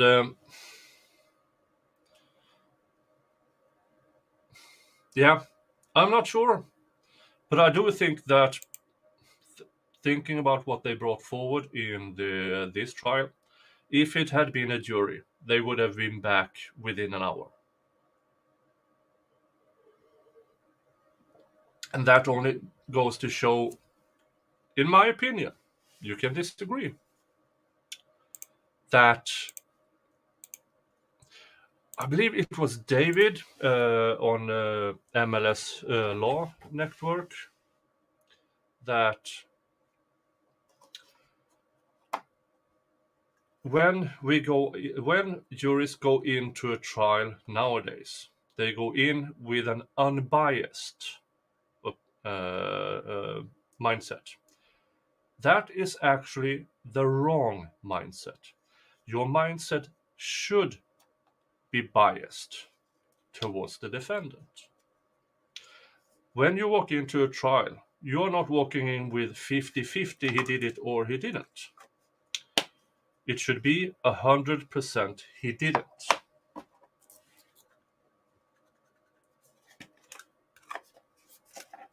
And then it is the prosecution's job to get you to the other end of the scale. That I agree with that opinion.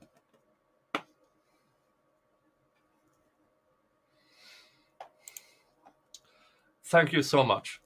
Feral is mad says, please do not donate to SAC if you can't afford it. I will take care of it at the end, but I would encourage you to give it a look if you can.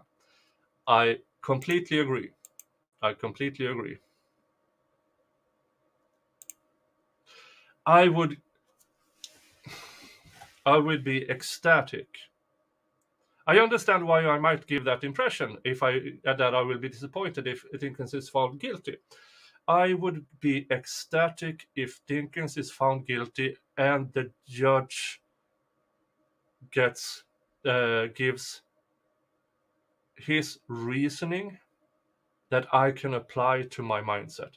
I would be ecstatic. I think he did it.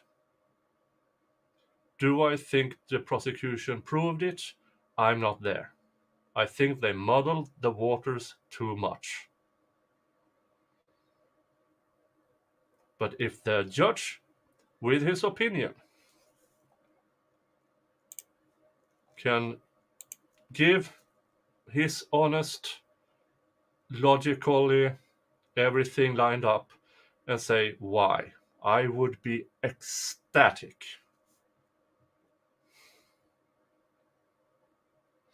Oh, it's a verdict poll. Okay. I'm asked to do a verdict poll.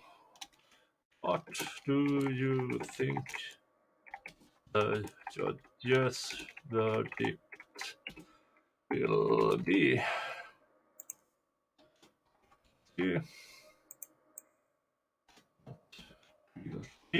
Let's have a third option.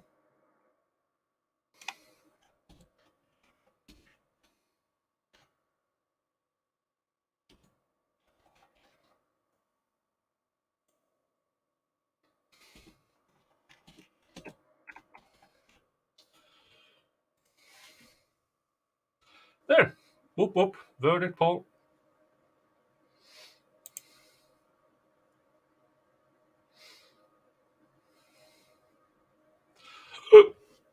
Sorry. Let's continue listening to this. With a Dr. Heather Garvin, she's an anthropologist associated with the State Medical Examiner's Office. And of course. And because we were dealing with skeletal remains, she was brought in. There was the local medical examiner. Those remains were recovered, sent to the State Medical Examiner's Office. One of the things that the court will hear testimony about is that one of the little legs still had mummified tissue on it. And so then there was the process of trying to develop DNA for that mummified tissue. However, they ended up using bone marrow. They could identify that body as being a female child of Idisha Langford because there was no DNA for Breasia, but because a child takes half of their mother's DNA, half of their father's DNA, they could say this was a female child of Breasia. And then Breasia, because of the dental visits, they were then able to get her dental records. And then the judge can only look at what's been presented in trial. We know he has knowledge about Mr. Dinkins' priors. He's not supposed to have that in his opinion or even rely on that in his opinion. So everything that the prosecution moved in as evidence in this trial, he has to navigate. If he reaches a guilty verdict, he has to navigate through everything of that and find the things that brings him to a guilty verdict. And he has to explain it so he can get rid of appellate issues. This is more technical and judicial that the normal without a law degree often don't understand how much as a judge when he is the finder of fact, how much he has to navigate.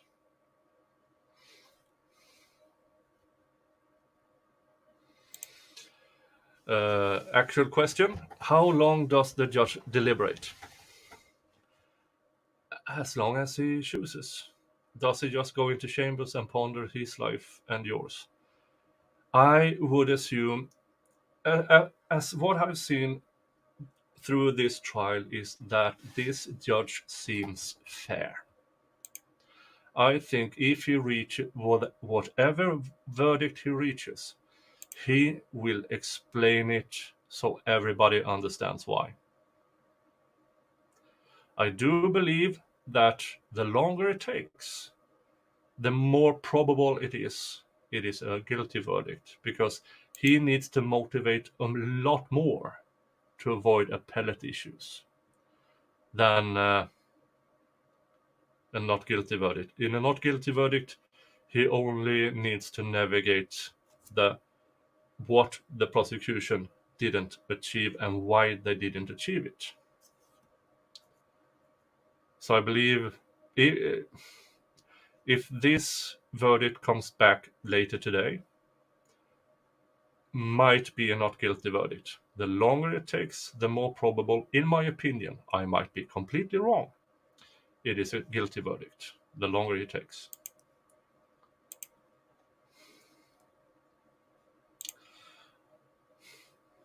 Yeah, David over at Make Law Simple, as it is called now, he rebranded, or he's about to rebrand,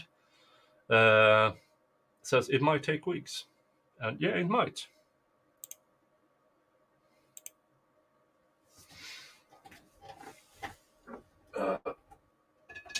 Okay. Second shot. This is what has been paid for. Oh. That emptied the Johnny Walker Black.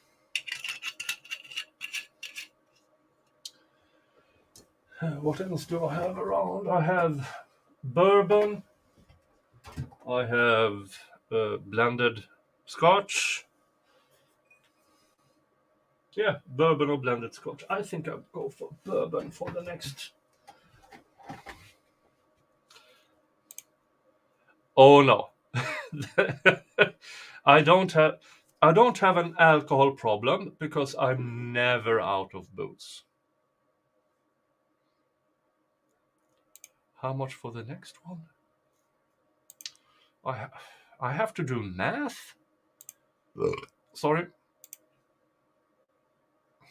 Well, it is $45 to Zachariah Anderson's defense fund. Thank you so much, Renee. Renee says, if I could, it would be much more. And everybody, never give what you don't have. Never. Really, really, really appreciate every single donation. But don't give what you don't have. So let's see, let's make a count.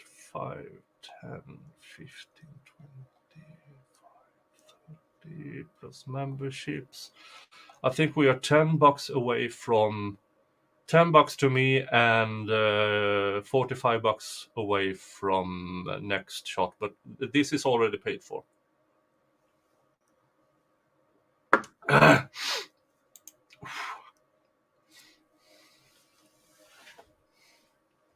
And I still have Finally Friday stream in a few hours.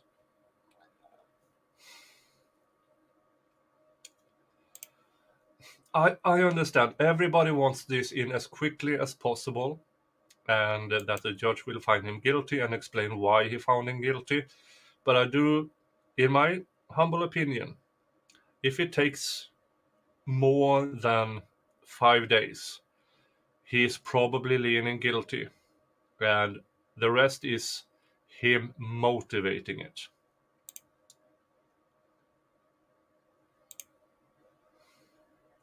Or for those who don't know, next week David is going to Sweden, and we will probably meet up on Wednesday. I would assume we do a stream. I would assume, and if everybody is around, let's see who can handle the alcohol. No, we already know who does. David gets white girl Karen drunk in 2 glasses of Prosecco. So we already know that.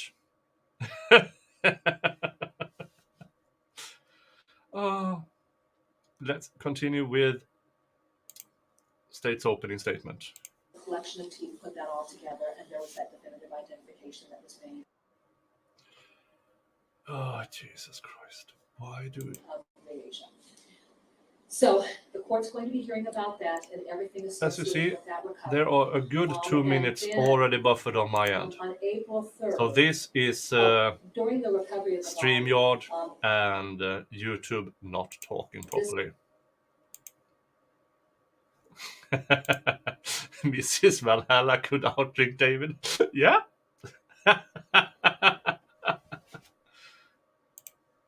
Dress Up Time is on Finally Friday stream. That will be in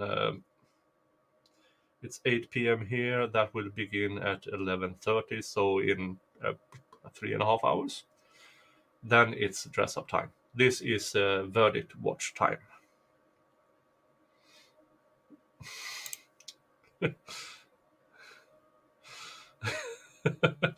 David says I might never make it off the boat if I have to compete with Nick.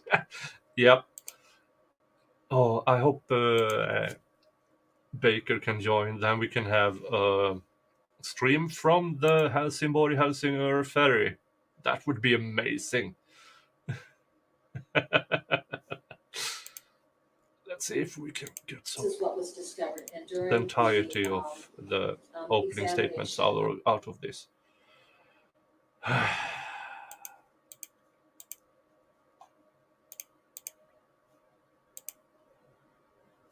You know, I'm switching to Microsoft Edge. Maybe that will help a bit. 144.08 in. StreamYard.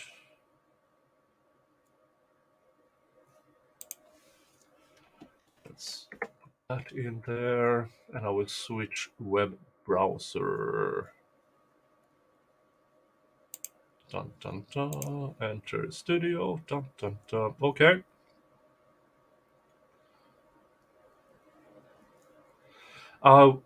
This will take a few seconds while I switch. I'll be right back.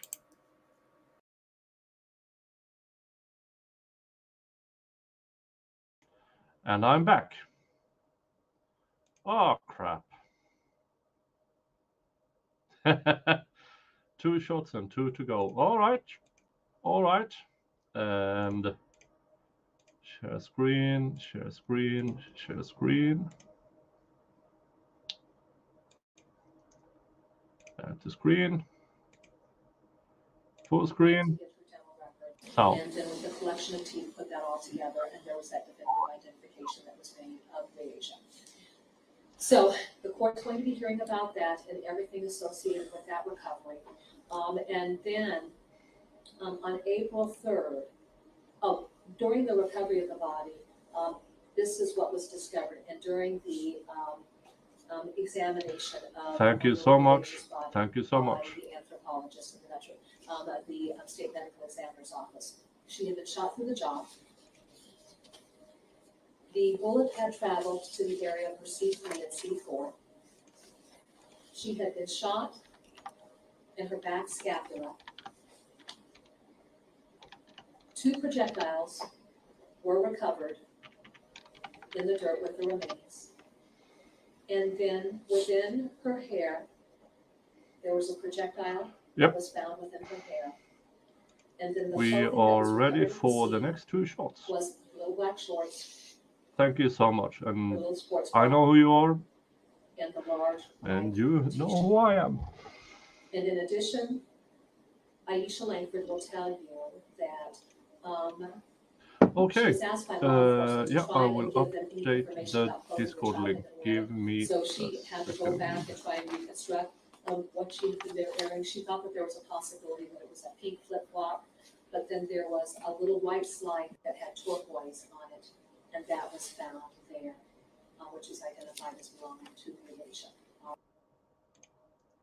This buffers. Then on April 3rd, the Big River Rescue and Recovery Team came out to the scene. And then the dive team went into the pond looking for a gun. And there was actually a revolver that was found. So with the revolver, obviously there's not going to be the casings because there was an attempt to try and find casings in the area. There wasn't any. But the finding of the revolver, the projectiles obviously leaving the gun, the empty casings were there. There was still some light ammunition there. There was attempts to try and Okay, I posted the new link to Discord. It should be working flawlessly. And when there was that big flood, in the area of the courthouse and all of that, all of the records were destroyed. Those projectiles were then sent to the DCI laboratory to do comparisons with the gun itself. One of the projectiles was pretty mangled up, and because these had been out in the elements for quite a while, the criminalist who evaluated that, someone looked at DM the me on characteristics the of the tweets. revolver, and what characteristics would be transferred to a bullet by virtue of the manufacturing process and how the barrel itself will have unique markings. He could say that what characteristics that were there were similar to this gun, and then the criminals put together a list of every type of gun that would produce those types of similar characteristics. They believe he did something other than just kill her, but given the fact that she wasn't found straight away, they can only guess that is what happened. Yes, that is apparent on the closing argument. Here's the thing. He's only charged with kidnapping and murder. In the closing statements, they brought in SA. Nowhere in the trial is there any evidence entered for SA. They argued it. The defense actually didn't object to it, but and that is another one of these things that might have been a mistake from the prosecution. I understand why they wanted it in, but if they're not charging him and there's no evidence presented of it, it is easy to pick apart by the defense. And I think the defense did. They used it as an argument about the weakness of the prosecution's case. And you never want to give the defense free arguments to poke hole at your prosecution. Do I think it's probable? Yes. But there's no evidence of it in the trial. Oh, X-Moon became a member. Thank you so much. Thank you.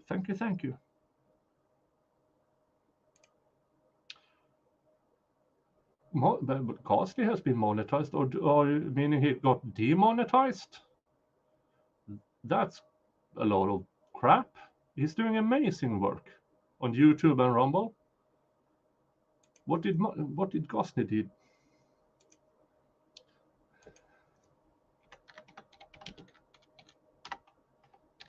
What did he talk about last night?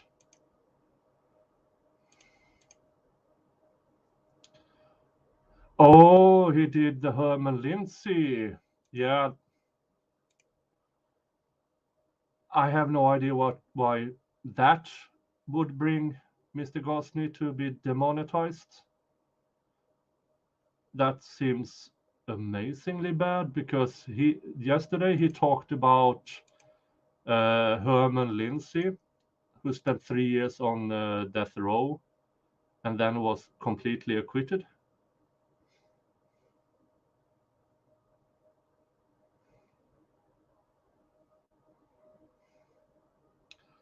But thank you for becoming a member. I just updated the link to Discord. So let's see here. I think there are 15, 20 new memberships gifted, and people, new members. So yeah, you will have members only content on my channel, and access to the Discord. Yeah, that is something YouTube is really horrible about. Something you said 10 years ago on your channel, and all of a sudden they pick it out of context and said, bad, demonetized. That's why I have a Rumble channel, and I post things there once in a while, just so I have a backup. Because once YouTube decides you are not supposed to make money out of this, there really isn't much you can do.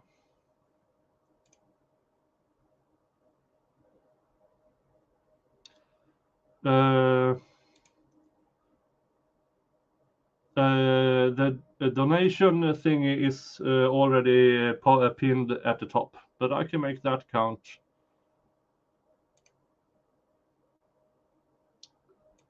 Mod as well. There.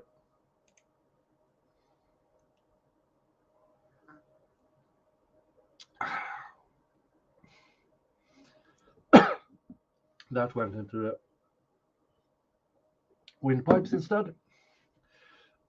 Don't breathe and take a shot at the same time, okay? Good advice from the person who has 40 years of experience in drinking.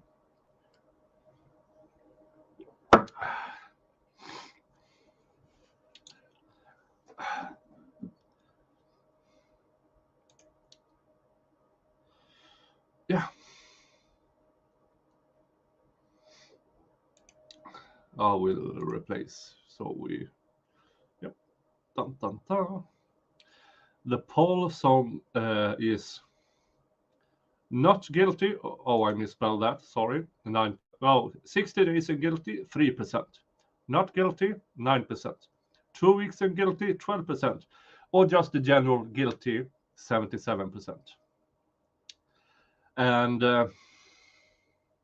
as I said before, I would be ecstatic if this judge finds Dinkins guilty and can motivate it.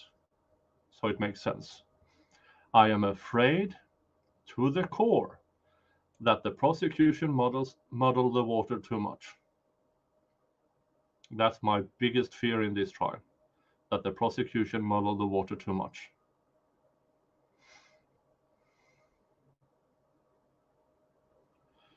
Whew. Okay, that's... I'm only one back.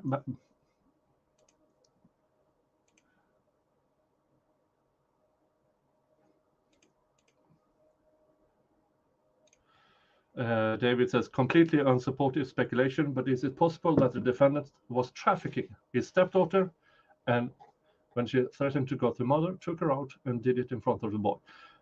The boy could not have seen this happen, because once he picked up the boy, he was spotted on road cameras and everything. There simply is no time. So whatever happened somewhere between Andrea's testimony 3:30 and 5:50 a.m.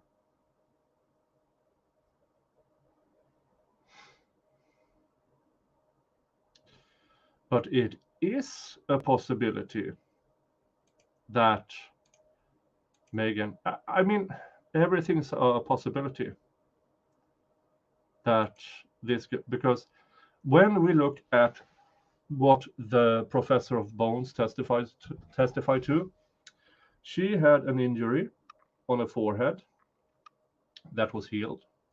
She had fracture in her jaw that was healed, but was also infected. It was shown by growth of bone in the cheekbone or jawbone. We also know she had impaired vision and impaired hearing on that side because of that infection, which tells me at some point something happened to Breasia that was not treated properly.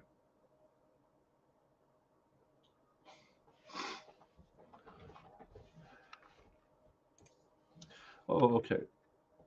Gaston? Oh yeah, David is doing voice to text, by the way. Okay, not demonetized. Okay. Where was the boy when it happened? In the car or still at the apartment with Henry's girlfriend? With what the prosecution brought forward, Breasia was killed before DL was picked up. And the cell phone data and the video surveillance and the cameras supports that DL could not have seen this happen.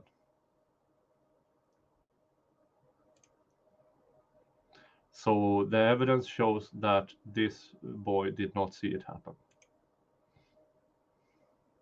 And according to me, there is discrepancies in when he had been spotted of sorts driving north, east, and then back again.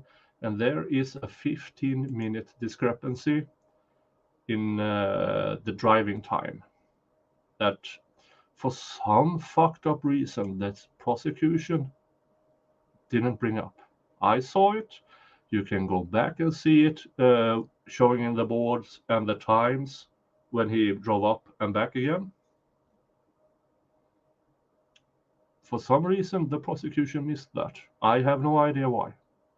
But whatever it is in evidence. So maybe the judge will pick up on that.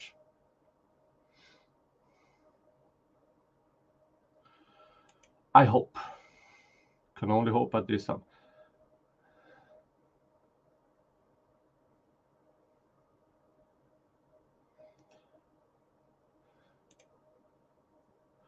Yeah, I know she covered a topic that is highly debatable.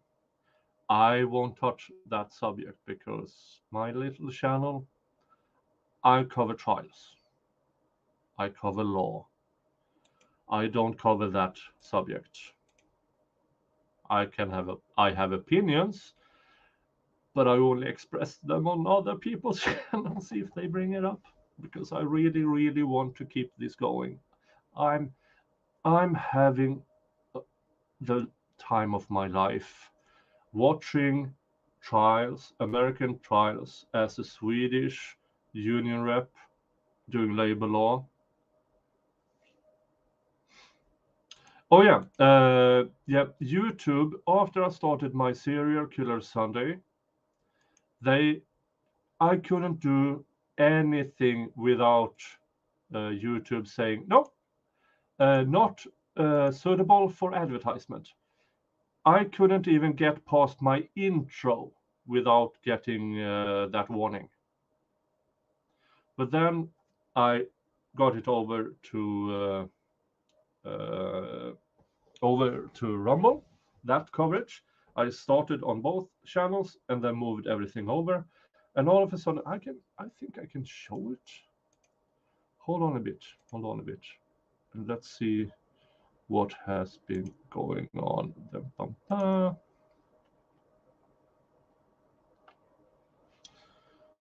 And I can show it. There. As you can see, No restrictions. No, no, no. That Jody, but that's explainable. No, no, no, no.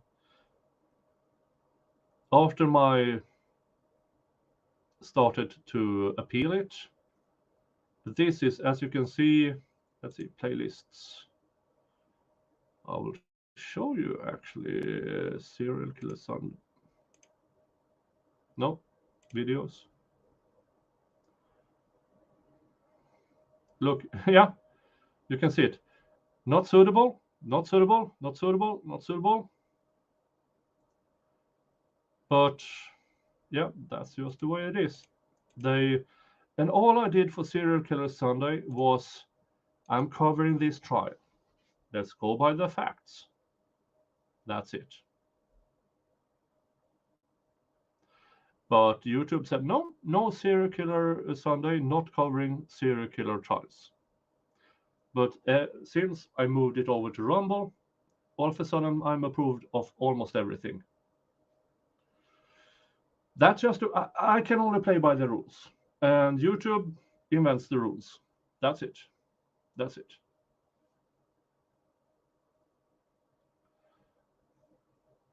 I think I have one more shot paid for.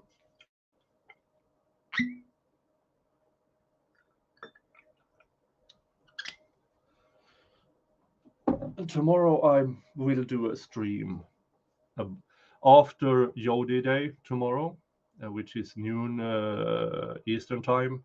Once we're done with that, I will do a stream about the Sakura Anson case. There are some good updates. Sorry. Let's continue with this. The gun recovered was on that list.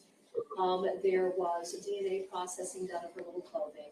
One of the issues that law enforcement was dealing with the little body and clothing being out there subject to the elements, the sun, the wind, the rain, the snow, obviously over time, that will destroy DNA. And so that process was attempted as well. And then from the FBI, here's what you're going to hear from the FBI. There were search warrants, a massive amount of search warrants issued. And in instances like with the Chevy Impala or different vehicles, multiple search warrants issued. The vehicles were photographed and they were searched. Of note, in the Chevy Impala, there was an axe, there was a baseball bat, but then there was an empty slip. Okay, let's go here. Bum, bum, bum. Let's da-da. Okay, Sakura Anderson case. One of the things that the prosecution claimed in the Sakura Anderson case was that Sakura Anderson, 6 foot 200 to 210 with a bad back, could roll up Guterres Jr. in a blood-soaked rug. Mr. Guterres weighed approximately 270 pounds. Let me demonstrate to you what 270 pounds is. With this, you know it. It is one of these training tools. 6 kilos is 12 and a half pounds. This is a full shopping bag. You know, a gallon of milk and stuff. This is one. Have one in each hand. That's 2. All of a sudden, you are at 24, 25 pounds. Now, have 20 of these kettlebells in a rolled up carpet, lifting it without leaving a trace, neither of you or the body. Not only walk this weight in a blood-soaked carpet through the apartment, open the door, closing the door, across the hallway without leaving no trace. Open the door to the outside without leaving a single trace. Walking over to a family van, put this 6 foot to 270-pound body in a rolled up carpet in an area the prosecution says is 3 feet by 4, without leaving a single trace of evidence except a pin-size smudge of something the prosecution claim is blood, not in evidence, never tested. They tested the DNA, but if you followed enough trials, you know this. Once DNA evidence is entered, they are talking about 1 in a quadrillion chance it's someone else.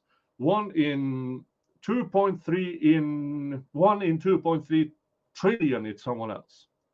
Instead, the DNA expert testified to it was her opinion it was Junior's.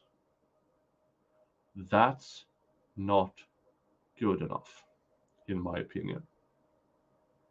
And in almost every other lawyer's opinion, that's not good enough. And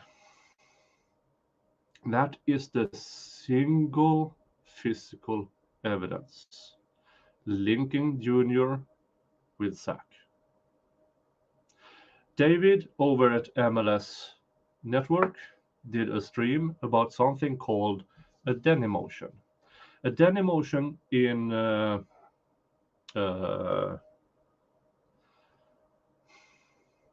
Denimotion is when you're trying to point the finger at someone else in that state.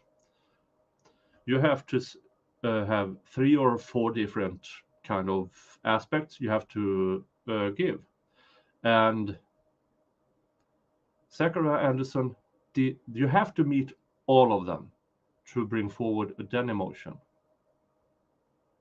Zachariah Anderson did not meet that standard in itself, looking at the evidence presented. One of the witnesses in this trial met all of them, in my opinion. But still, Zachariah Anderson was convicted. Yes, Stray Cat, MLS. Again, 12-pound, 13-pound kettlebell times 20. Now you tell me that anyone who isn't a bodybuilder, weightlifter, can move 21 actually of these in a rolled up carpet from one apartment through 2 doors, opening the back end of a family van, and all there is a pin-sized speck.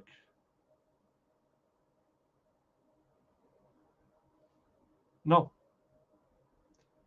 it just doesn't happen. And that is why I, months later, keep asking you to please give to the Zachariah Anderson's Defense Fund. But we were doing this. Just as an example for, do I believe Mr. Dinkins is guilty? Yes, I do, but please prove it. Do I believe Zachariah Anderson is innocent? Yes, I do. But also, it doesn't matter. You have to prove it beyond a reasonable doubt. He was convicted by a jury, and there's nothing we can do about it. I believe that jury was so tainted. It's ridiculous. Can I prove it? No. But that's a part of the Zachariah Anderson Defense Fund. Through that, they can conduct jury interviews. But continue with this. A knife or machete, but no machete there. When they were recovering the remains of Briasia Terrell, there was a bunch of tree branches and stuff on top of the skeletal remains. Some of those branches, there were natural breaks, you know, with tomorrow and there would be the splintering. we will have a lot more. Other branches had a clean slice through it. So that was of interest to law enforcement. Notorious had described when he and his father went down to Credit Island, his father had walked off into an area toward like what would be the pond, and his father had a knife that he was wiping off. Law enforcement went down to that area, and there were foot impressions in the dirt where you could see. Oh, those fucking foot impressions. This is one of the points that infuriates me the most, because there's not a shred of evidence whatsoever those shoe prints or that flip-flop had anything to do with this case. They spent hours arguing this to the judge. I would argue it had never anything to do with this case. This is one of the things that scares me, that the judge can latch on and say, this piece of evidence speaks against this, and find an acquittal. They could have just left this motherfucking shoe print out. They chose to bring it in, and they chose to make it a central part of the trial, which in my honest, cross my heart, is moronic to bring up. In the pattern on the sole of the shoes worn, that was photographed and that was collected, and then as those footprints moved forward to the body of water, that basically it became just, you know, depressions in the ground where it was more muddy. And so those photographs and those casts were taken because one of the things that Aisha Langford talked about is when she had contact with Henry Dinkins at the apartment, she noticed that he was wearing a pair of gold shoes that had mud on them. He had a do-rag on, and it was just kind of a spiel. And he had on a white t-shirt, and it was a little dirty, not something that was markedly dirty, but she noticed that it was dirty. Henry Dinkins came down to the Davenport Police Department at noon and was interviewed by Detective Owen. When he came down, he had on a white t-shirt and the shorts that he was wearing at the apartment complex. But those gold shoes, he was not wearing those. He had on a different pair of tennis shoes. And then the other thing that the state will throw into the equation that the court will hear about. During Henry Dinkins' interview, he was asked about why he was leaving the apartment in the middle of the night in his travels. He had talked about going to the quick shop over on 53rd, that would be near the old Menards, where the old Menards is at, to buy cigarettes. That video surveillance feed was collected. He was wearing those gold shoes, but then he had something distinctly different. What I'm going to call the wife beaters white t-shirt versus one that has sleeves, and then a different pair of shorts. You know, that Finally Friday, 50-50. Search warrants were obtained for 2744 East 53rd, and No, the defendant's sister's 75-25. house, Nina McQuay, and then Because, another individual whatever. named Jensen Johnson. Finally And that Friday was based on offer is communications that 75 Henry Dinkins had with those to individuals, that Zach morning and of 25 to July me. 10th, looking for the tennis That shoes, gets you a shot. looking for what the clothes that he'd been wearing in the quick shop, and those were never ever recovered or found. And so therefore, there could be no comparison And that's simply between because the images that were collected Zachariah and needs the it more than dental I do. casts that were taken out on Credit Island. There was a gentleman by the name of Jim Peters then, who came in from the Ames area to assist. He works with Kano. Yes, Dirk, I noticed it, and I didn't know you wanted me to tell everybody about it, but yes, thank you so much, Dirk, for your PayPal donations. I truly, truly appreciate it. I truly, truly do.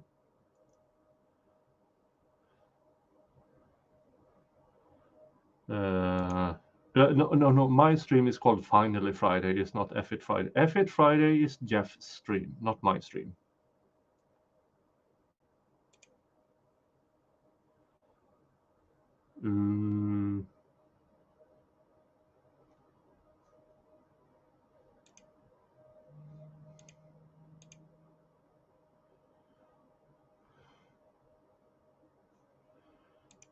Let's see here. Where? Oh, bum, bum, bum.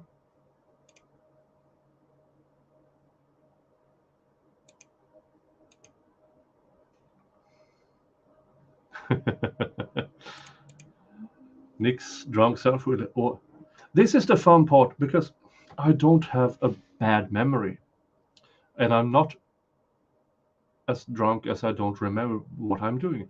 Here's the thing: my brain is 90% filled with actual work. Then I have this catch memory where, okay, I'm going to buy this, buy this, buy this. But it takes 8 to 10 weeks for anything I order to arrive. And by then, I replaced my catch memory. So it will be almost, once I open it, it is, oh yeah, da-da, I remember it. But I'm not there yet as drunk me. Not there yet. And these canines are trained to detect And on London Porter. the odor of a deceased body. VOC, and he'll define that, volatile organic compounds. And basically, it deals with molecules. He went down to Credit You're Island. at 248 likes. 2 more to 250 before I end the stream, please. 2 more. 2 more. To an area and alerted. And if you're British, I apologize. If you're not British, this means They'll 2. talk about how a body doesn't necessarily have to be there, but say, for example, if there's tissue or blood or something like that, those are molecules that go out and they flow. I understand what you're coming from, lady. Everything you said was true. It can't be. There are discrepancies in the cell phone data and the video surveillance and the video cameras, and him telling about, because he did 2 different stories about the machete. 2 different. At first, he said he saw his dad walk out of a wooded area, clean off his machete. There's no evidence Miss DL was in the car at that specific point. Then, at trial, something he's never said before, not in any interview whatsoever, he said he saw his dad pour bleach on a machete.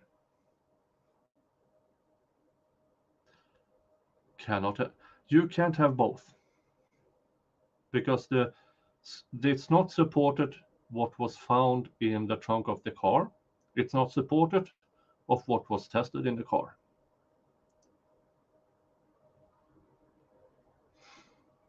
So, and then he described watching it happen with Dad and Andrea. Then, as the main prosecutor, Mr. Pfeiffer, said, Mr. Pfeiffer did not put much weight to DL's testimony, because almost everything DL testified to it was after somebody told a member of his family about something they found. But I understand why, because this is the way the prosecution presented it.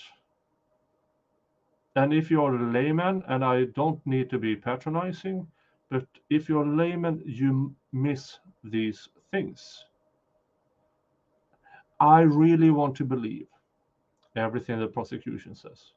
But for me, with this lawyer brain going on, I can't take that at face value. I have to question everything. Why?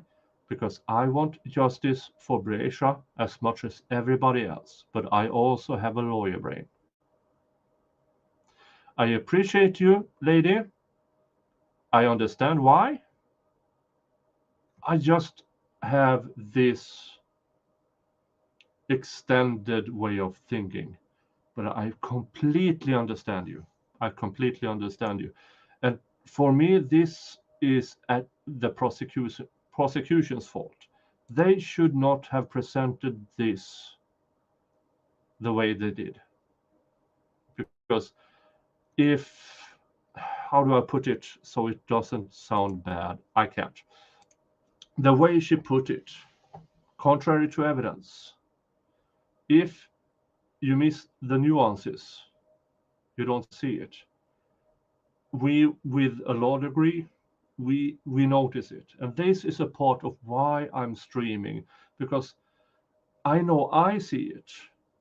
I might not be the best at explaining it, but my chat and my members have made me better at it. And hopefully, if you watch me enough times, I hopefully can teach you to have more of how to evaluate evidence. That is my hope. But lady, I hope you continue to watch me, and I hope you continue to ask questions, because I believe that is the most important thing for any human being. Ask questions. All right, let's move on. Then he was taken to the area of Devon Self-Storage, where the RV had originally been parked, but it now had been seized, as had the Impala and the Camaro. And those were in storage facilities that law enforcement had.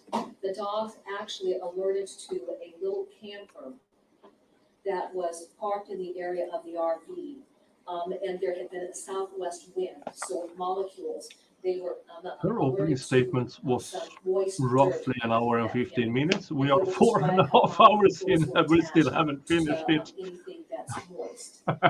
Then they went out to. I must say, this is thanks to you, chat, who challenged me, who asks me questions, agree with me most of the time. Jeff, who showed up here, making me explain the trial. And this is one of these streams that has less of what I'm streaming and more about you in the chat, you, my members and viewers. This is your fault. That the dogs did not alert there. They went to the area of the RV. The dogs alerted on the RV toward the front. And then they went to the area where the Impala was at, and the dogs alerted on the Impala. And then they went out to the area along Veterans Memorial Drive in the area of Eastern, and he'll describe how a vehicle. Banks are fucking ridiculous. Odors will seep out of that, and they can float. Here, I believe 2 weeks after I got monetized, I got a message from my tax authority in Sweden. We see you are making money. This is before I got a payment. They noticed this. So yeah, and the banks report everything as suspicious. Yeah, I mean, I don't mind if banks are actually covering money laundering issues, but seriously, giving money to a YouTuber, I don't think how that is money laundering. Seriously. And the dogs alerted to the scent of Henry Dinkins, because when he went out Gives there, and Go he had did been it. given, or law enforcement had collected a clothing item of Henry No, Dinkins. I have no idea. Been swabs taken to collect his scent, his odor. Yes, I will. I will still stream the last 3 days of the last 3 days of the trial. Is 2 of the days is an hour and a half. And I think I have an hour left on. I think I have an hour left on day 10. Some of that sort. Yes, I will still stream the last days. So the court will be hearing about that as well. The other matter that I would share in my opening, in addition to the canvas up at 2744 East 53rd, the major canvas that was done out on East River Drive, you'll hear about some other canvases that have happened when the public would call in and they would think that they would have information if it proved to be Jesus Christ. fruitful. We have 261 likes. We passed 250 likes. I will do a free shot for that. Thank you, everybody who is here, for getting me to 261 likes and 2 dislikes. But what? You can't stop that. Thank you. Thank you so much. But don't stop. Don't stop. Continue to press that thumbs up. This is a free shot for 250.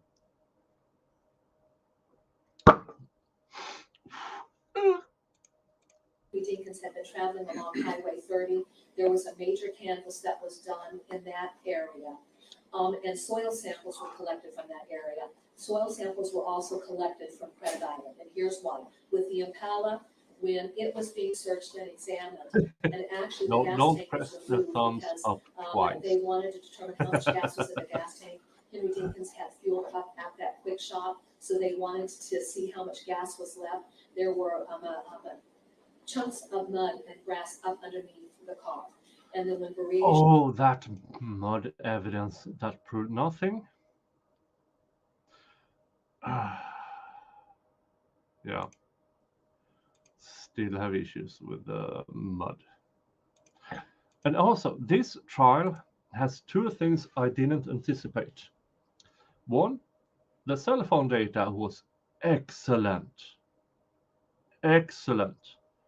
2, the toolmark guy was honest. He tried to explain to the prosecution he could not make things out. But they called him, they asked the questions, and he answered them. This is a weird trial when the 2 best experts testifying is the cell phone data guy and the toolmark guy.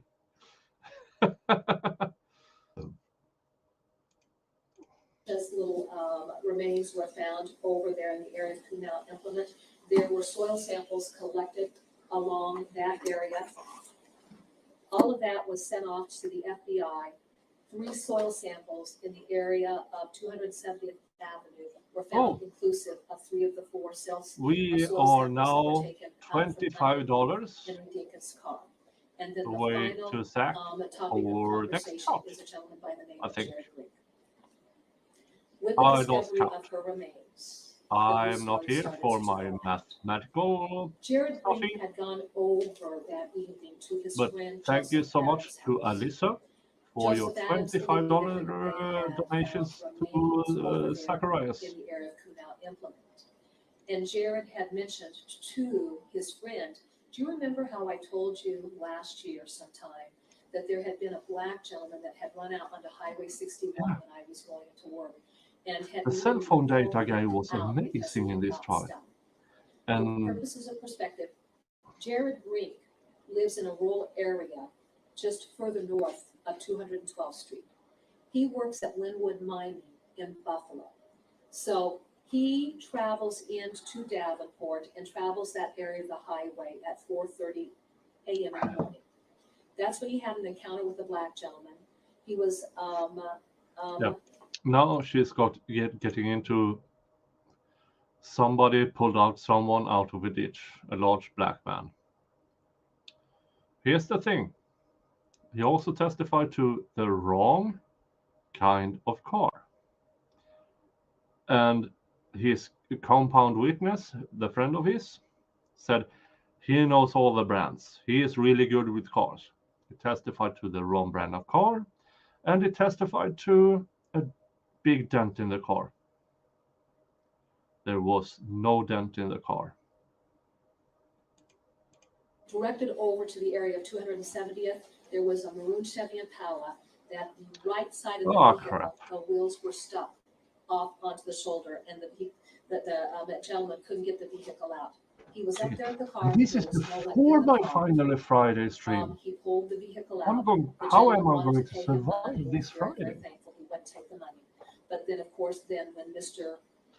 Adams Okay, tells him about this, Mr. Adams' wife has a picture of the 20 more Chevy minutes, Impala due to and press then I'm releases done for that the today. Davenport I Police will, Department had been if a laid verdict out. comes in, She I will showed him a copy of that boom, photograph. have a stream up. Jared Briggs says that's the vehicle. But 20 more minutes, so He then, anything you contacted move in law now will enforcement. be brought They had over contacted to the Deputy Finally Cundiff with the Friday Clinton stream, County so I Sheriff's have Department. a I'm slight sorry, chance of Lieutenant. sobering up. Lieutenant Cundiff Yes. reached out to the Davenport Police Department, and then Mr. Brink was interviewed. Mr. Brink could provide physical descriptors that were consistent with Henry Dinkins. He was not able to, he said he would not be able to pick him out of a photo lineup. He wasn't sure of the time frame, but then he provided his cell phone. And that cell phone then was processed for location information. Yeah. The cell phone location data they pulled out was for that day only. And as you said just a few minutes ago, he drove that stretch of road every day. So it proves nothing. And that cell phone placed Mr. Brink in that area on July 10th at the time frame of 4:30. So that essentially is what the court is going to be hearing. What the state's going to do, Your Honor, we're going to try and, in an ideal world, I would put on a linear chronology of what happened, but we're dealing with Thank you a so lot of much, people that we have everybody, flying for in and out. keeping And in so this stream. things I are going to truly get jumbled appreciate around. it. But just for purposes of perspective, this afternoon, we will have Borelli, who will be testifying. That was our communication specialist. Our civilian crime scene technician, Jill Foster, she's going to come in. She did the. According to YouTube stats, I just passed a combined 3,000 views on this stream. Now I know there has been, most of the time it has been 200 plus, but everybody alternates going in, spending half an hour here, going out, and then an hour later, okay, let's spend another 5 minutes. But that is an amazing number. Thank you so much. Thank you for choosing me, for bringing you news about this trial. I was hoping that the judge would get to a verdict today. I don't think it will happen, but thank you so much. And also, this tells me much about how many people who wants to bring justice to Breasia. It is amazing the support she has. And I hope and I pray to whatever entity you pray to, that this judge will find a just decision and can motivate it. That's all we can do, because it has always been out of our hands. I can only comment. I can bring you my legal experience and tell you my opinions. And I'm so appreciative of you to choose me as the source of the information. Thank you. Thank you so much. Processing out there on Credit Island. And then we have another civilian crime scene, Alicia Fritz, who will be coming in. She's going to be talking about photographs that she took of the brush when Riosha's remains were recovered, but she's getting ready to have a baby and she'll be induced on Monday. And then we're going to have Officer Chris Mayer get on the stand. He actually was out in the area of Riosha's remains, and he helped to take measurements of where, like, we would find the skull and where we would locate various skeletal remains and clothing. So it's going to be all over the place there, Your Honor. We'll do our best, but there will be points in time where we have to put people on, and it's not a nice linear chronology. And that's all from the state. Thank you, Ms. Cunningham. Mr. Freese, is the defense going to present an opening statement? Your Honor, the defense is going to reserve its right to make the opening statement to close the government's evidence. All right. Yeah. This is one of the weird things. The defense chose to not have an opening statement. And this is about the bench trial. They knew they didn't have to have the jury to convince. So they chose not to. But that brings us to the end of the stream. Let me see if I can. I haven't set up my Finally Friday yet, but I think I see.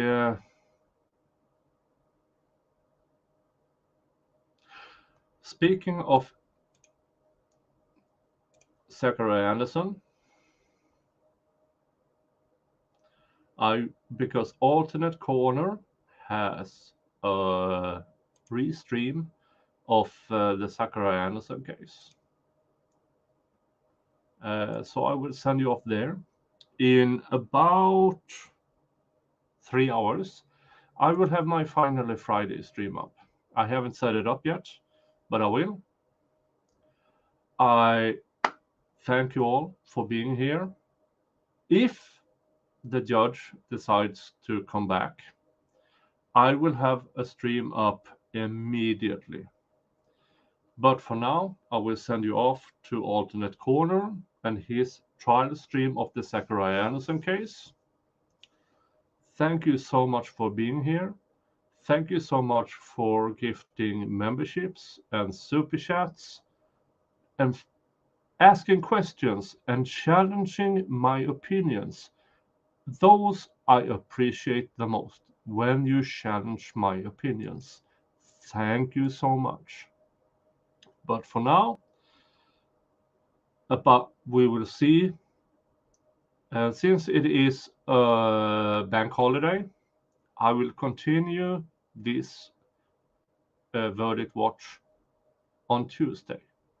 But I will have a lot of streams during the weekend. Thank you so much again. Thank you. I'll see you later. Thank you.